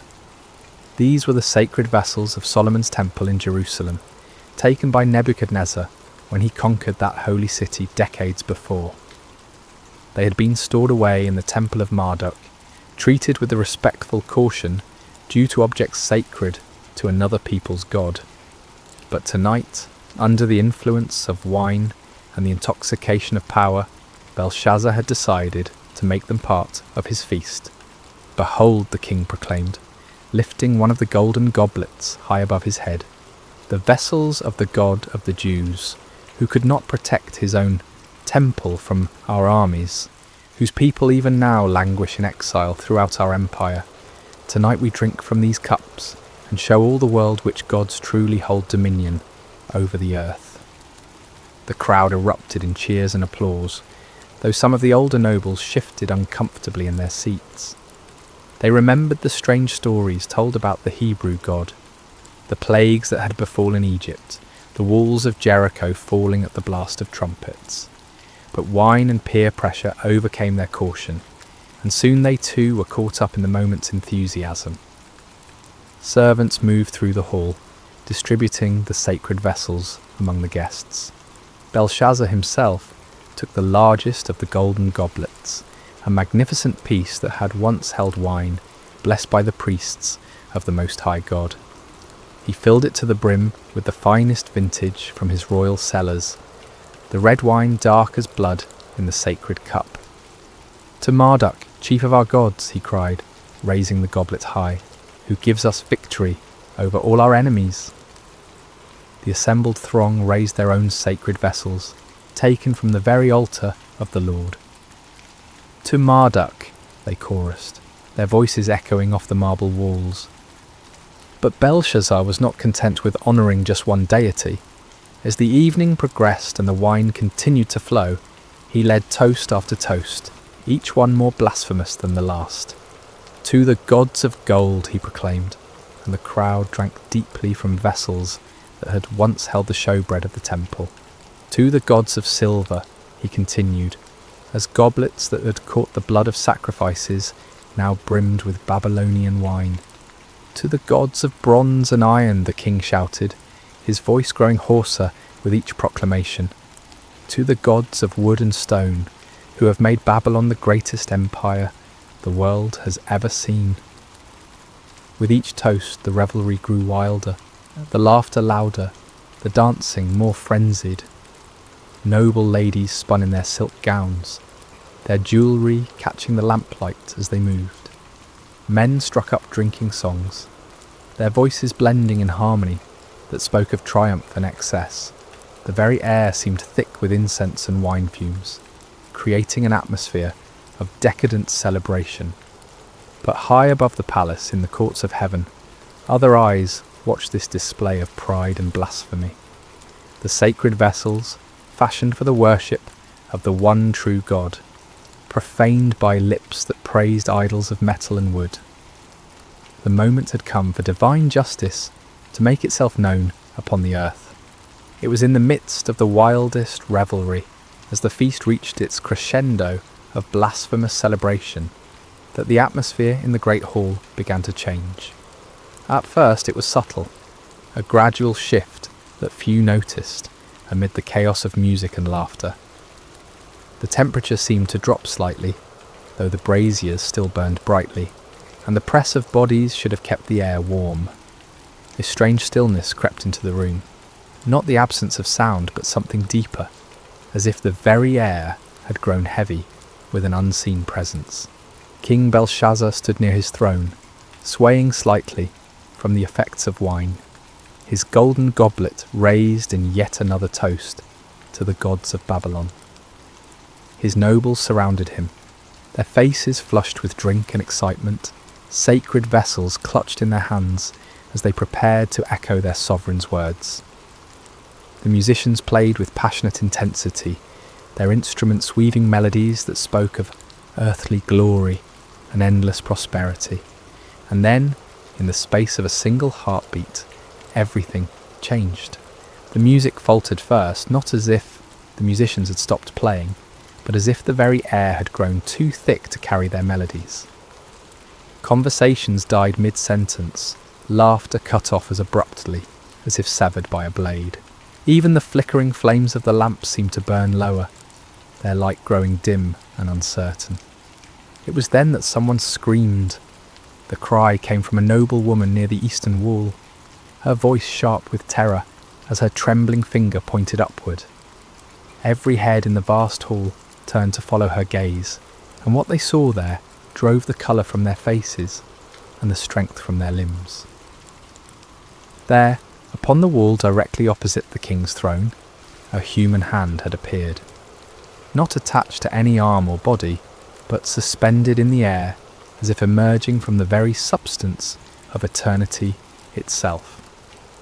The hand was illuminated by its own light, pale and ghostly, yet undeniably real, casting shadows that danced across the painted murals of Babylonian gods. The fingers were long and elegant, neither young nor old, but possessed of a timeless quality that spoke of power beyond human understanding. They moved with deliberate precision, as if guided by a will that brooked no resistance, no hesitation. And as the assembled throng watched in growing horror, those fingers began to write. The writing appeared as lines of fire upon the polished marble, each character burning itself into the stone with the permanence of divine judgment. The script was unlike any earthly language, neither Babylonian cuneiform nor Hebrew letters, but something older and more fundamental, as if the very essence of meaning was being carved directly into reality itself. King Belshazzar felt his knees begin to shake, his golden goblet slipping from nerveless fingers to shatter upon the floor. The sacred vessel that moments before had held wine, offered in mockery to false gods, now lay broken, its precious contents spreading like blood across the marble. His face, so recently flushed with wine and arrogance, had gone pale as death, his eyes wide with a terror he had never before experienced. The hand continued its work, unmoved by the chaos it had caused in the hall below. Characters appeared one after another, each one blazing within a fire before settling into a steady glow that seemed to penetrate the very souls of all who looked upon it. The writing was clear and bold, demanding attention, impossible to ignore or dismiss. Around the hall, the reaction was immediate and visceral. Some of the nobles had fallen to their knees, whether from terror or instinctive reverence, it was impossible to say. Others pressed against the walls, as if trying to escape through solid stone, their eyes never leaving the supernatural display before them. The sacred vessels of Solomon's temple lay scattered across the floor, abandoned by hands that now trembled too violently to hold them. The musicians had long since set down their instruments, their faces pale masks of fear. Servants cowered in doorways, torn between the desire to flee and their duty to remain. The dancing girls who moments before had spun and laughed now stood frozen like statues, their silk scarves trailing forgotten around their feet. But it was upon King Belshazzar that the greatest terror fell. As the ruler who had ordered the profanation of the sacred vessels, as the one who had led the blasphemous toasts, he felt the weight of divine displeasure focusing upon him like the heat of a burning glass. His crown, so recently a symbol of earthly power, now felt heavy as lead upon his brow. His royal robes, dyed in the finest purples and blues, seemed to hang upon him like grave clothes. The hand finished its work and faded from view as suddenly as it had appeared, leaving behind only the words burning upon the wall like coals of fire. But even in its absence, the presence that had guided it remained, filling the hall with an atmosphere of judgment that made every breath a struggle. Silence reigned in the great banquet hall of Babylon, broken only by the occasional sob or whispered prayer. The greatest feast in the empire's history had become a scene of terror and divine revelation, and upon the wall, where gods and heroes had been painted in their imagined glory, 4 words now blazed with the fire of heaven's judgment. Mene, Mene, Tekel, Parsin. In the awful silence that followed the hand's disappearance, King Belshazzar stood transfixed, his gaze locked upon the burning words that seemed to sear themselves deeper into his consciousness with each passing moment. The weight of divine judgment pressed down upon the hall like a physical force, and the king's breath came in short, sharp gasps, as if the very air had grown too thin to sustain life. Gradually, as the initial shock began to wear off, the practical reality of the situation asserted itself. Here were words written by a supernatural hand, clearly intended as some form of message or warning, but their meaning remained utterly mysterious. The script was unlike anything in the libraries of Babylon, the characters seeming to shift and dance, even as they maintained their fixed positions upon the wall. "The wise men," Belshazzar managed to croak, his voice barely recognisable. "Summon all the wise men of Babylon, every magician every astrologer, every diviner in the city. Bring them here at once." His command galvanized the paralyzed servants into action. They scattered like leaves before a wind, grateful for any excuse to leave the presence of those terrifying words. Throughout the palace and into the city they ran, pounding upon doors and rousing from sleep the learned men whose wisdom had served the empire for generations. The first to arrive were the court magicians, men whose elaborate robes and mystical instruments had earned them places of honour at royal ceremonies. They entered the banquet hall with confidence, their heads held high and their voices ready with the usual formulas of greeting and flattery. But one look at the writing upon the wall, one glimpse of those characters that seemed to burn within a fire, and their confidence evaporated like mist before the sun. They approached the wall cautiously, their heads tilted at various angles as they studied the mysterious script. They consulted ancient tablets and scrolls, compared the characters to every known form of writing, whispered incantations and cast lots according to their various arts. But though they laboured long into the night, turning the problem over from every conceivable angle, they could make no sense of the divine message. The astrologers came next, men who claimed to read the future in the movements of stars and planets. They examined the writing with instruments of bronze and silver, measuring the angles and proportions of each character as if they were constellations written across the heavens. They calculated and computed, referenced their star charts, and consulted their ancient tables, but the meaning of the words remained as hidden as the dark side of the moon. As the hours passed, more and more of Babylon's learned men arrived at the palace, priests of Marduk and Ishtar, scholars who had studied in the great libraries, men whose reputations for wisdom extended throughout the known world. Each group brought their own methods and their own certainty that they would succeed where others had failed. Yet one by one, they too were forced to admit defeat before the mystery of the burning words. King Belshazzar grew increasingly desperate as each attempt failed.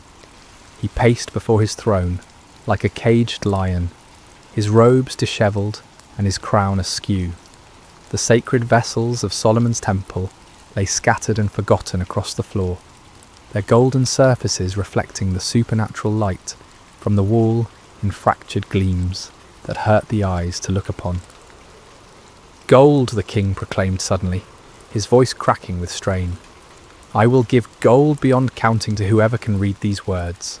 Silver and precious stones, lands and titles, whatever they desire shall be theirs." But even the promise of unlimited wealth could not unlock the meaning of heaven's message. The wise men huddled together in small groups, whispering their theories and hypotheses, but none dared claim understanding of what clearly lay beyond human comprehension. It was then, as the night wore on toward dawn and desperation reached its peak, that a new figure entered the banquet hall. She was an elderly woman, her hair white as snow, but her back still straight and her eyes bright with intelligence.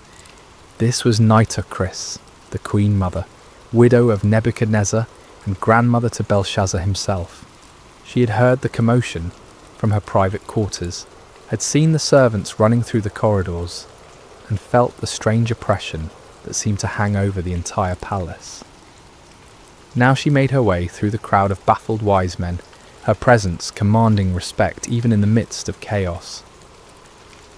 "My Lord King," she said, her voice carrying clearly across the hall, despite her advanced years. "I see that you are troubled, that the colour has left your face and your limbs shake with fear. Do not let your thoughts alarm you, and do not look so pale." Belshazzar turned toward her, her hope flickering in his eyes like a candle flame in a dark room. "Grandmother, you have seen much in your long life. You were wife to great Nebuchadnezzar. You know the secrets of the empire. Can you tell me what these words mean?" The Queen Mother approached the wall, studying the burning characters with the careful attention of one who had witnessed many supernatural events during her husband's reign. "I cannot read these words, my grandson," she said at length, "but I know of one who might." She turned back to face the assembly, her aged voice somehow carrying more authority than all the learned men combined. "There is a man in your kingdom, in whom is the spirit of the holy gods. In the days of your grandfather, light and understanding and wisdom, like the wisdom of the gods, were found in him. King Nebuchadnezzar appointed him chief of the magicians, enchanters, Chaldeans, and astrologers." A murmur ran through the crowd at these words. Many of the older nobles remembered stories from Nebuchadnezzar's time, tales of a Hebrew exile who had interpreted dreams and solved mysteries that baffled all others. But in the years since the great king's death, this man had faded from prominence, forgotten in the new reign's focus on younger advisers. "This man Daniel," the Queen Mother continued, "whom the king named Belteshazzar, has an excellent spirit, knowledge, and understanding to interpret dreams, explain riddles, and solve problems. Let Daniel be called, and he will tell you what the writing means." As the name Daniel echoed through the hall, Belshazzar felt a mixture of hope and apprehension. He had heard the stories, knew of the Hebrews' reputation for wisdom and divine favour, but he also knew that Daniel had served his grandfather faithfully and might not be inclined to help the king who had dishonoured the vessels of his people's God. Nevertheless, desperation overcame pride, and Belshazzar gave the command, "Find Daniel the Hebrew, bring him here immediately.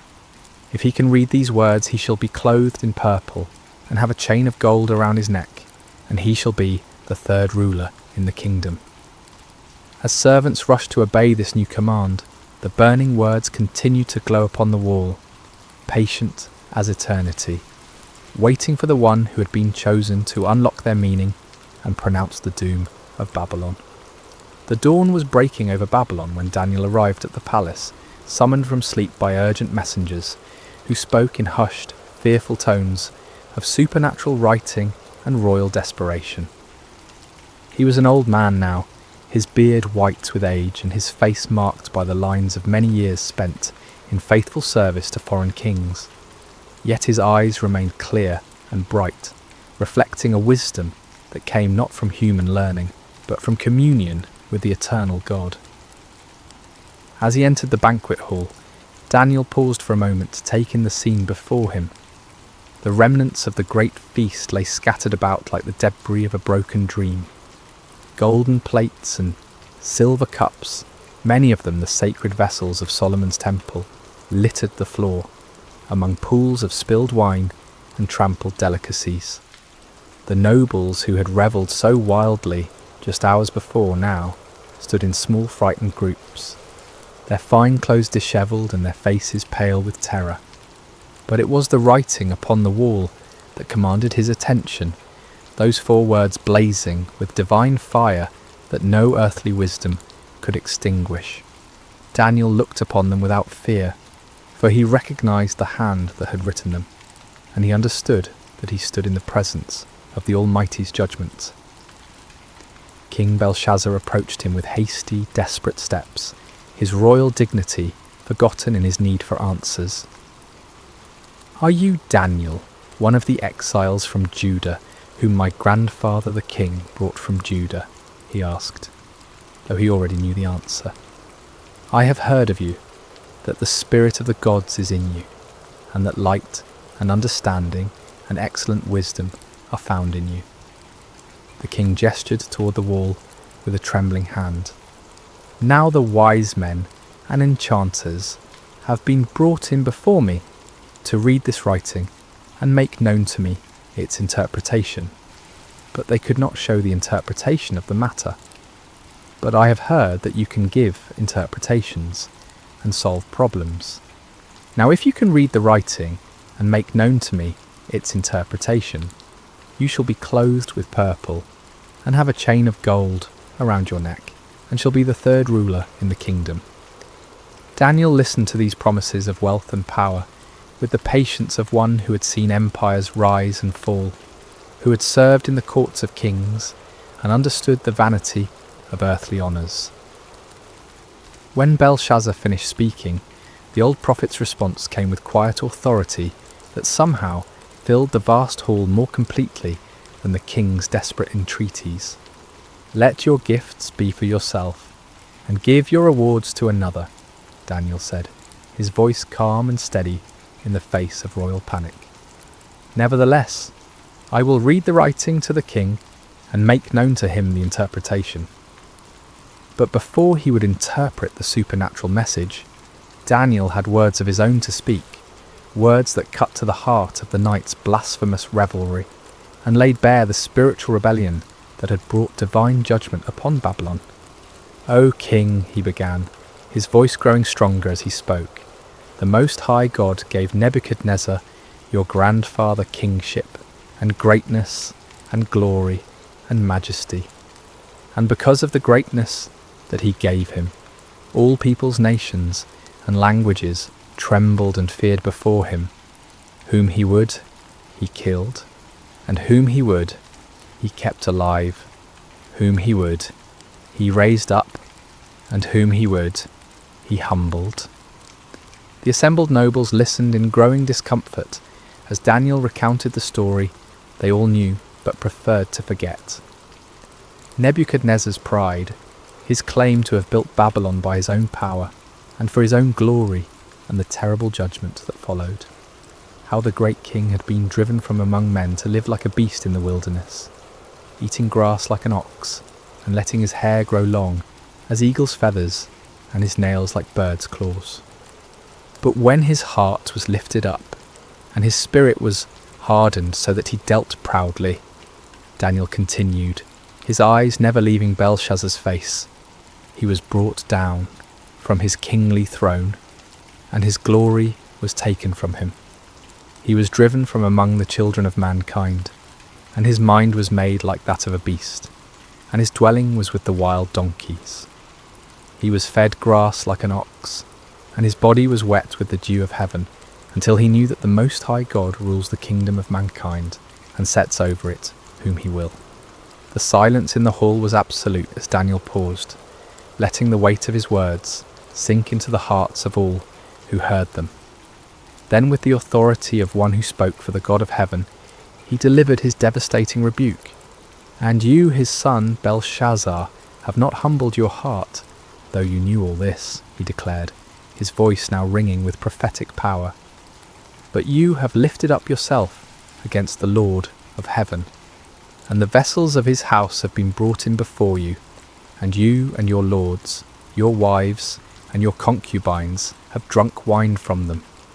And you have praised the gods of silver and gold, of bronze, iron, wood and stone, which do not see or hear or know, but the God in whose hand is your breath, and whose are all your ways you have not honoured." Each word fell upon the assembled company like blows from a hammer, shattering their illusions of security and exposing the full extent of their rebellion against the Most High. Belshazzar himself seemed to shrink before Daniel's accusing words, his royal robes hanging loose about his diminished frame, his crown sitting askew upon a head bowed with shame and terror. The sacred vessels lay scattered around the hall like silent witnesses to the truth of Daniel's words. These cups and bowls, crafted for the worship of the one true God, had been defiled by lips that praised idols of metal and stone. The wine that had flowed so freely in blasphemous toasts now seemed to accuse those who had drunk it, its red stains upon the marble floor like drops of blood that cried out for justice. Then from his presence the hand was sent, Daniel concluded, pointing toward the burning words upon the wall, and this writing was inscribed. The hall remained wrapped in profound silence as all waited to hear the interpretation that would seal Babylon's fate. The wise men who had laboured through the night stood humbled before this Hebrew exile who had succeeded where they had failed. The nobles who had revelled in their blasphemy now cowered before the prospect of divine judgment. And King Belshazzar, who had thought himself secure in his power, waited to hear the doom that had been written by the finger of God upon his palace wall. Daniel turned from the cowering king to face the wall where the divine words blazed with undiminished fire. The characters seemed to pulse within a light, each one carrying the weight of heaven's judgment and the certainty of prophetic fulfillment. In the profound silence of the great hall, the aged prophet lifted his voice and began to speak the words that would seal the fate of the Babylonian Empire. "And this is the writing that was inscribed," Daniel announced, his voice carrying to every corner of the vast space. "Many, many tekel and parsin."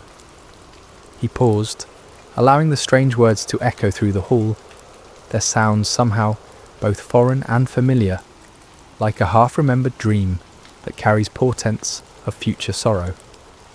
The assembled nobles leaned forward despite their fear, desperate to understand the message that had struck such terror into their hearts. "This is the interpretation of the matter," Daniel continued, his aged voice gaining strength as he spoke for the God of heaven. "Mene, God has numbered the days of your kingdom and brought it to an end." The first word fell upon the assembly like a death sentence. Here was the divine accountant taking inventory of Belshazzar's reign, counting each day of blasphemy and rebellion, each moment of pride and defiance against the Most High.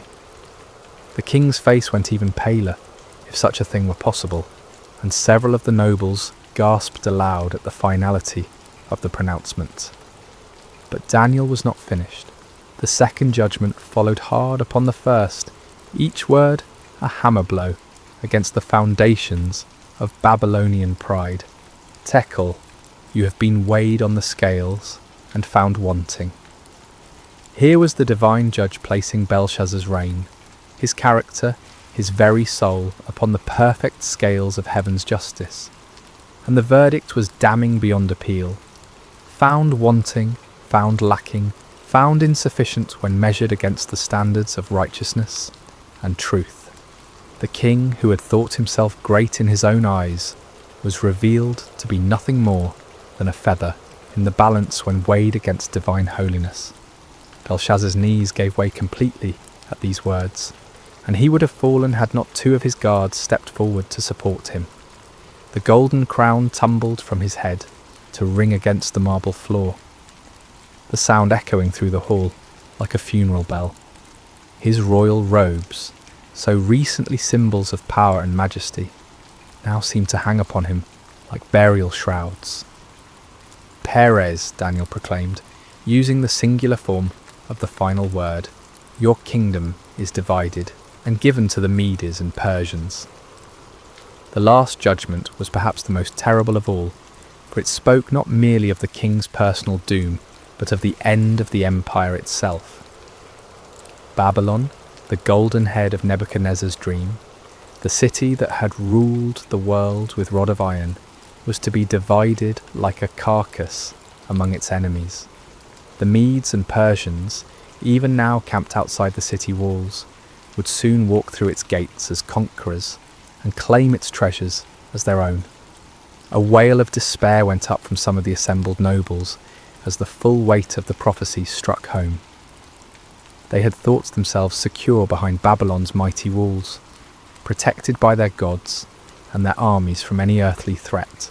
But now they understood that their true enemy was not the Persian host outside their gates, but the God of heaven himself, against whom no wall could stand and no army could prevail.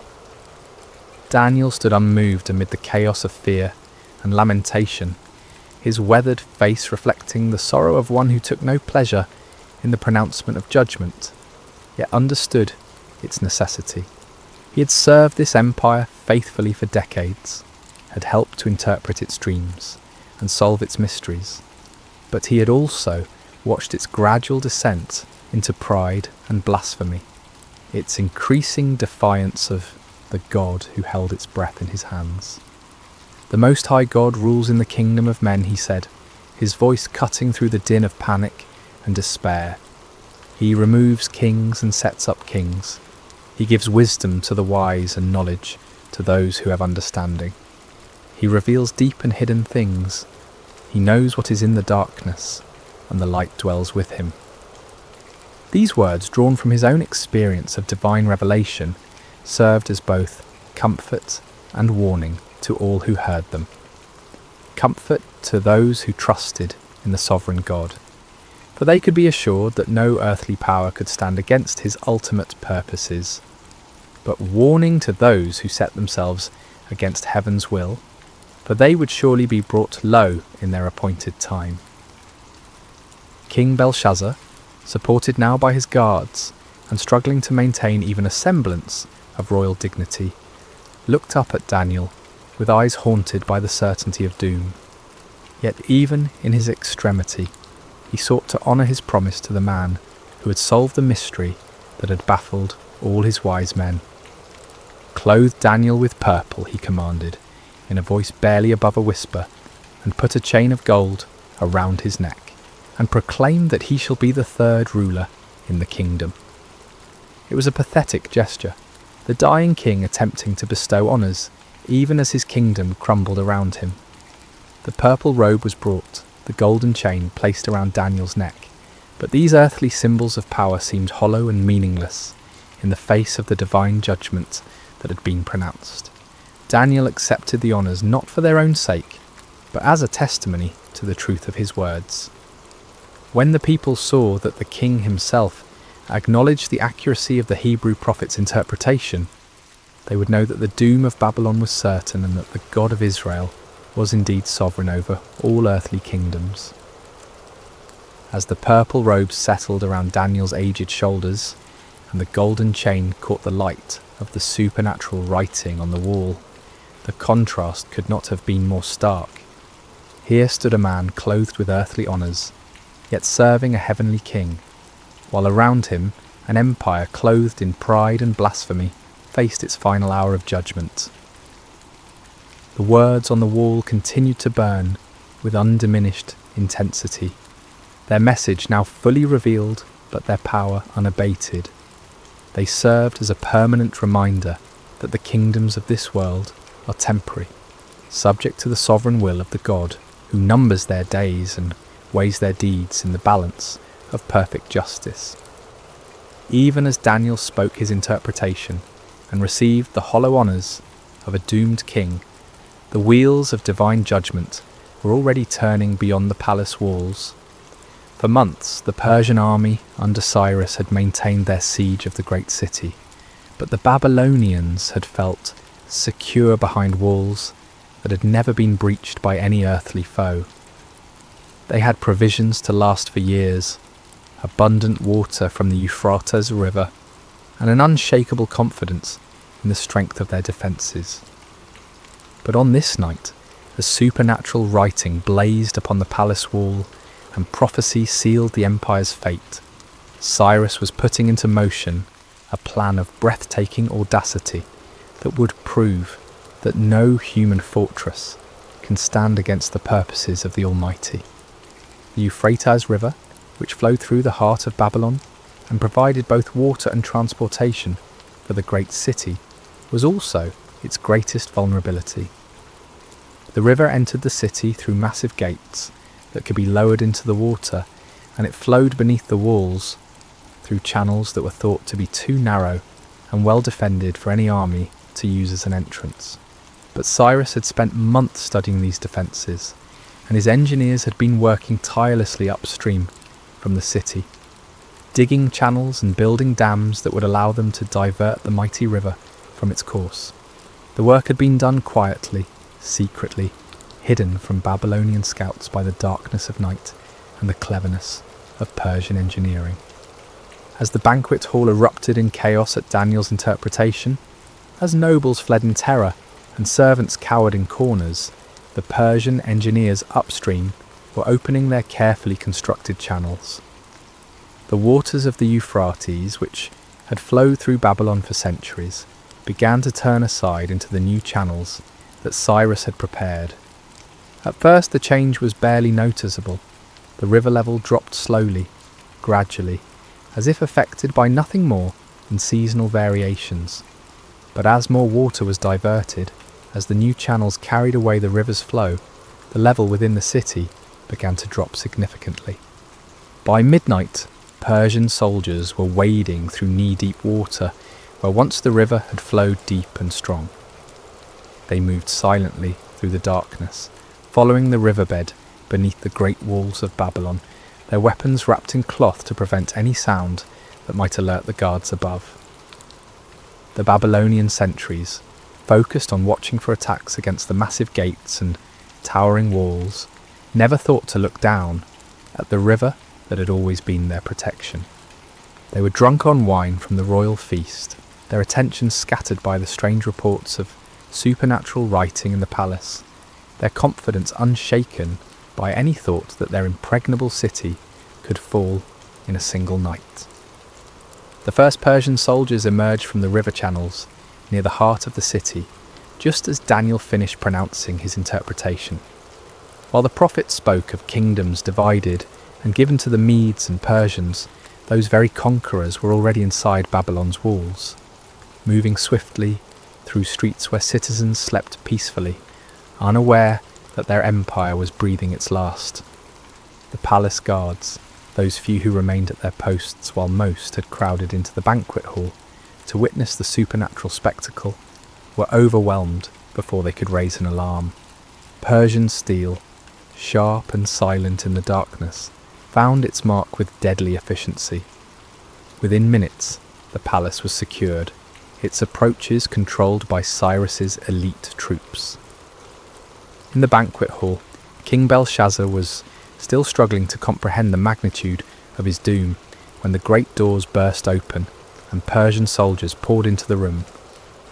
The nobles, already terrified by the supernatural writing and Daniel's interpretation, now faced the earthly fulfillment of heaven's judgment. Some tried to flee, but found every exit blocked by armed men. Others fell to their knees, begging for mercy that would not come. The sacred vessels of Solomon's temple, scattered across the floor where they had been dropped in blasphemous revelry, now reflected the gleam of Persian bronze and steel in their golden surfaces. Belshazzar himself stood frozen for a moment, the weight of prophecy and the reality of conquest crashing together in his mind like colliding worlds. The writing on the wall blazed with undiminished fire, its message now fulfilled before his very eyes. The Medes and Persians had indeed inherited his kingdom, just as the divine hand had written and Daniel had interpreted. The end came swiftly. Persian soldiers, their orders clear and their duty unwavering, moved through the hall with grim efficiency.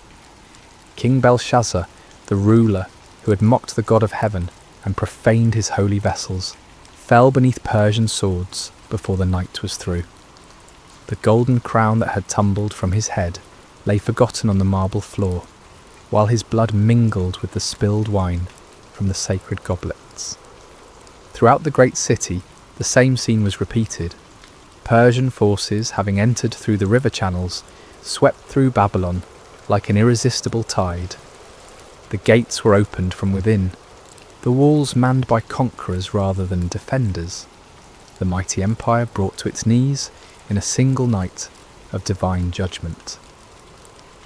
By dawn, Cyrus's standards flew from the towers of Babylon, and Darius the Mede had been installed as the new ruler of the greatest city in the world. The empire that had seemed eternal, the walls that had appeared impregnable, the power that had dominated the known world for generations, all had fallen before the sovereign will of the God who rules in the kingdoms of men. As the sun rose over conquered Babylon, painting the great city in shades of gold and crimson that seemed somehow fitting for its fall, Daniel stood again before the wall where the supernatural writing continued to glow with divine fire. The banquet hall was empty now, save for the debris of the feast and the silent testimony of judgment fulfilled.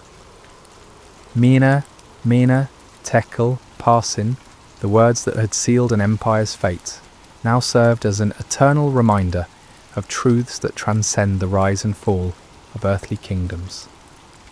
God had indeed numbered the days of Belshazzar's reign and brought it to an end. The king had been weighed in heaven's perfect scales and found wanting. The kingdom had been divided and given to the Medes and Persians, just as the supernatural hand had written and the faithful prophet had interpreted. The sacred vessels of Solomon's temple, once profaned by blasphemous lips, would soon be restored to their proper place of honour.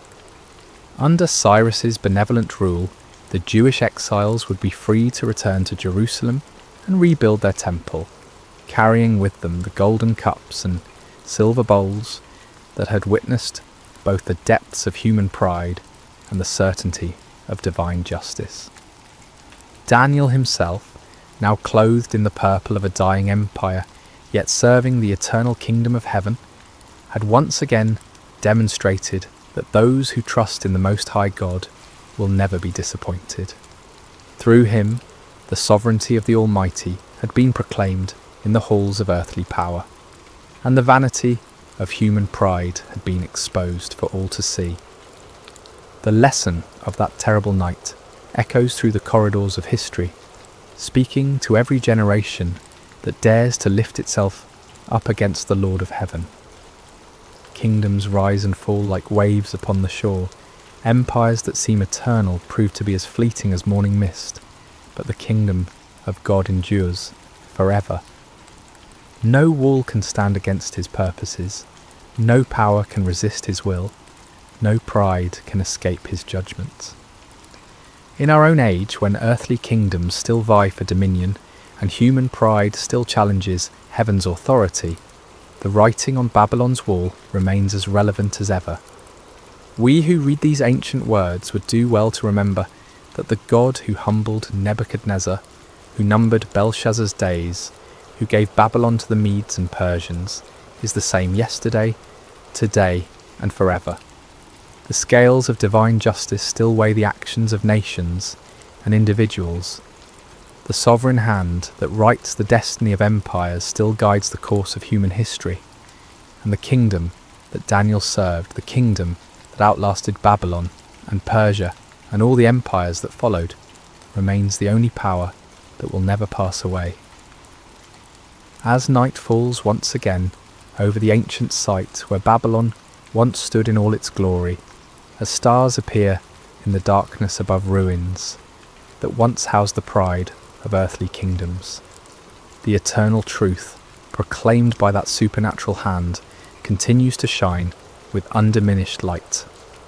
The Most High God rules in the kingdom of men, and blessed are those who humble themselves before his throne. May we who hear this ancient story find in it not merely a tale of judgment long past, but a present reminder of the God who sees all, knows all, and judges all with perfect righteousness.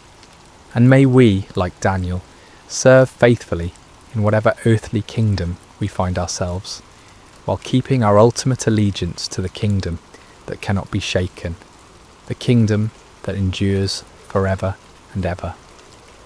The writing is on the wall, dear friends. The question that remains is whether we will read it in time to humble ourselves before the King of Kings, or whether we will follow Belshazzar's path to destruction. The choice, as always, is ours to make, is ours to... Hello there, dear friend. Before we begin this peaceful journey together, I want to know a little about you. How has your day been? Whether it's been filled with joy or challenges, busy moments or quiet pauses, you're exactly where you need to be right now. What time is it where you are in the world? Are you settling in for the night, taking a midday rest, or perhaps greeting the early morning hours?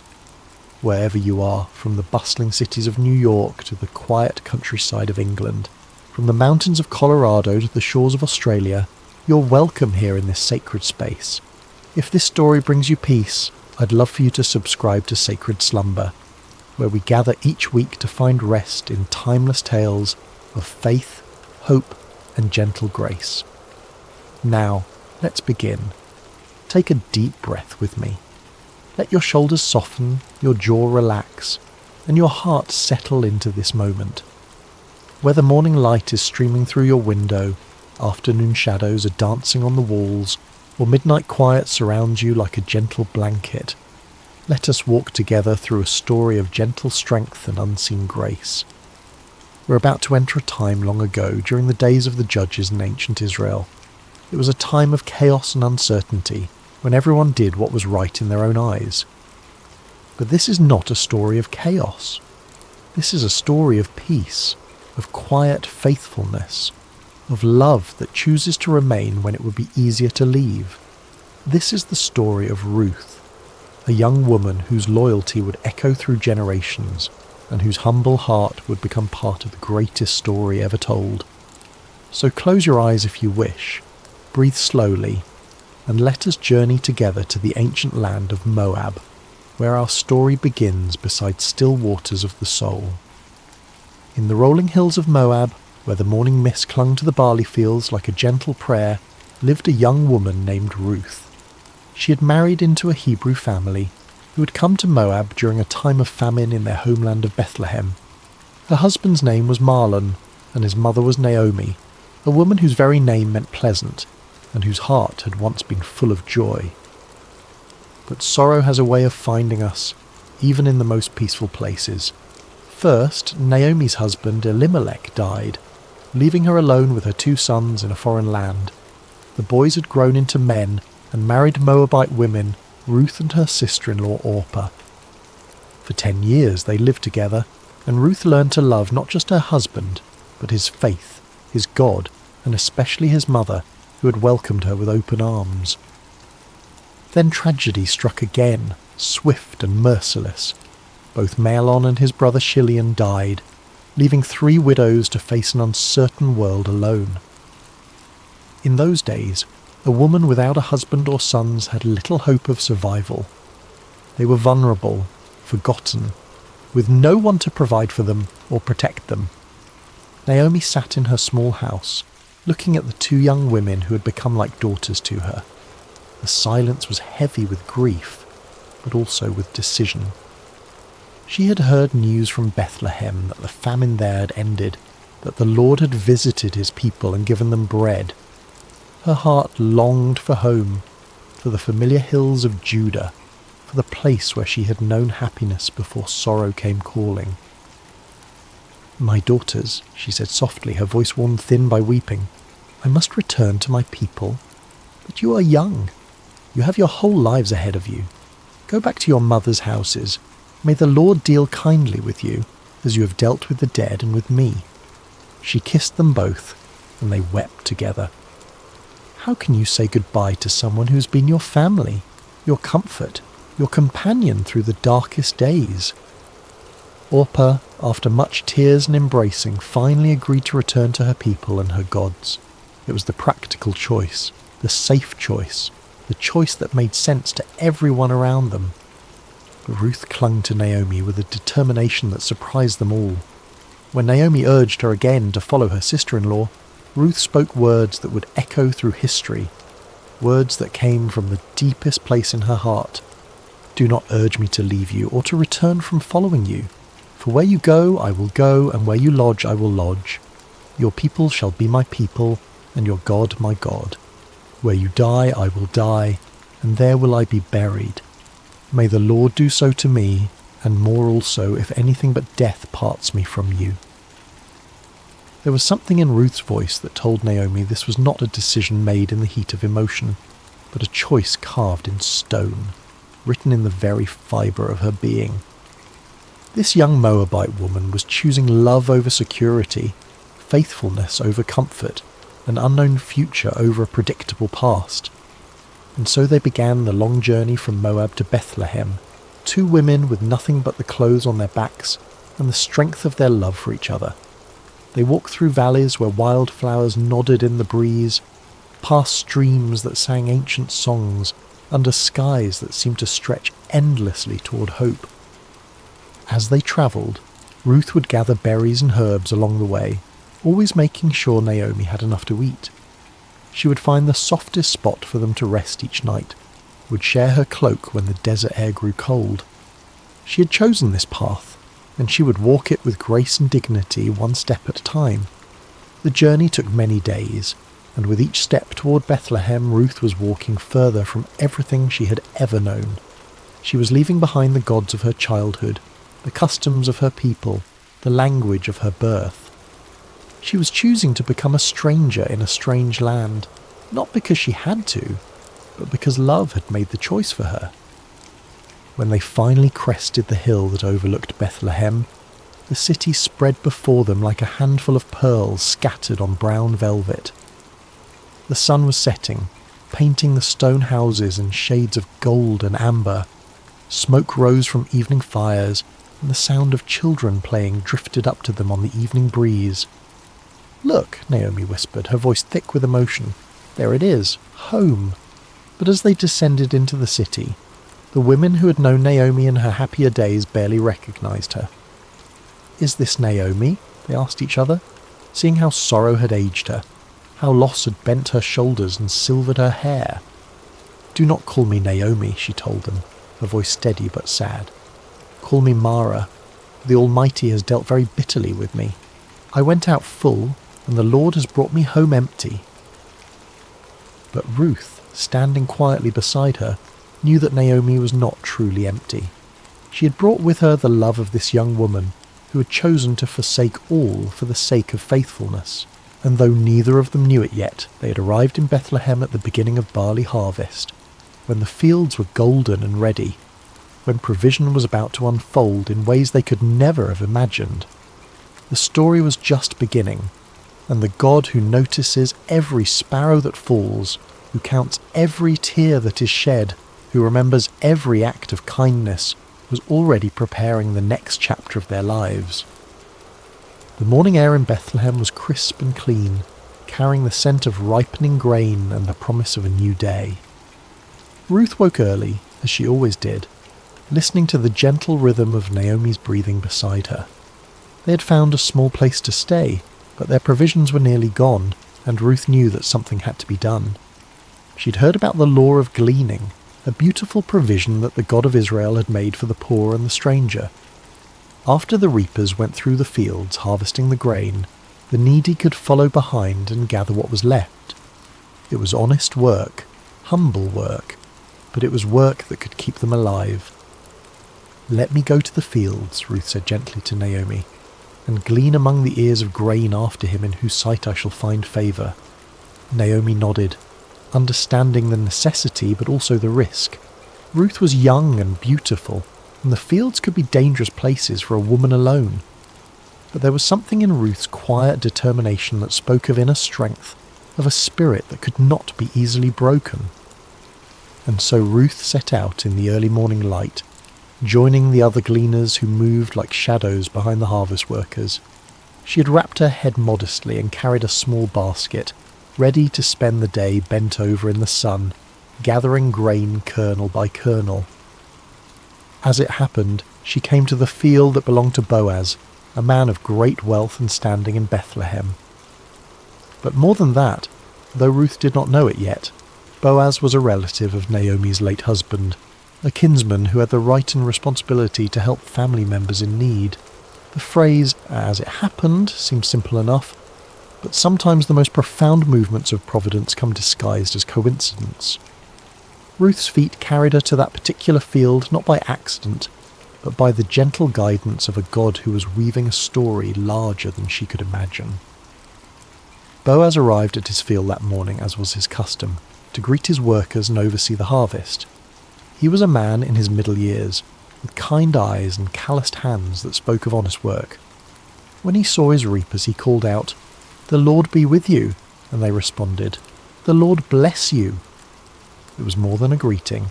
It was a glimpse into the heart of a man who knew that all good things come from above. But his attention was caught by a young woman he had never seen before, working quietly at the edge of his field. She moved with grace and dignity, even in the humbling work of gleaning. There was something about her that drew his eye, not just her beauty, but the way she carried herself with quiet strength. "Whose young woman is this?" he asked his foreman. "She is the young Moabite woman who came back with Naomi from the country of Moab," the foreman replied. "She asked permission to glean and gather among the sheaves after the reapers. and she has been working steadily from early morning until now with only a brief rest. Boaz watched her for a moment longer, seeing how she worked without complaining, how she was careful not to take more than was rightfully hers, how she paused to help an elderly gleaner who had dropped her grain. His heart was moved by her diligence and her kindness. He approached her quietly, not wanting to startle her. "Listen, my daughter," he said gently. "Do not go to glean in another field, and do not leave this one. Stay close to my young women. Keep your eyes on the field that they are reaping, and go after them. I have charged the young men not to touch you, and when you are thirsty, go to the vessels and drink what the young men have drawn." Ruth was so surprised by his kindness that she fell on her face and bowed to the ground. "Why have I found favour in your sight," she asked, "that you should take notice of me, since I am a foreigner?" But Boaz had already heard the story of her loyalty to Naomi, how she had left her own people to care for her mother-in-law. "All that you have done for your mother-in-law since the death of your husband has been fully told to me," he said, his voice warm with admiration.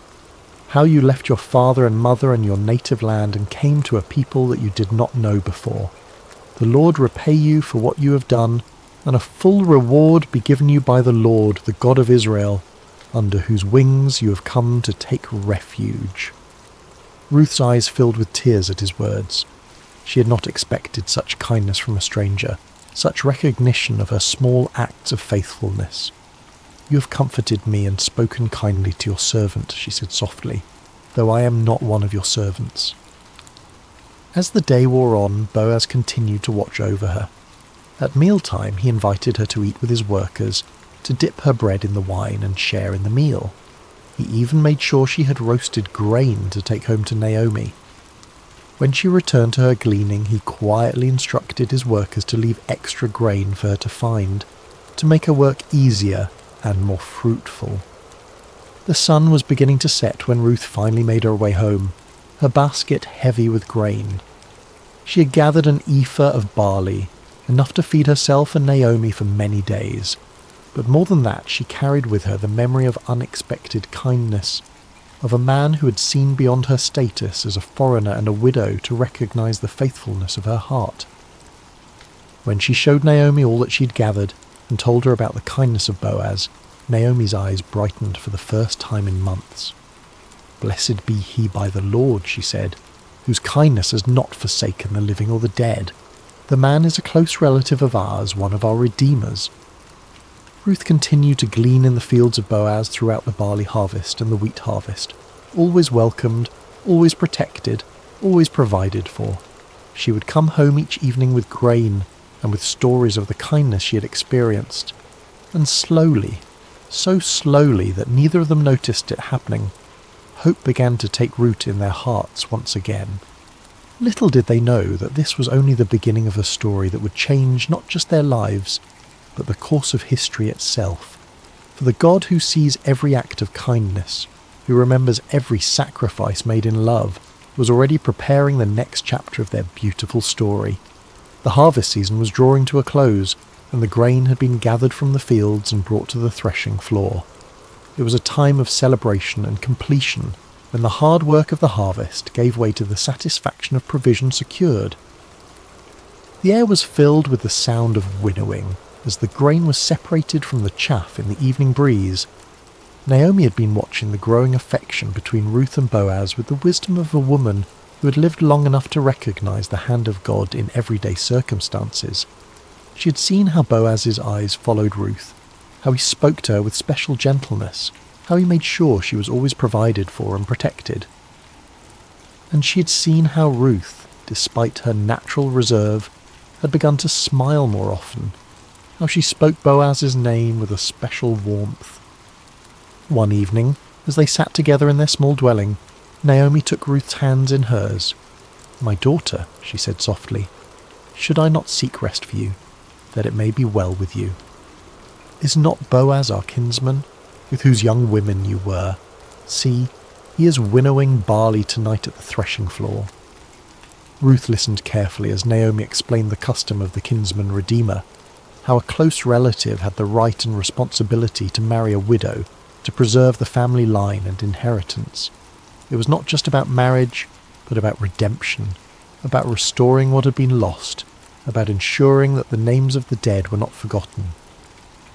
"Wash therefore and anoint yourself," Naomi continued, "and put on your cloak and go down to the threshing floor. But do not make yourself known to the man until he has finished eating and drinking. But when he lies down, observe the place where he lies. Then go and uncover his feet and lie down, and he will tell you what to do." It was a bold plan, one that required great courage and faith. Ruth would be placing herself in a vulnerable position, trusting in the character of a man she had come to respect and admire.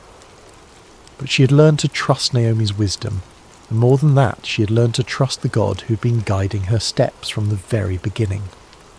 "All that you say I will do," Ruth replied simply. As the sun set and the first stars appeared in the clear night sky, Ruth prepared herself carefully. She bathed and anointed herself with fragrant oil, then put on her best garment. But this was not about seduction or manipulation. This was about approaching a good man with dignity and respect, trusting in his honour and in the customs that governed their society. The threshing floor was a place of hard work and celebration, where the grain was separated from the chaff and the harvest was completed. By the time Ruth arrived, the work was done, and the men had eaten and drunk and told stories under the stars. The atmosphere was one of contentment and satisfaction, of work well done and provision secured. Ruth waited in the shadows, watching as Boaz finished his meal and settled down to sleep beside the heap of grain. It was his responsibility to guard the grain through the night, to ensure that nothing was stolen or damaged. The night was warm and peaceful, filled with the sounds of crickets and the gentle rustle of the evening breeze. When all was quiet and Boaz was sleeping peacefully, Ruth approached with silent steps. Her heart was beating fast, but her movements were sure and deliberate. She gently uncovered his feet and lay down, then waited in the darkness for him to wake. It was midnight when Boaz stirred, suddenly aware of someone at his feet. He was startled but not afraid, turning carefully to see who was there. In the dim starlight he could make out the form of a woman, and he recognized her immediately. "Who are you?" he asked softly. "I am Ruth, your servant," she replied, her voice steady despite her racing heart. "Spread your wing over your servant, for you are a redeemer." It was a beautiful way of asking for his protection and provision, using the imagery of a bird sheltering her young under her wing. She was asking him to fulfill the role of kinsman redeemer, to marry her and restore the inheritance of her late husband.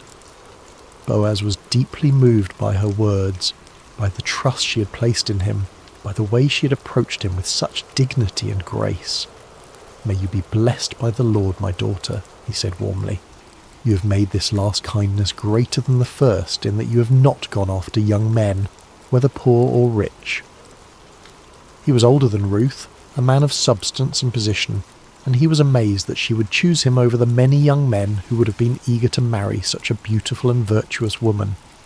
Her choice spoke of wisdom and character, of a heart that valued kindness and faithfulness over youth and passion. "And now, my daughter, do not fear," he continued. "I will do for you all that you ask, for all my fellow townsmen know that you are a worthy woman. And now it is true that I am a redeemer, yet there is a redeemer nearer than I." There was another relative who had the first right of redemption, and Boaz was too honourable to proceed without giving that man the opportunity to fulfil his duty. "Remain tonight," he said gently, "and in the morning if he will redeem you, good, let him do it. But if he is not willing to redeem you, then, as the Lord lives, I will redeem you. Lie down until the morning." Ruth lay down again at his feet, comforted by his words and his promise. She had taken a great risk in coming to him, but she had found in Boaz a man of integrity and honour, someone who would do what was right even when it was difficult. When the morning came, before anyone else was stirring, Boaz quietly measured out 6 measures of barley and helped Ruth arrange it in her cloak. "Do not go back to your mother-in-law empty-handed," he said with a smile. Then he sent her on her way before anyone could see her and misunderstand her presence there. Ruth returned home with her heart full of hope and her arms full of grain. When Naomi saw her coming, she knew immediately that something significant had happened. "How did you fare, my daughter?" she asked eagerly. Ruth told her everything that had happened, every word that had been spoken, every kindness that had been shown. When she finished, Naomi smiled with satisfaction. "Wait, my daughter," she said, "until you learn how the matter turns out, for the man will not rest but will settle the matter today." And so they waited, two women who had learned that sometimes the greatest acts of faith happen in the quiet moments, when we trust in the goodness of others and in the providence of God. The next chapter of their story was about to unfold, and with it the fulfillment of promises they had hardly dared to hope for. The morning sun was just beginning to warm the stones of Bethlehem when Boaz made his way to the city gate. This was where the elders gathered, where business was conducted, where legal matters were settled according to the ancient customs of Israel.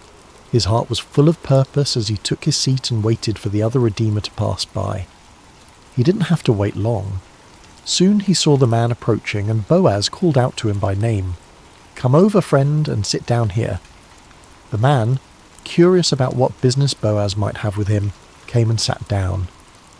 Then Boaz gathered 10 of the city elders to serve as witnesses, for what he was about to do would affect not just 2 people, but entire family lines and inheritances. "Naomi, who has come back from the country of Moab," Boaz began, his voice carrying clearly in the morning air, "is selling the parcel of land that belonged to our relative Elimelech. So I thought I would tell you of it and say, buy it in the presence of those sitting here and in the presence of the elders of my people. If you will redeem it, but if you will not, tell me, that I may know, for there is no one besides you to redeem it, and I come after you." The other man considered this carefully. A piece of land was valuable, an investment that could bring profit and increase his holdings. "I will redeem it," he said confidently. But Boaz was not finished. "The day you buy the field from the hand of Naomi, you also acquire Ruth the Moabite, the widow of the dead, in order to perpetuate the name of the dead in his inheritance." Suddenly the proposition became more complicated. To marry Ruth would mean that any children born to them would be considered the heirs of her first husband, not his own. The land would eventually pass to them, not to his existing family line. What had seemed like a good business deal now became a sacrifice that would cost him more than he was willing to pay. "I cannot redeem it for myself," he said, backing away from the commitment, "lest I impair my own inheritance. You take my right of redemption, for I cannot redeem it." It was exactly what Boaz had hoped to hear. According to the custom of the time, the man removed his sandal and gave it to Boaz as a sign that he was transferring his right of redemption. The sandal was a symbol of walking in someone else's place, of taking on their responsibilities and privileges. Boaz accepted the sandal and turned to address the elders and all the people who had gathered to witness this transaction. "You are witnesses this day that I have bought from the hand of Naomi all that belonged to Elimelech and all that belonged to Chilion and to Mahlon. Also Ruth the Moabite, the widow of Mahlon, I have acquired to be my wife, to perpetuate the name of the dead in his inheritance, that the name of the dead may not be cut off from among his brothers and from the gate of his native place. You are witnesses this day." The crowd erupted in celebration and blessing. "We are witnesses," they called out joyfully. "May the Lord make the woman who is coming into your house like Rachel and Leah, who together built up the house of Israel. May you act worthily in Ephrathah and be renowned in Bethlehem, and may your house be like the house of Perez, whom Tamar bore to Judah, because of the offspring that the Lord will give you by this young woman."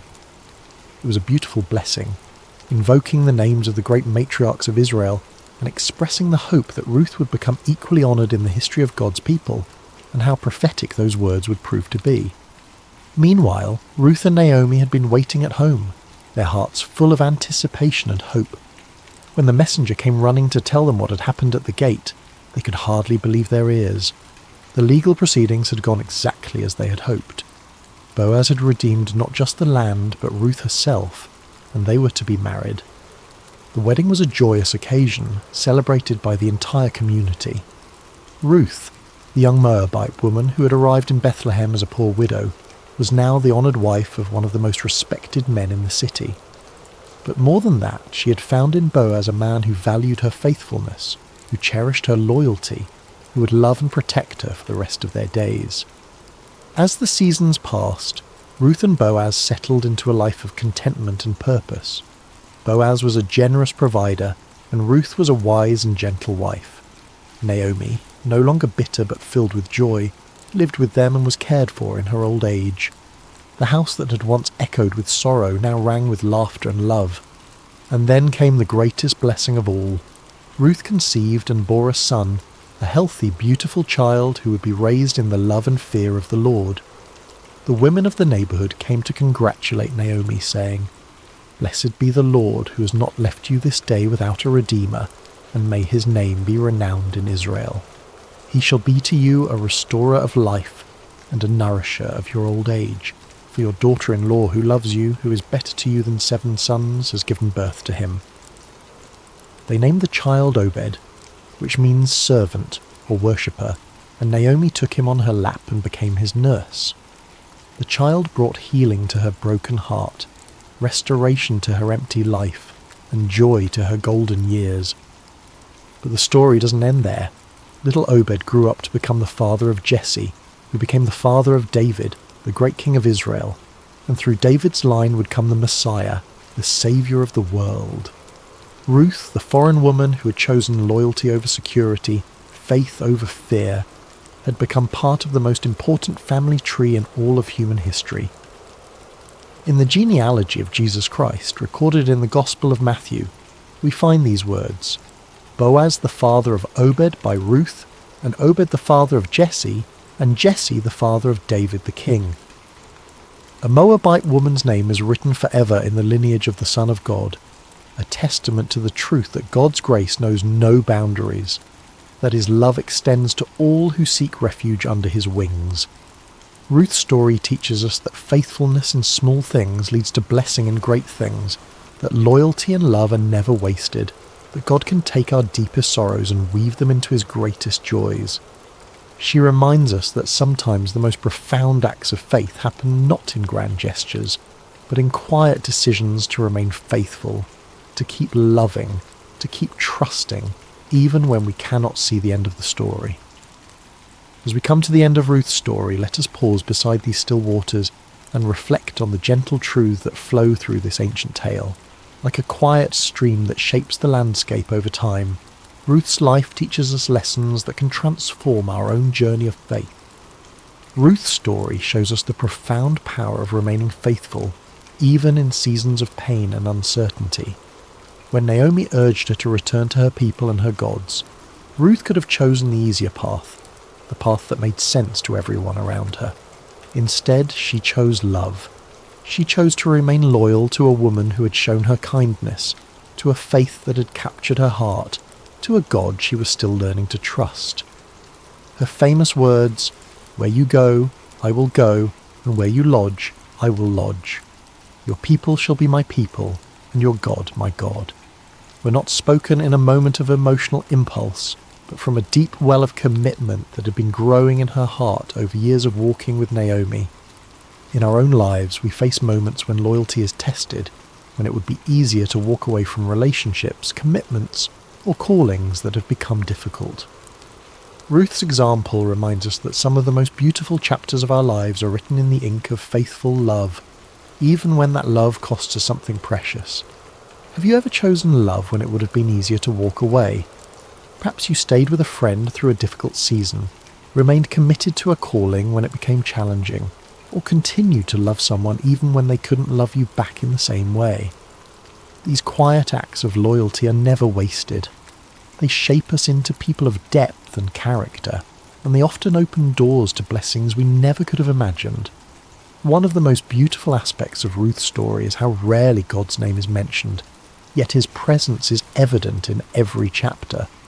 The phrase, "as it happened," appears when Ruth comes to Boaz's field, but we understand that this was no accident. It was divine providence working through ordinary circumstances to bring about extraordinary results. God's guidance in Ruth's life came not through burning bushes or angelic visitations, but through the kindness of a stranger, the wisdom of a mother-in-law, and the legal proceedings at a city gate. He worked through the natural rhythms of harvest and gleaning, through cultural customs and family relationships, through the everyday decisions of people who are simply trying to do what was right. This reminds us that God's hand is often most visible in hindsight, in the moments when we look back and see how perfectly things came together, how doors opened at just the right time, how people entered our lives precisely when we needed them most. The God who numbers our days and knows our needs is constantly at work in the ordinary moments of our lives, weaving together circumstances and relationships for our good and His glory. Can you see moments in your own life where something just happened at the perfect time? Perhaps you met a lifelong friend in an unexpected place, discovered an opportunity through a chance conversation, or found help arriving just when you needed it most. These are not coincidences, but glimpses of a loving God who is intimately involved in the details of our lives. Ruth's story is ultimately about transformation, about how God can take our deepest losses and weave them into His greatest purposes. She began as a young widow in a foreign land, with no prospects and no security. She was an outsider, a foreigner, someone who by all human standards had little to offer the grand story of God's people. Yet her simple acts of faithfulness, her quiet loyalty, her willingness to work humbly in the fields, positioned her to become part of the royal lineage of David and ultimately of Jesus Christ. Her name is recorded forever in the genealogy of the Messiah, a testament to the truth that no one is too small, too foreign, or too broken to be used by God for His purposes. Ruth's transformation from widow to wife, from foreigner to family member, from poverty to provision, reminds us that our current circumstances do not define our future possibilities. The God who saw potential in a Moabite gleaner sees potential in each of us, regardless of our background, our mistakes, or our limitations. No matter where you come from, no matter what losses you have experienced, no matter how ordinary your life may seem, your story can become part of something bigger. Your faithfulness in small things, your acts of love and loyalty, your willingness to trust God even when you cannot see the whole picture. These are the threads that God uses to weave His magnificent tapestry of grace. Perhaps you are in a season of loss right now, wondering if your pain has any purpose, if your faithfulness matters, if your small acts of love make any difference. Ruth's story whispers hope into those questions. It reminds us that God wastes nothing, that He can bring beauty from ashes, that He specializes in writing stories of redemption and restoration.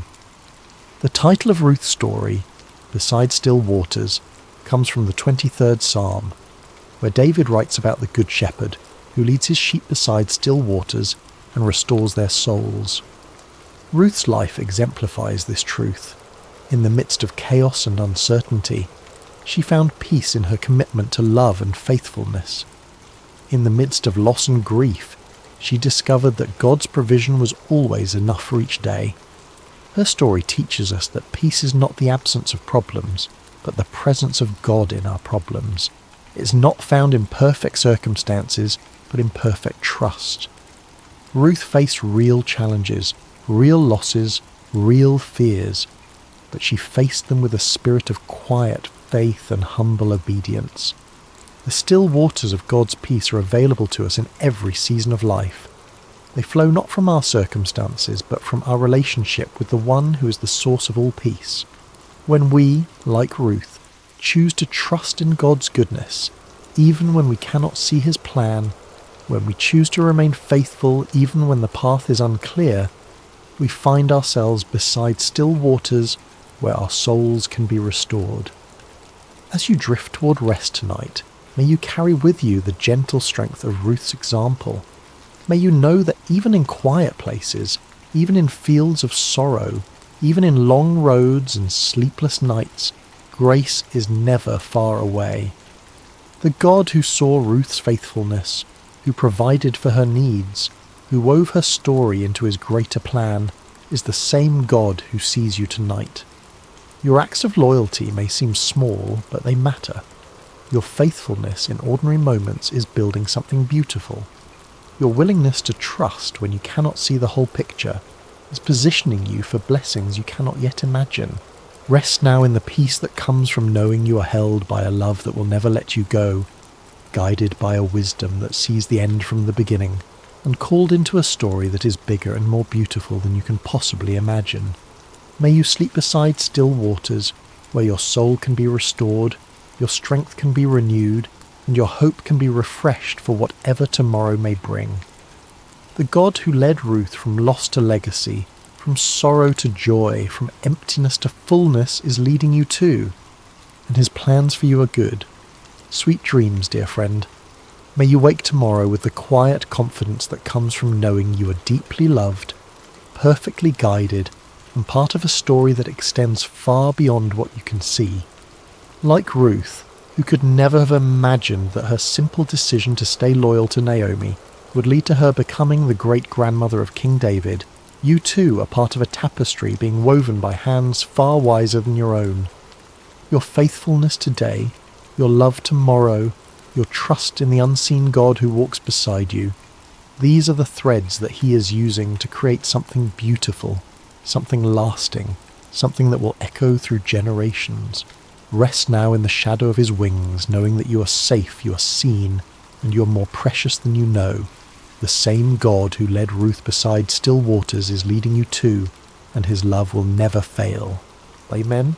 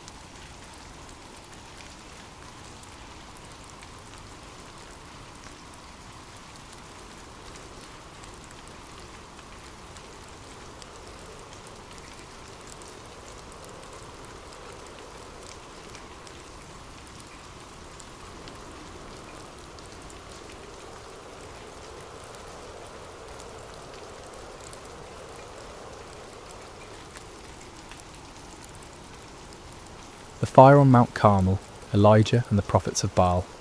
Hello everyone, and welcome to Sacred Slumber. Before we dive into today's powerful message, I want to connect with each of you personally. How has your day been treating you so far?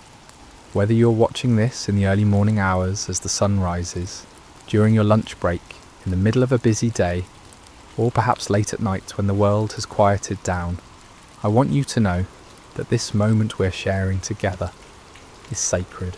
I'm curious about where you're joining us from today. Are you listening from bustling New York City, the peaceful countryside of Iowa, the sunny beaches of California, or maybe you're tuning in from across the globe, in London, Sydney, or somewhere in between? Wherever you are, whatever time it is in your corner of the world, you are exactly where God wants you to be right now. If this is your first time joining us, I want to extend a warm welcome to our Sacred Rest family. We're so grateful you're here.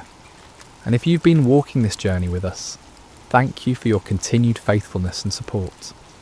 Before we begin today's incredible story, I encourage you to subscribe to Sacred Slumber if you haven't already.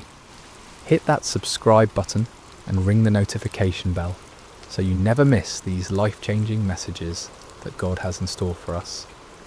Now let's prepare our hearts for what I believe will be one of the most dramatic, faith-building stories you'll hear. Today we're travelling back over 2,800 years to witness one of the most spectacular demonstrations of God's power ever recorded in human history.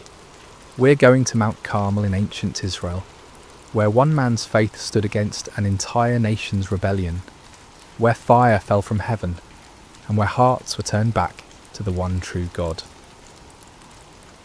The fire on Mount Carmel, Elijah and the prophets of Baal. Chapter 1. A nation in spiritual freefall. Picture, if you will, the ancient kingdom of Israel during one of its darkest hours. This wasn't just a time of political upheaval or economic hardship, though both of those existed.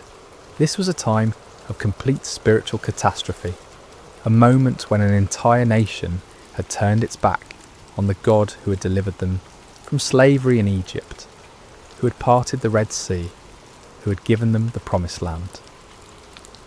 King Ahab sat on the throne of Israel, and beside him ruled Queen Jezebel, a woman whose very name has become synonymous with wickedness and manipulation. Jezebel wasn't just content to worship false gods herself. She was determined to drag the entire nation of Israel down with her into the depths of idolatry and spiritual darkness. Under their reign, temples to Baal began sprouting up across the landscape like poisonous mushrooms after a storm. Baal was the Canaanite storm god, supposedly the controller of rain and fertility, the giver of crops and abundance. The people were drawn to him because they believed he could provide what they desperately needed: prosperity, security, and success. Sound familiar? In our modern world, we may not bow down to statues of Baal, but how many of us have made idols out of our careers, our bank accounts, our social media followers, or our pursuit of comfort and pleasure? The heart of humanity hasn't changed much in nearly 3,000 years. But Jezebel wasn't satisfied with just building temples. She launched a systematic persecution campaign against the prophets of the Lord. These faithful men and women of God were hunted down like criminals. Some were executed, others were forced to hide in caves and secret places, living in constant fear for their lives. The word of God was being silenced, and darkness was spreading across the land like a plague. Can you imagine living in such a time, when speaking the truth about God could cost you your life, when the very foundations of faith that had sustained a nation for generations were being torn down brick by brick, when it seemed like evil had won and righteousness had fled? Yet in the midst of this spiritual holocaust, God had his man. His name was Elijah, and he was about to become the most famous prophet in Israel's history. Chapter 2. The Drought of Divine Judgment. Before we meet Elijah face to face, we need to understand the backdrop against which his ministry unfolded. For 3 long years, not a single drop of rain had fallen on the land of Israel. This wasn't just an inconvenient dry spell or a minor weather pattern. This was divine judgment, God's response to a nation that had forgotten him and chased after false gods. The drought was devastating in ways that are hard for us to fully comprehend in our modern world of grocery stores and water systems. Rivers that had flowed for centuries dried up to cracked mud. Wells that had sustained families for generations ran completely dry. Crops withered in the fields, livestock died, and famine stalked the land like a relentless predator. People were desperate. Children cried from hunger. Farmers watched helplessly as their fields turned to dust. Merchants had nothing to sell, and families had nothing to eat. The very fabric of society was unravelling under the weight of this supernatural judgment. And yet, in their desperation, most of the people didn't turn back to the Lord. Instead, they cried out even more desperately to Baal, pleading with the storm god to send rain. They increased their sacrifices, intensified their rituals, and multiplied their prayers to deaf idols. They were convinced that if they just tried harder, if they just offered more, if they just believed with greater fervour, Baal would answer and the rains would come. But the skies remained as bronze hard and unyielding. Day after day, week after week, month after month, year after year, the sun blazed down mercilessly from a cloudless sky. The drought continued, and Baal remained silent. This is the world into which God sent his prophet Elijah. Not a comfortable world of revival meetings and supportive congregations, but a hostile environment where speaking God's truth could mean death, where the majority had embraced lies and where the very elements seemed to declare that God's judgment was upon the land. Chapter 3. Enter Elijah, the man of fire. Elijah appears in the biblical narrative like a bolt of lightning splitting the darkness. We don't know much about his background or his early life. He's introduced simply as Elijah the Tishbite from Tishbe in Gilead. No impressive genealogy, no royal connections, no seminary degrees or credentials. Just a man from a small town that most people had probably never heard of.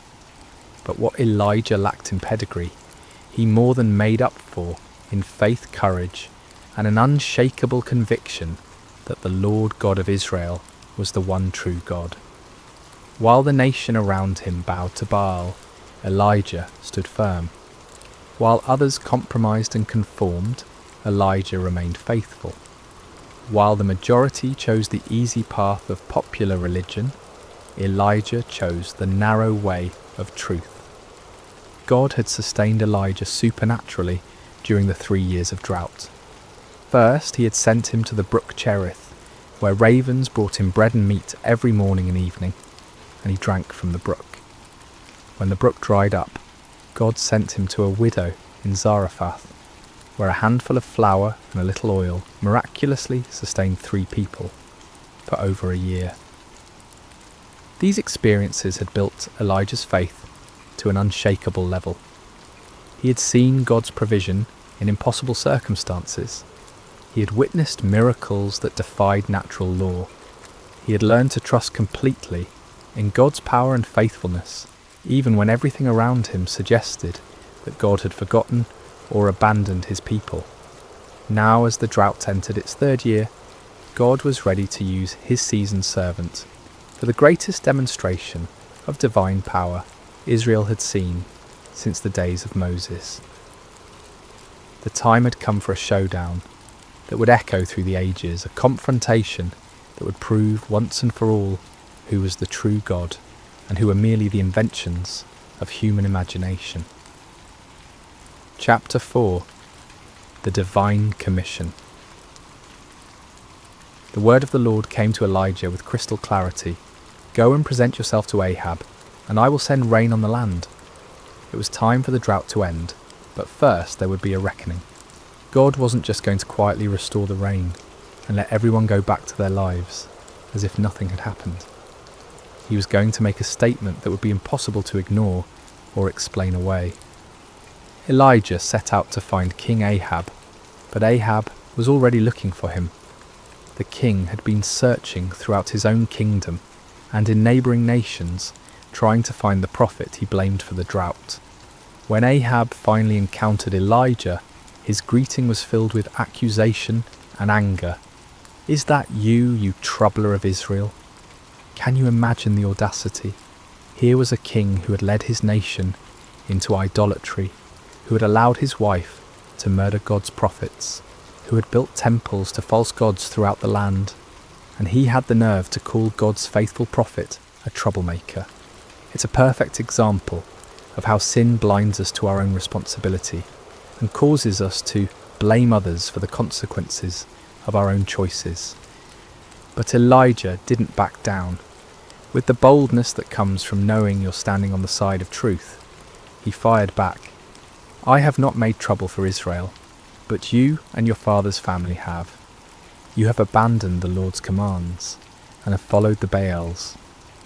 This wasn't just a theological debate or a polite disagreement about religious preferences.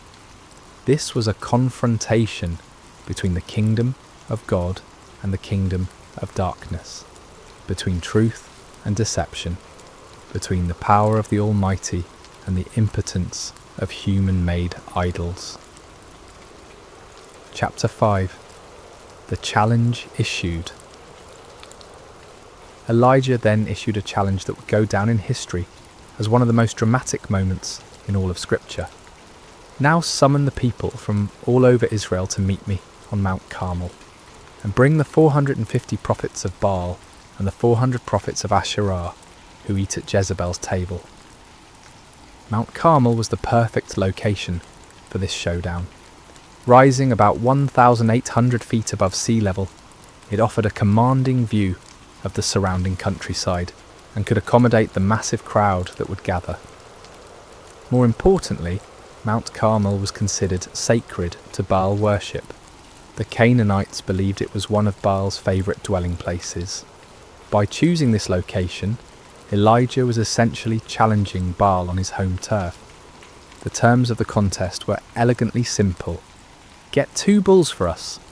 Let Baal's prophets choose one for themselves, and let them cut it into pieces and put it on the wood, but not set fire to it. I will prepare the other bull and put it on the wood, but not set fire to it. Then you call on the name of your God, and I will call on the name of the Lord. The God who answers by fire, he is God. It was brilliant in its simplicity. No complicated rituals, no ambiguous signs that could be interpreted different ways, no room for trickery or deception. Fire from heaven would be the ultimate proof. The God who could send fire to consume the sacrifice would be proven to be the true God. The people's response revealed both their spiritual confusion and their deep hunger for truth. What you say is good. They were tired of the uncertainty, tired of not knowing which God to trust, tired of the drought and the suffering. They wanted a clear answer, and Elijah's challenge offered exactly that. Chapter 6. The prophets of Baal take the stage. As dawn broke over Mount Carmel, an incredible scene began to unfold. Hundreds of prophets of Baal gathered around their altar, dressed in their ceremonial robes, carrying their ritual instruments, confident in their God's ability to answer their call. After all, they outnumbered Elijah 450 to 1. They had the backing of the royal court. They had been the religious establishment for years. Surely their God would not fail them now, especially not on his sacred mountain. They began their ritual early in the morning with great enthusiasm and confidence. "Baal, answer us," they cried, their voices echoing across the mountainside. They danced around their altar with wild abandon, their movements becoming more and more frenzied as they worked themselves into a religious fervour. This wasn't a quiet, dignified ceremony. This was raw, primal religion at its most intense. They leaped and shouted, they waved their arms and beat their chests. They called upon their God with every fibre of their being. The sound of their voices, the pounding of their feet, the clashing of their instruments created a cacophony that could be heard for miles around. But as the morning wore on and became noon, something became increasingly obvious. Nobody was answering. The sky remained clear and cloudless. No fire fell from heaven. No voice spoke from the heavens. The altar remained cold and lifeless, despite all their passionate pleading. You have to understand, these weren't insincere men going through empty motions. These prophets genuinely believed in Baal. They had devoted their lives to serving him. They had staked their reputations, their careers, and their very identities on the belief that he was real and powerful. The failure of their God to respond wasn't just embarrassing, it was devastating to everything they had built their lives upon. Chapter 7. Elijah's divine sarcasm. As the noon sun blazed overhead and the prophets of Baal continued their increasingly desperate rituals, Elijah decided it was time for some divine commentary. With a wit that was both cutting and brilliant, he began to mock their futile efforts. "Shout louder! Surely he is a god. Perhaps he is deep in thought, or busy, or travelling. Maybe he is sleeping and must be awakened." Can you imagine the scene? Here's Elijah, one man against 450, calmly watching their frantic efforts and offering helpful suggestions for why their God might not be responding. The sarcasm was devastating because it highlighted the absurdity of their situation. If Baal was truly the almighty storm god they claimed he was, why would he need to be awakened? Why would he be too busy or distracted to answer his devoted followers in their hour of greatest need? But Elijah's mockery served a deeper purpose than just humiliating the false prophets. He was exposing the fundamental weakness of all false gods. They are not truly there. They cannot hear because they have no ears. They cannot speak because they have no voice. They cannot act because they have no power. They are creations of human imagination, given form by human hands, but possessing no divine substance. The prophets of Baal, stung by Elijah's taunts and desperate to prove their God's reality, intensified their efforts to an almost unbelievable degree. They began to cut themselves with swords and spears, following their religious traditions until their blood flowed freely. This wasn't just symbolic, this was literal self-mutilation in the name of religious devotion.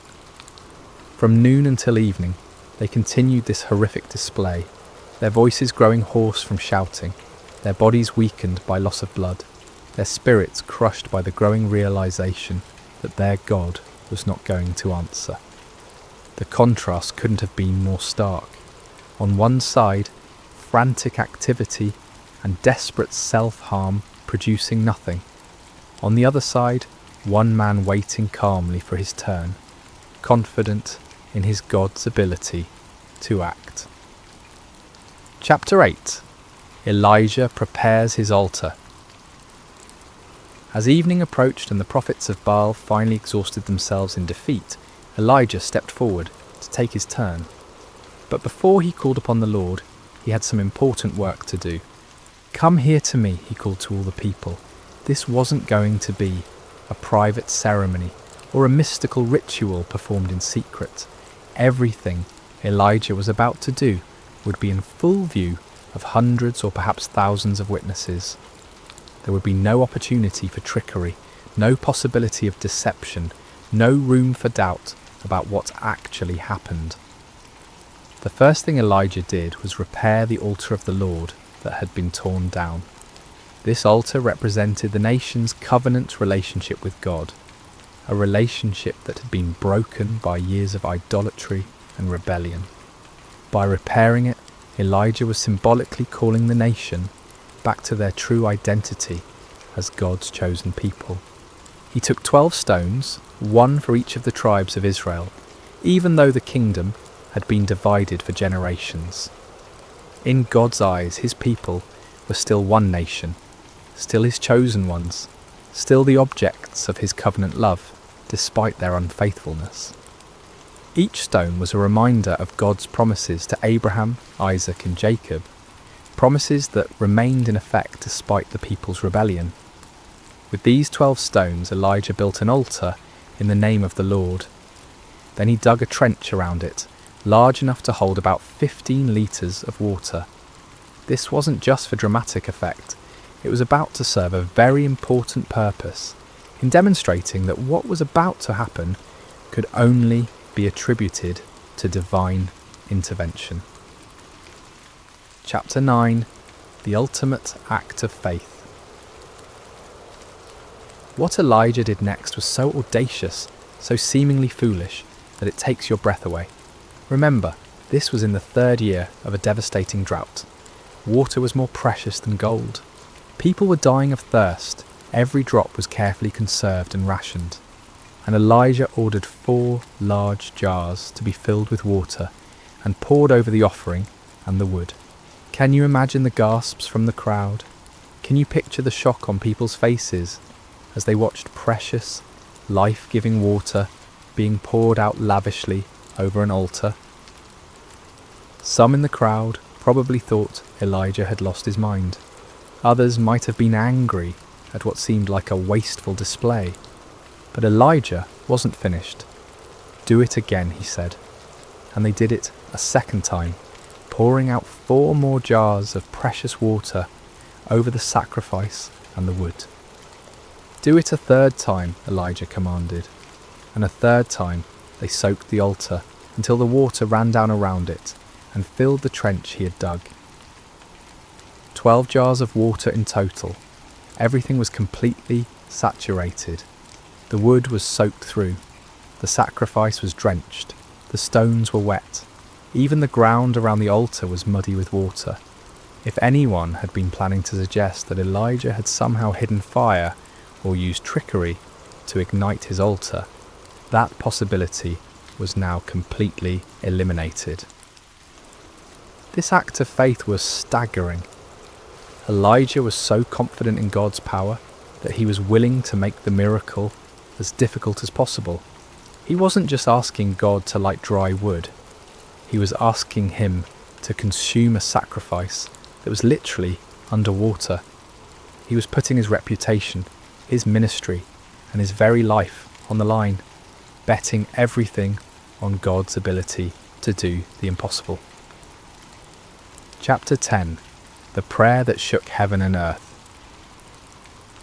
As evening approached and the time for the evening sacrifice arrived, Elijah stepped up to the altar he had prepared. The moment had come. Everything led to this point. The drought, the confrontation with Ahab, the challenge to the prophets of Baal, the repair of the altar, the soaking with water, all of it was preparation for this moment when one man would call upon the name of the Lord. But notice what Elijah didn't do. He didn't scream and shout like the prophets of Baal. He didn't dance wildly, or cut himself, or work himself into a frenzy. He didn't perform elaborate rituals, or recite complicated incantations.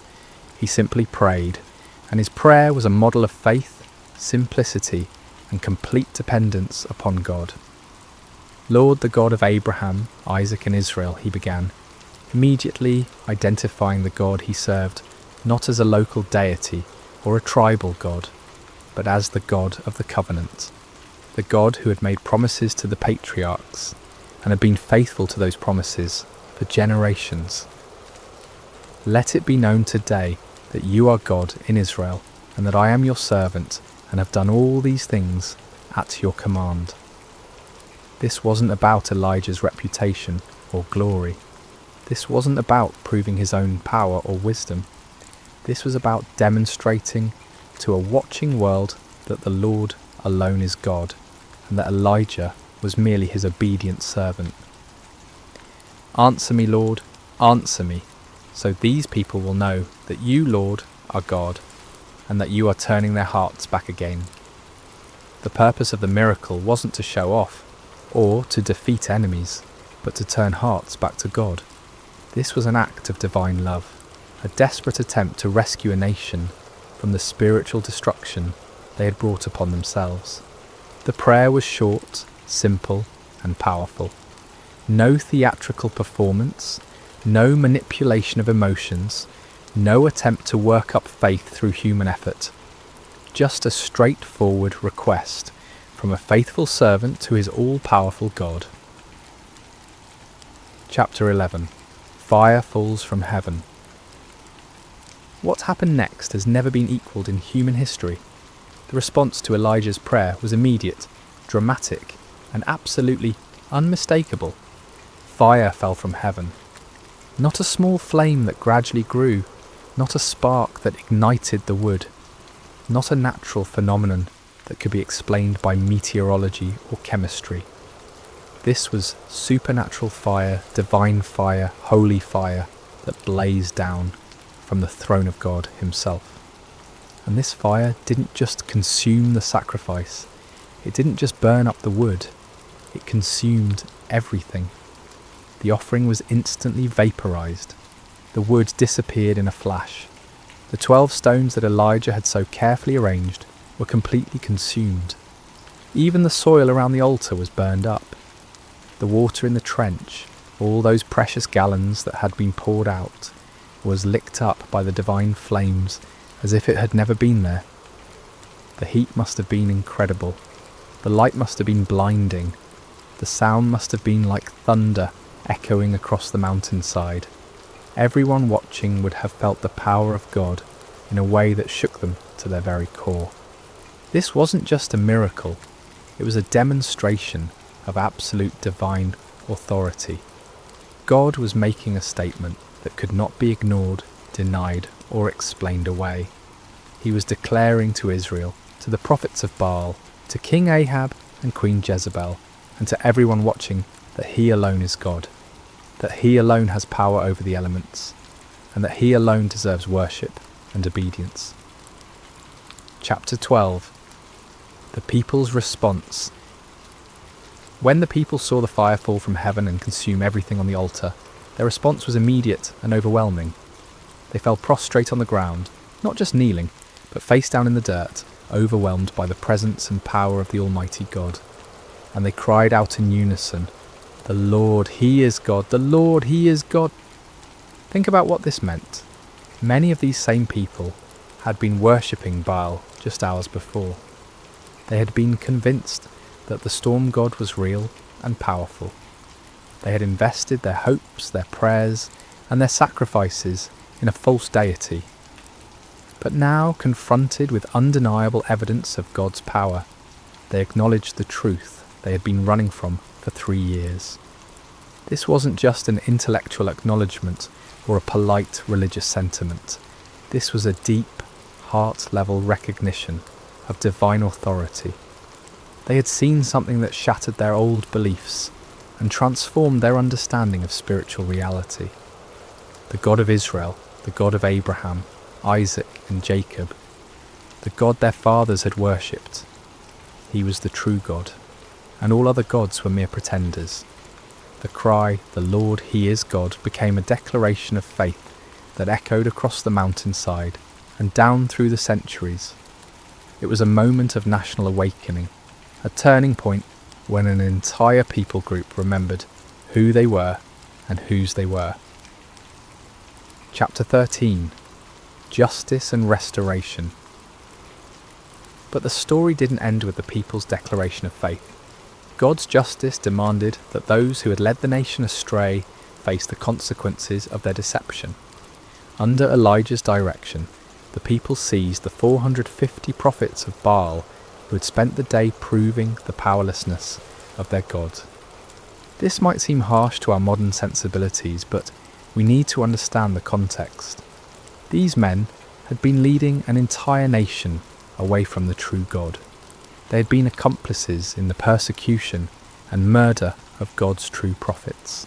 They had been teaching lies in the name of religion, deceiving people who were desperately seeking spiritual truth. Their deception had contributed to the spiritual darkness that had brought God's judgment upon the land. Justice was swift and final. All 450 prophets of Baal were executed, removing the source of false teaching that had poisoned the nation's spiritual life. With the false prophets dealt with and the people's hearts turned back to God, it was time for the next phase of God's plan, the restoration of His blessing upon the land. Chapter 14. The sound of abundant rain. Elijah said to Ahab, "Go, eat and drink, for there is the sound of a heavy rain." This statement is remarkable for several reasons. First, there wasn't a cloud in the sky. The weather conditions were identical to what they had been for 3 years. Hot, dry, and utterly cloudless. But Elijah had the faith to hear the sound of rain that existed only in the promise of God. This is the kind of faith that sees the invisible and hears the inaudible. Elijah wasn't looking at circumstances, or relying on weather forecasts. He was trusting in the word of God, who had promised to send rain upon the land. While Ahab went to eat and drink, Elijah climbed to the top of Mount Carmel and threw himself down on the ground in prayer. This wasn't a casual request or a polite religious ritual. This was intense, fervent prayer from a man who understood that he was participating in God's plan to restore his people. 7 times Elijah sent his servant to look toward the sea for signs of rain. 6 times the servant returned with the same report. There is nothing there. But Elijah didn't give up. He didn't doubt God's promise or question his own faith. He kept praying, kept believing, kept expecting God to fulfill his word. On the 7th time, the servant returned with different news.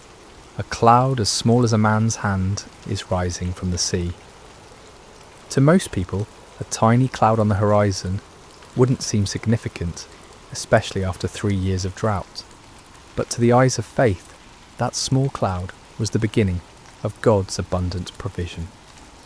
Elijah immediately told his servant to run to Ahab with this message: "Hitch up your chariot and go down before the rain stops you." Chapter 15. The Storm of Restoration. What followed was one of the most dramatic weather changes in recorded history. The tiny cloud that had appeared on the horizon quickly grew and multiplied. The sky, which had been clear blue for 3 years, suddenly turned black with storm clouds. The wind began to blow with increasing intensity, and then the rain began to fall. But this wasn't a gentle shower or a light drizzle. This was a torrential downpour, a deluge that made up for 3 years of drought in a matter of hours. The rain came down in sheets so heavy that visibility was reduced to just a few feet. The ground, which had been hard as concrete from years of drought, couldn't absorb the water fast enough, and soon rivers of rainwater were flowing down every hillside and through every valley. It was as if God was saying, "You thought I had forgotten how to send rain? You believed that Baal was the god of storms?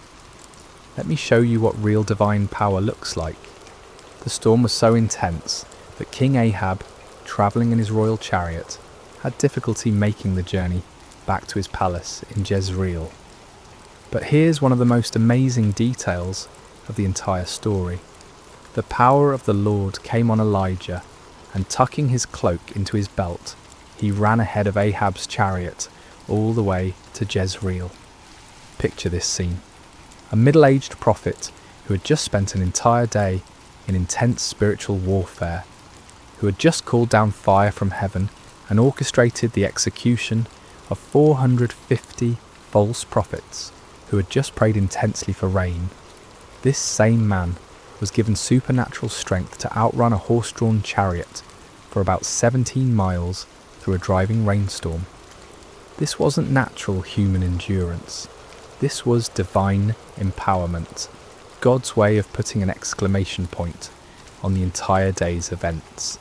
Even in the storm, even in the exhaustion that should have followed such an intense spiritual battle, God's power was sufficient to carry his faithful servant. Chapter 16. Lessons for today. The story of Elijah on Mount Carmel is far more than just an exciting historical account. It's a template for understanding how God works in our world today and how he calls each of us to live lives of faith and courage. First, we see the power of standing alone for truth. Elijah was outnumbered 450 to 1, but he wasn't really alone because God was with him. In our culture today, it often feels like those who stand for biblical truth are vastly outnumbered by those who have embraced the false gods of our age. Materialism, relativism, hedonism, and secular humanism. But numbers don't determine truth, and God's power isn't limited by human statistics. Second, we learn that false gods will always disappoint. The prophets of Baal cried out to their God from morning until evening, but he never answered because he wasn't real. Today's false gods, money, success, pleasure, power, technology, entertainment, promise fulfillment, but can never deliver on their promises. Only the true God can satisfy the deepest longings of the human heart. Third, we see that God often chooses to work through ordinary people who have extraordinary faith. Elijah wasn't from a prominent family or an influential background. He was just a man who believed God and was willing to stake everything on that belief. God is still looking for such people today, men and women who will trust him completely and obey him fully, regardless of the circumstances or the opposition. Fourth, we learn the importance of prayer in the life of faith. Elijah's prayer was simple but powerful because it was offered in complete faith and alignment with God's will. He wasn't trying to manipulate God or impress people. He was simply communicating with his heavenly Father and trusting him to act according to his promises. Fifth, we see that God's miracles often come after periods of preparation and testing. The 3 years of drought weren't just punishment for sin, they were preparation for a miracle. God was setting the stage for a demonstration of his power that would be undeniable and unforgettable. Sometimes what looks like delay in our lives is actually divine preparation for something greater than we could imagine. Conclusion. Where is your Mount Carmel? As we conclude this incredible story, I want to ask you a personal question. Where is your Mount Carmel? What situation in your life is calling for a clear demonstration of God's power and faithfulness? What false gods have you been trusting instead of the one true God? What impossible circumstance are you facing that only divine intervention can resolve? Maybe you're facing a financial crisis that seems hopeless and you need God to provide for your needs in supernatural ways. Perhaps you're dealing with a health challenge that has left doctors puzzled, and you need the great physician to demonstrate his healing power. It could be that you're struggling with a relationship that seems beyond repair, and you need the God of restoration to work a miracle in your marriage or family. Or maybe your Mount Carmel is more internal. Maybe you've been worshipping the false gods of success, approval, comfort, or control, and you need to experience the reality of God's presence and power in a fresh way. Maybe you've been trying to live the Christian life in your own strength, and you need to discover what it means to depend completely on God's power rather than your own abilities. The same God who answered Elijah's prayer with fire from heaven is still on the throne today. He still hears the prayers of his people. He still demonstrates his power in impossible situations. He still turns hearts back to himself and brings restoration where there has been devastation. But like Elijah, we must be willing to stake everything on God's faithfulness. We must be prepared to stand alone if necessary, to trust when circumstances seem impossible, to pray with faith rather than doubt, and to give God the opportunity to show his power in ways that will leave no doubt about his reality and love. The fire that fell on Mount Carmel that day wasn't just about proving that the Lord is God, though it certainly did that. It was about a loving father reaching out to his wayward children, demonstrating his power not to destroy them but to draw them back to himself. It was about restoration, redemption, and the kind of love that will go to any lengths to rescue those who are precious to him. That same love is reaching out to you today. That same power is available to you in your situation. That same God who answered Elijah is waiting to answer your prayers and demonstrate his faithfulness in your life. The question isn't whether God is able.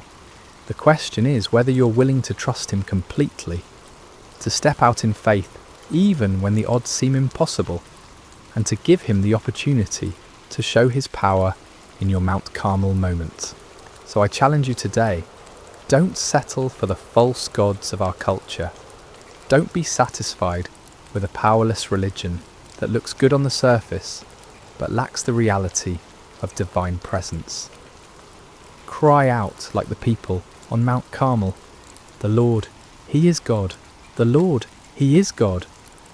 And then watch as the fire of His presence transforms your impossible situation into a testimony of His faithfulness and power. The same God who sent fire from heaven is ready to move in your life today. Are you ready to trust Him completely and see what He will do? Remember to subscribe to Sacred Rest for more life-changing messages like this one. Until next time, may you know the reality of God's presence and power in every area of your life. God bless you.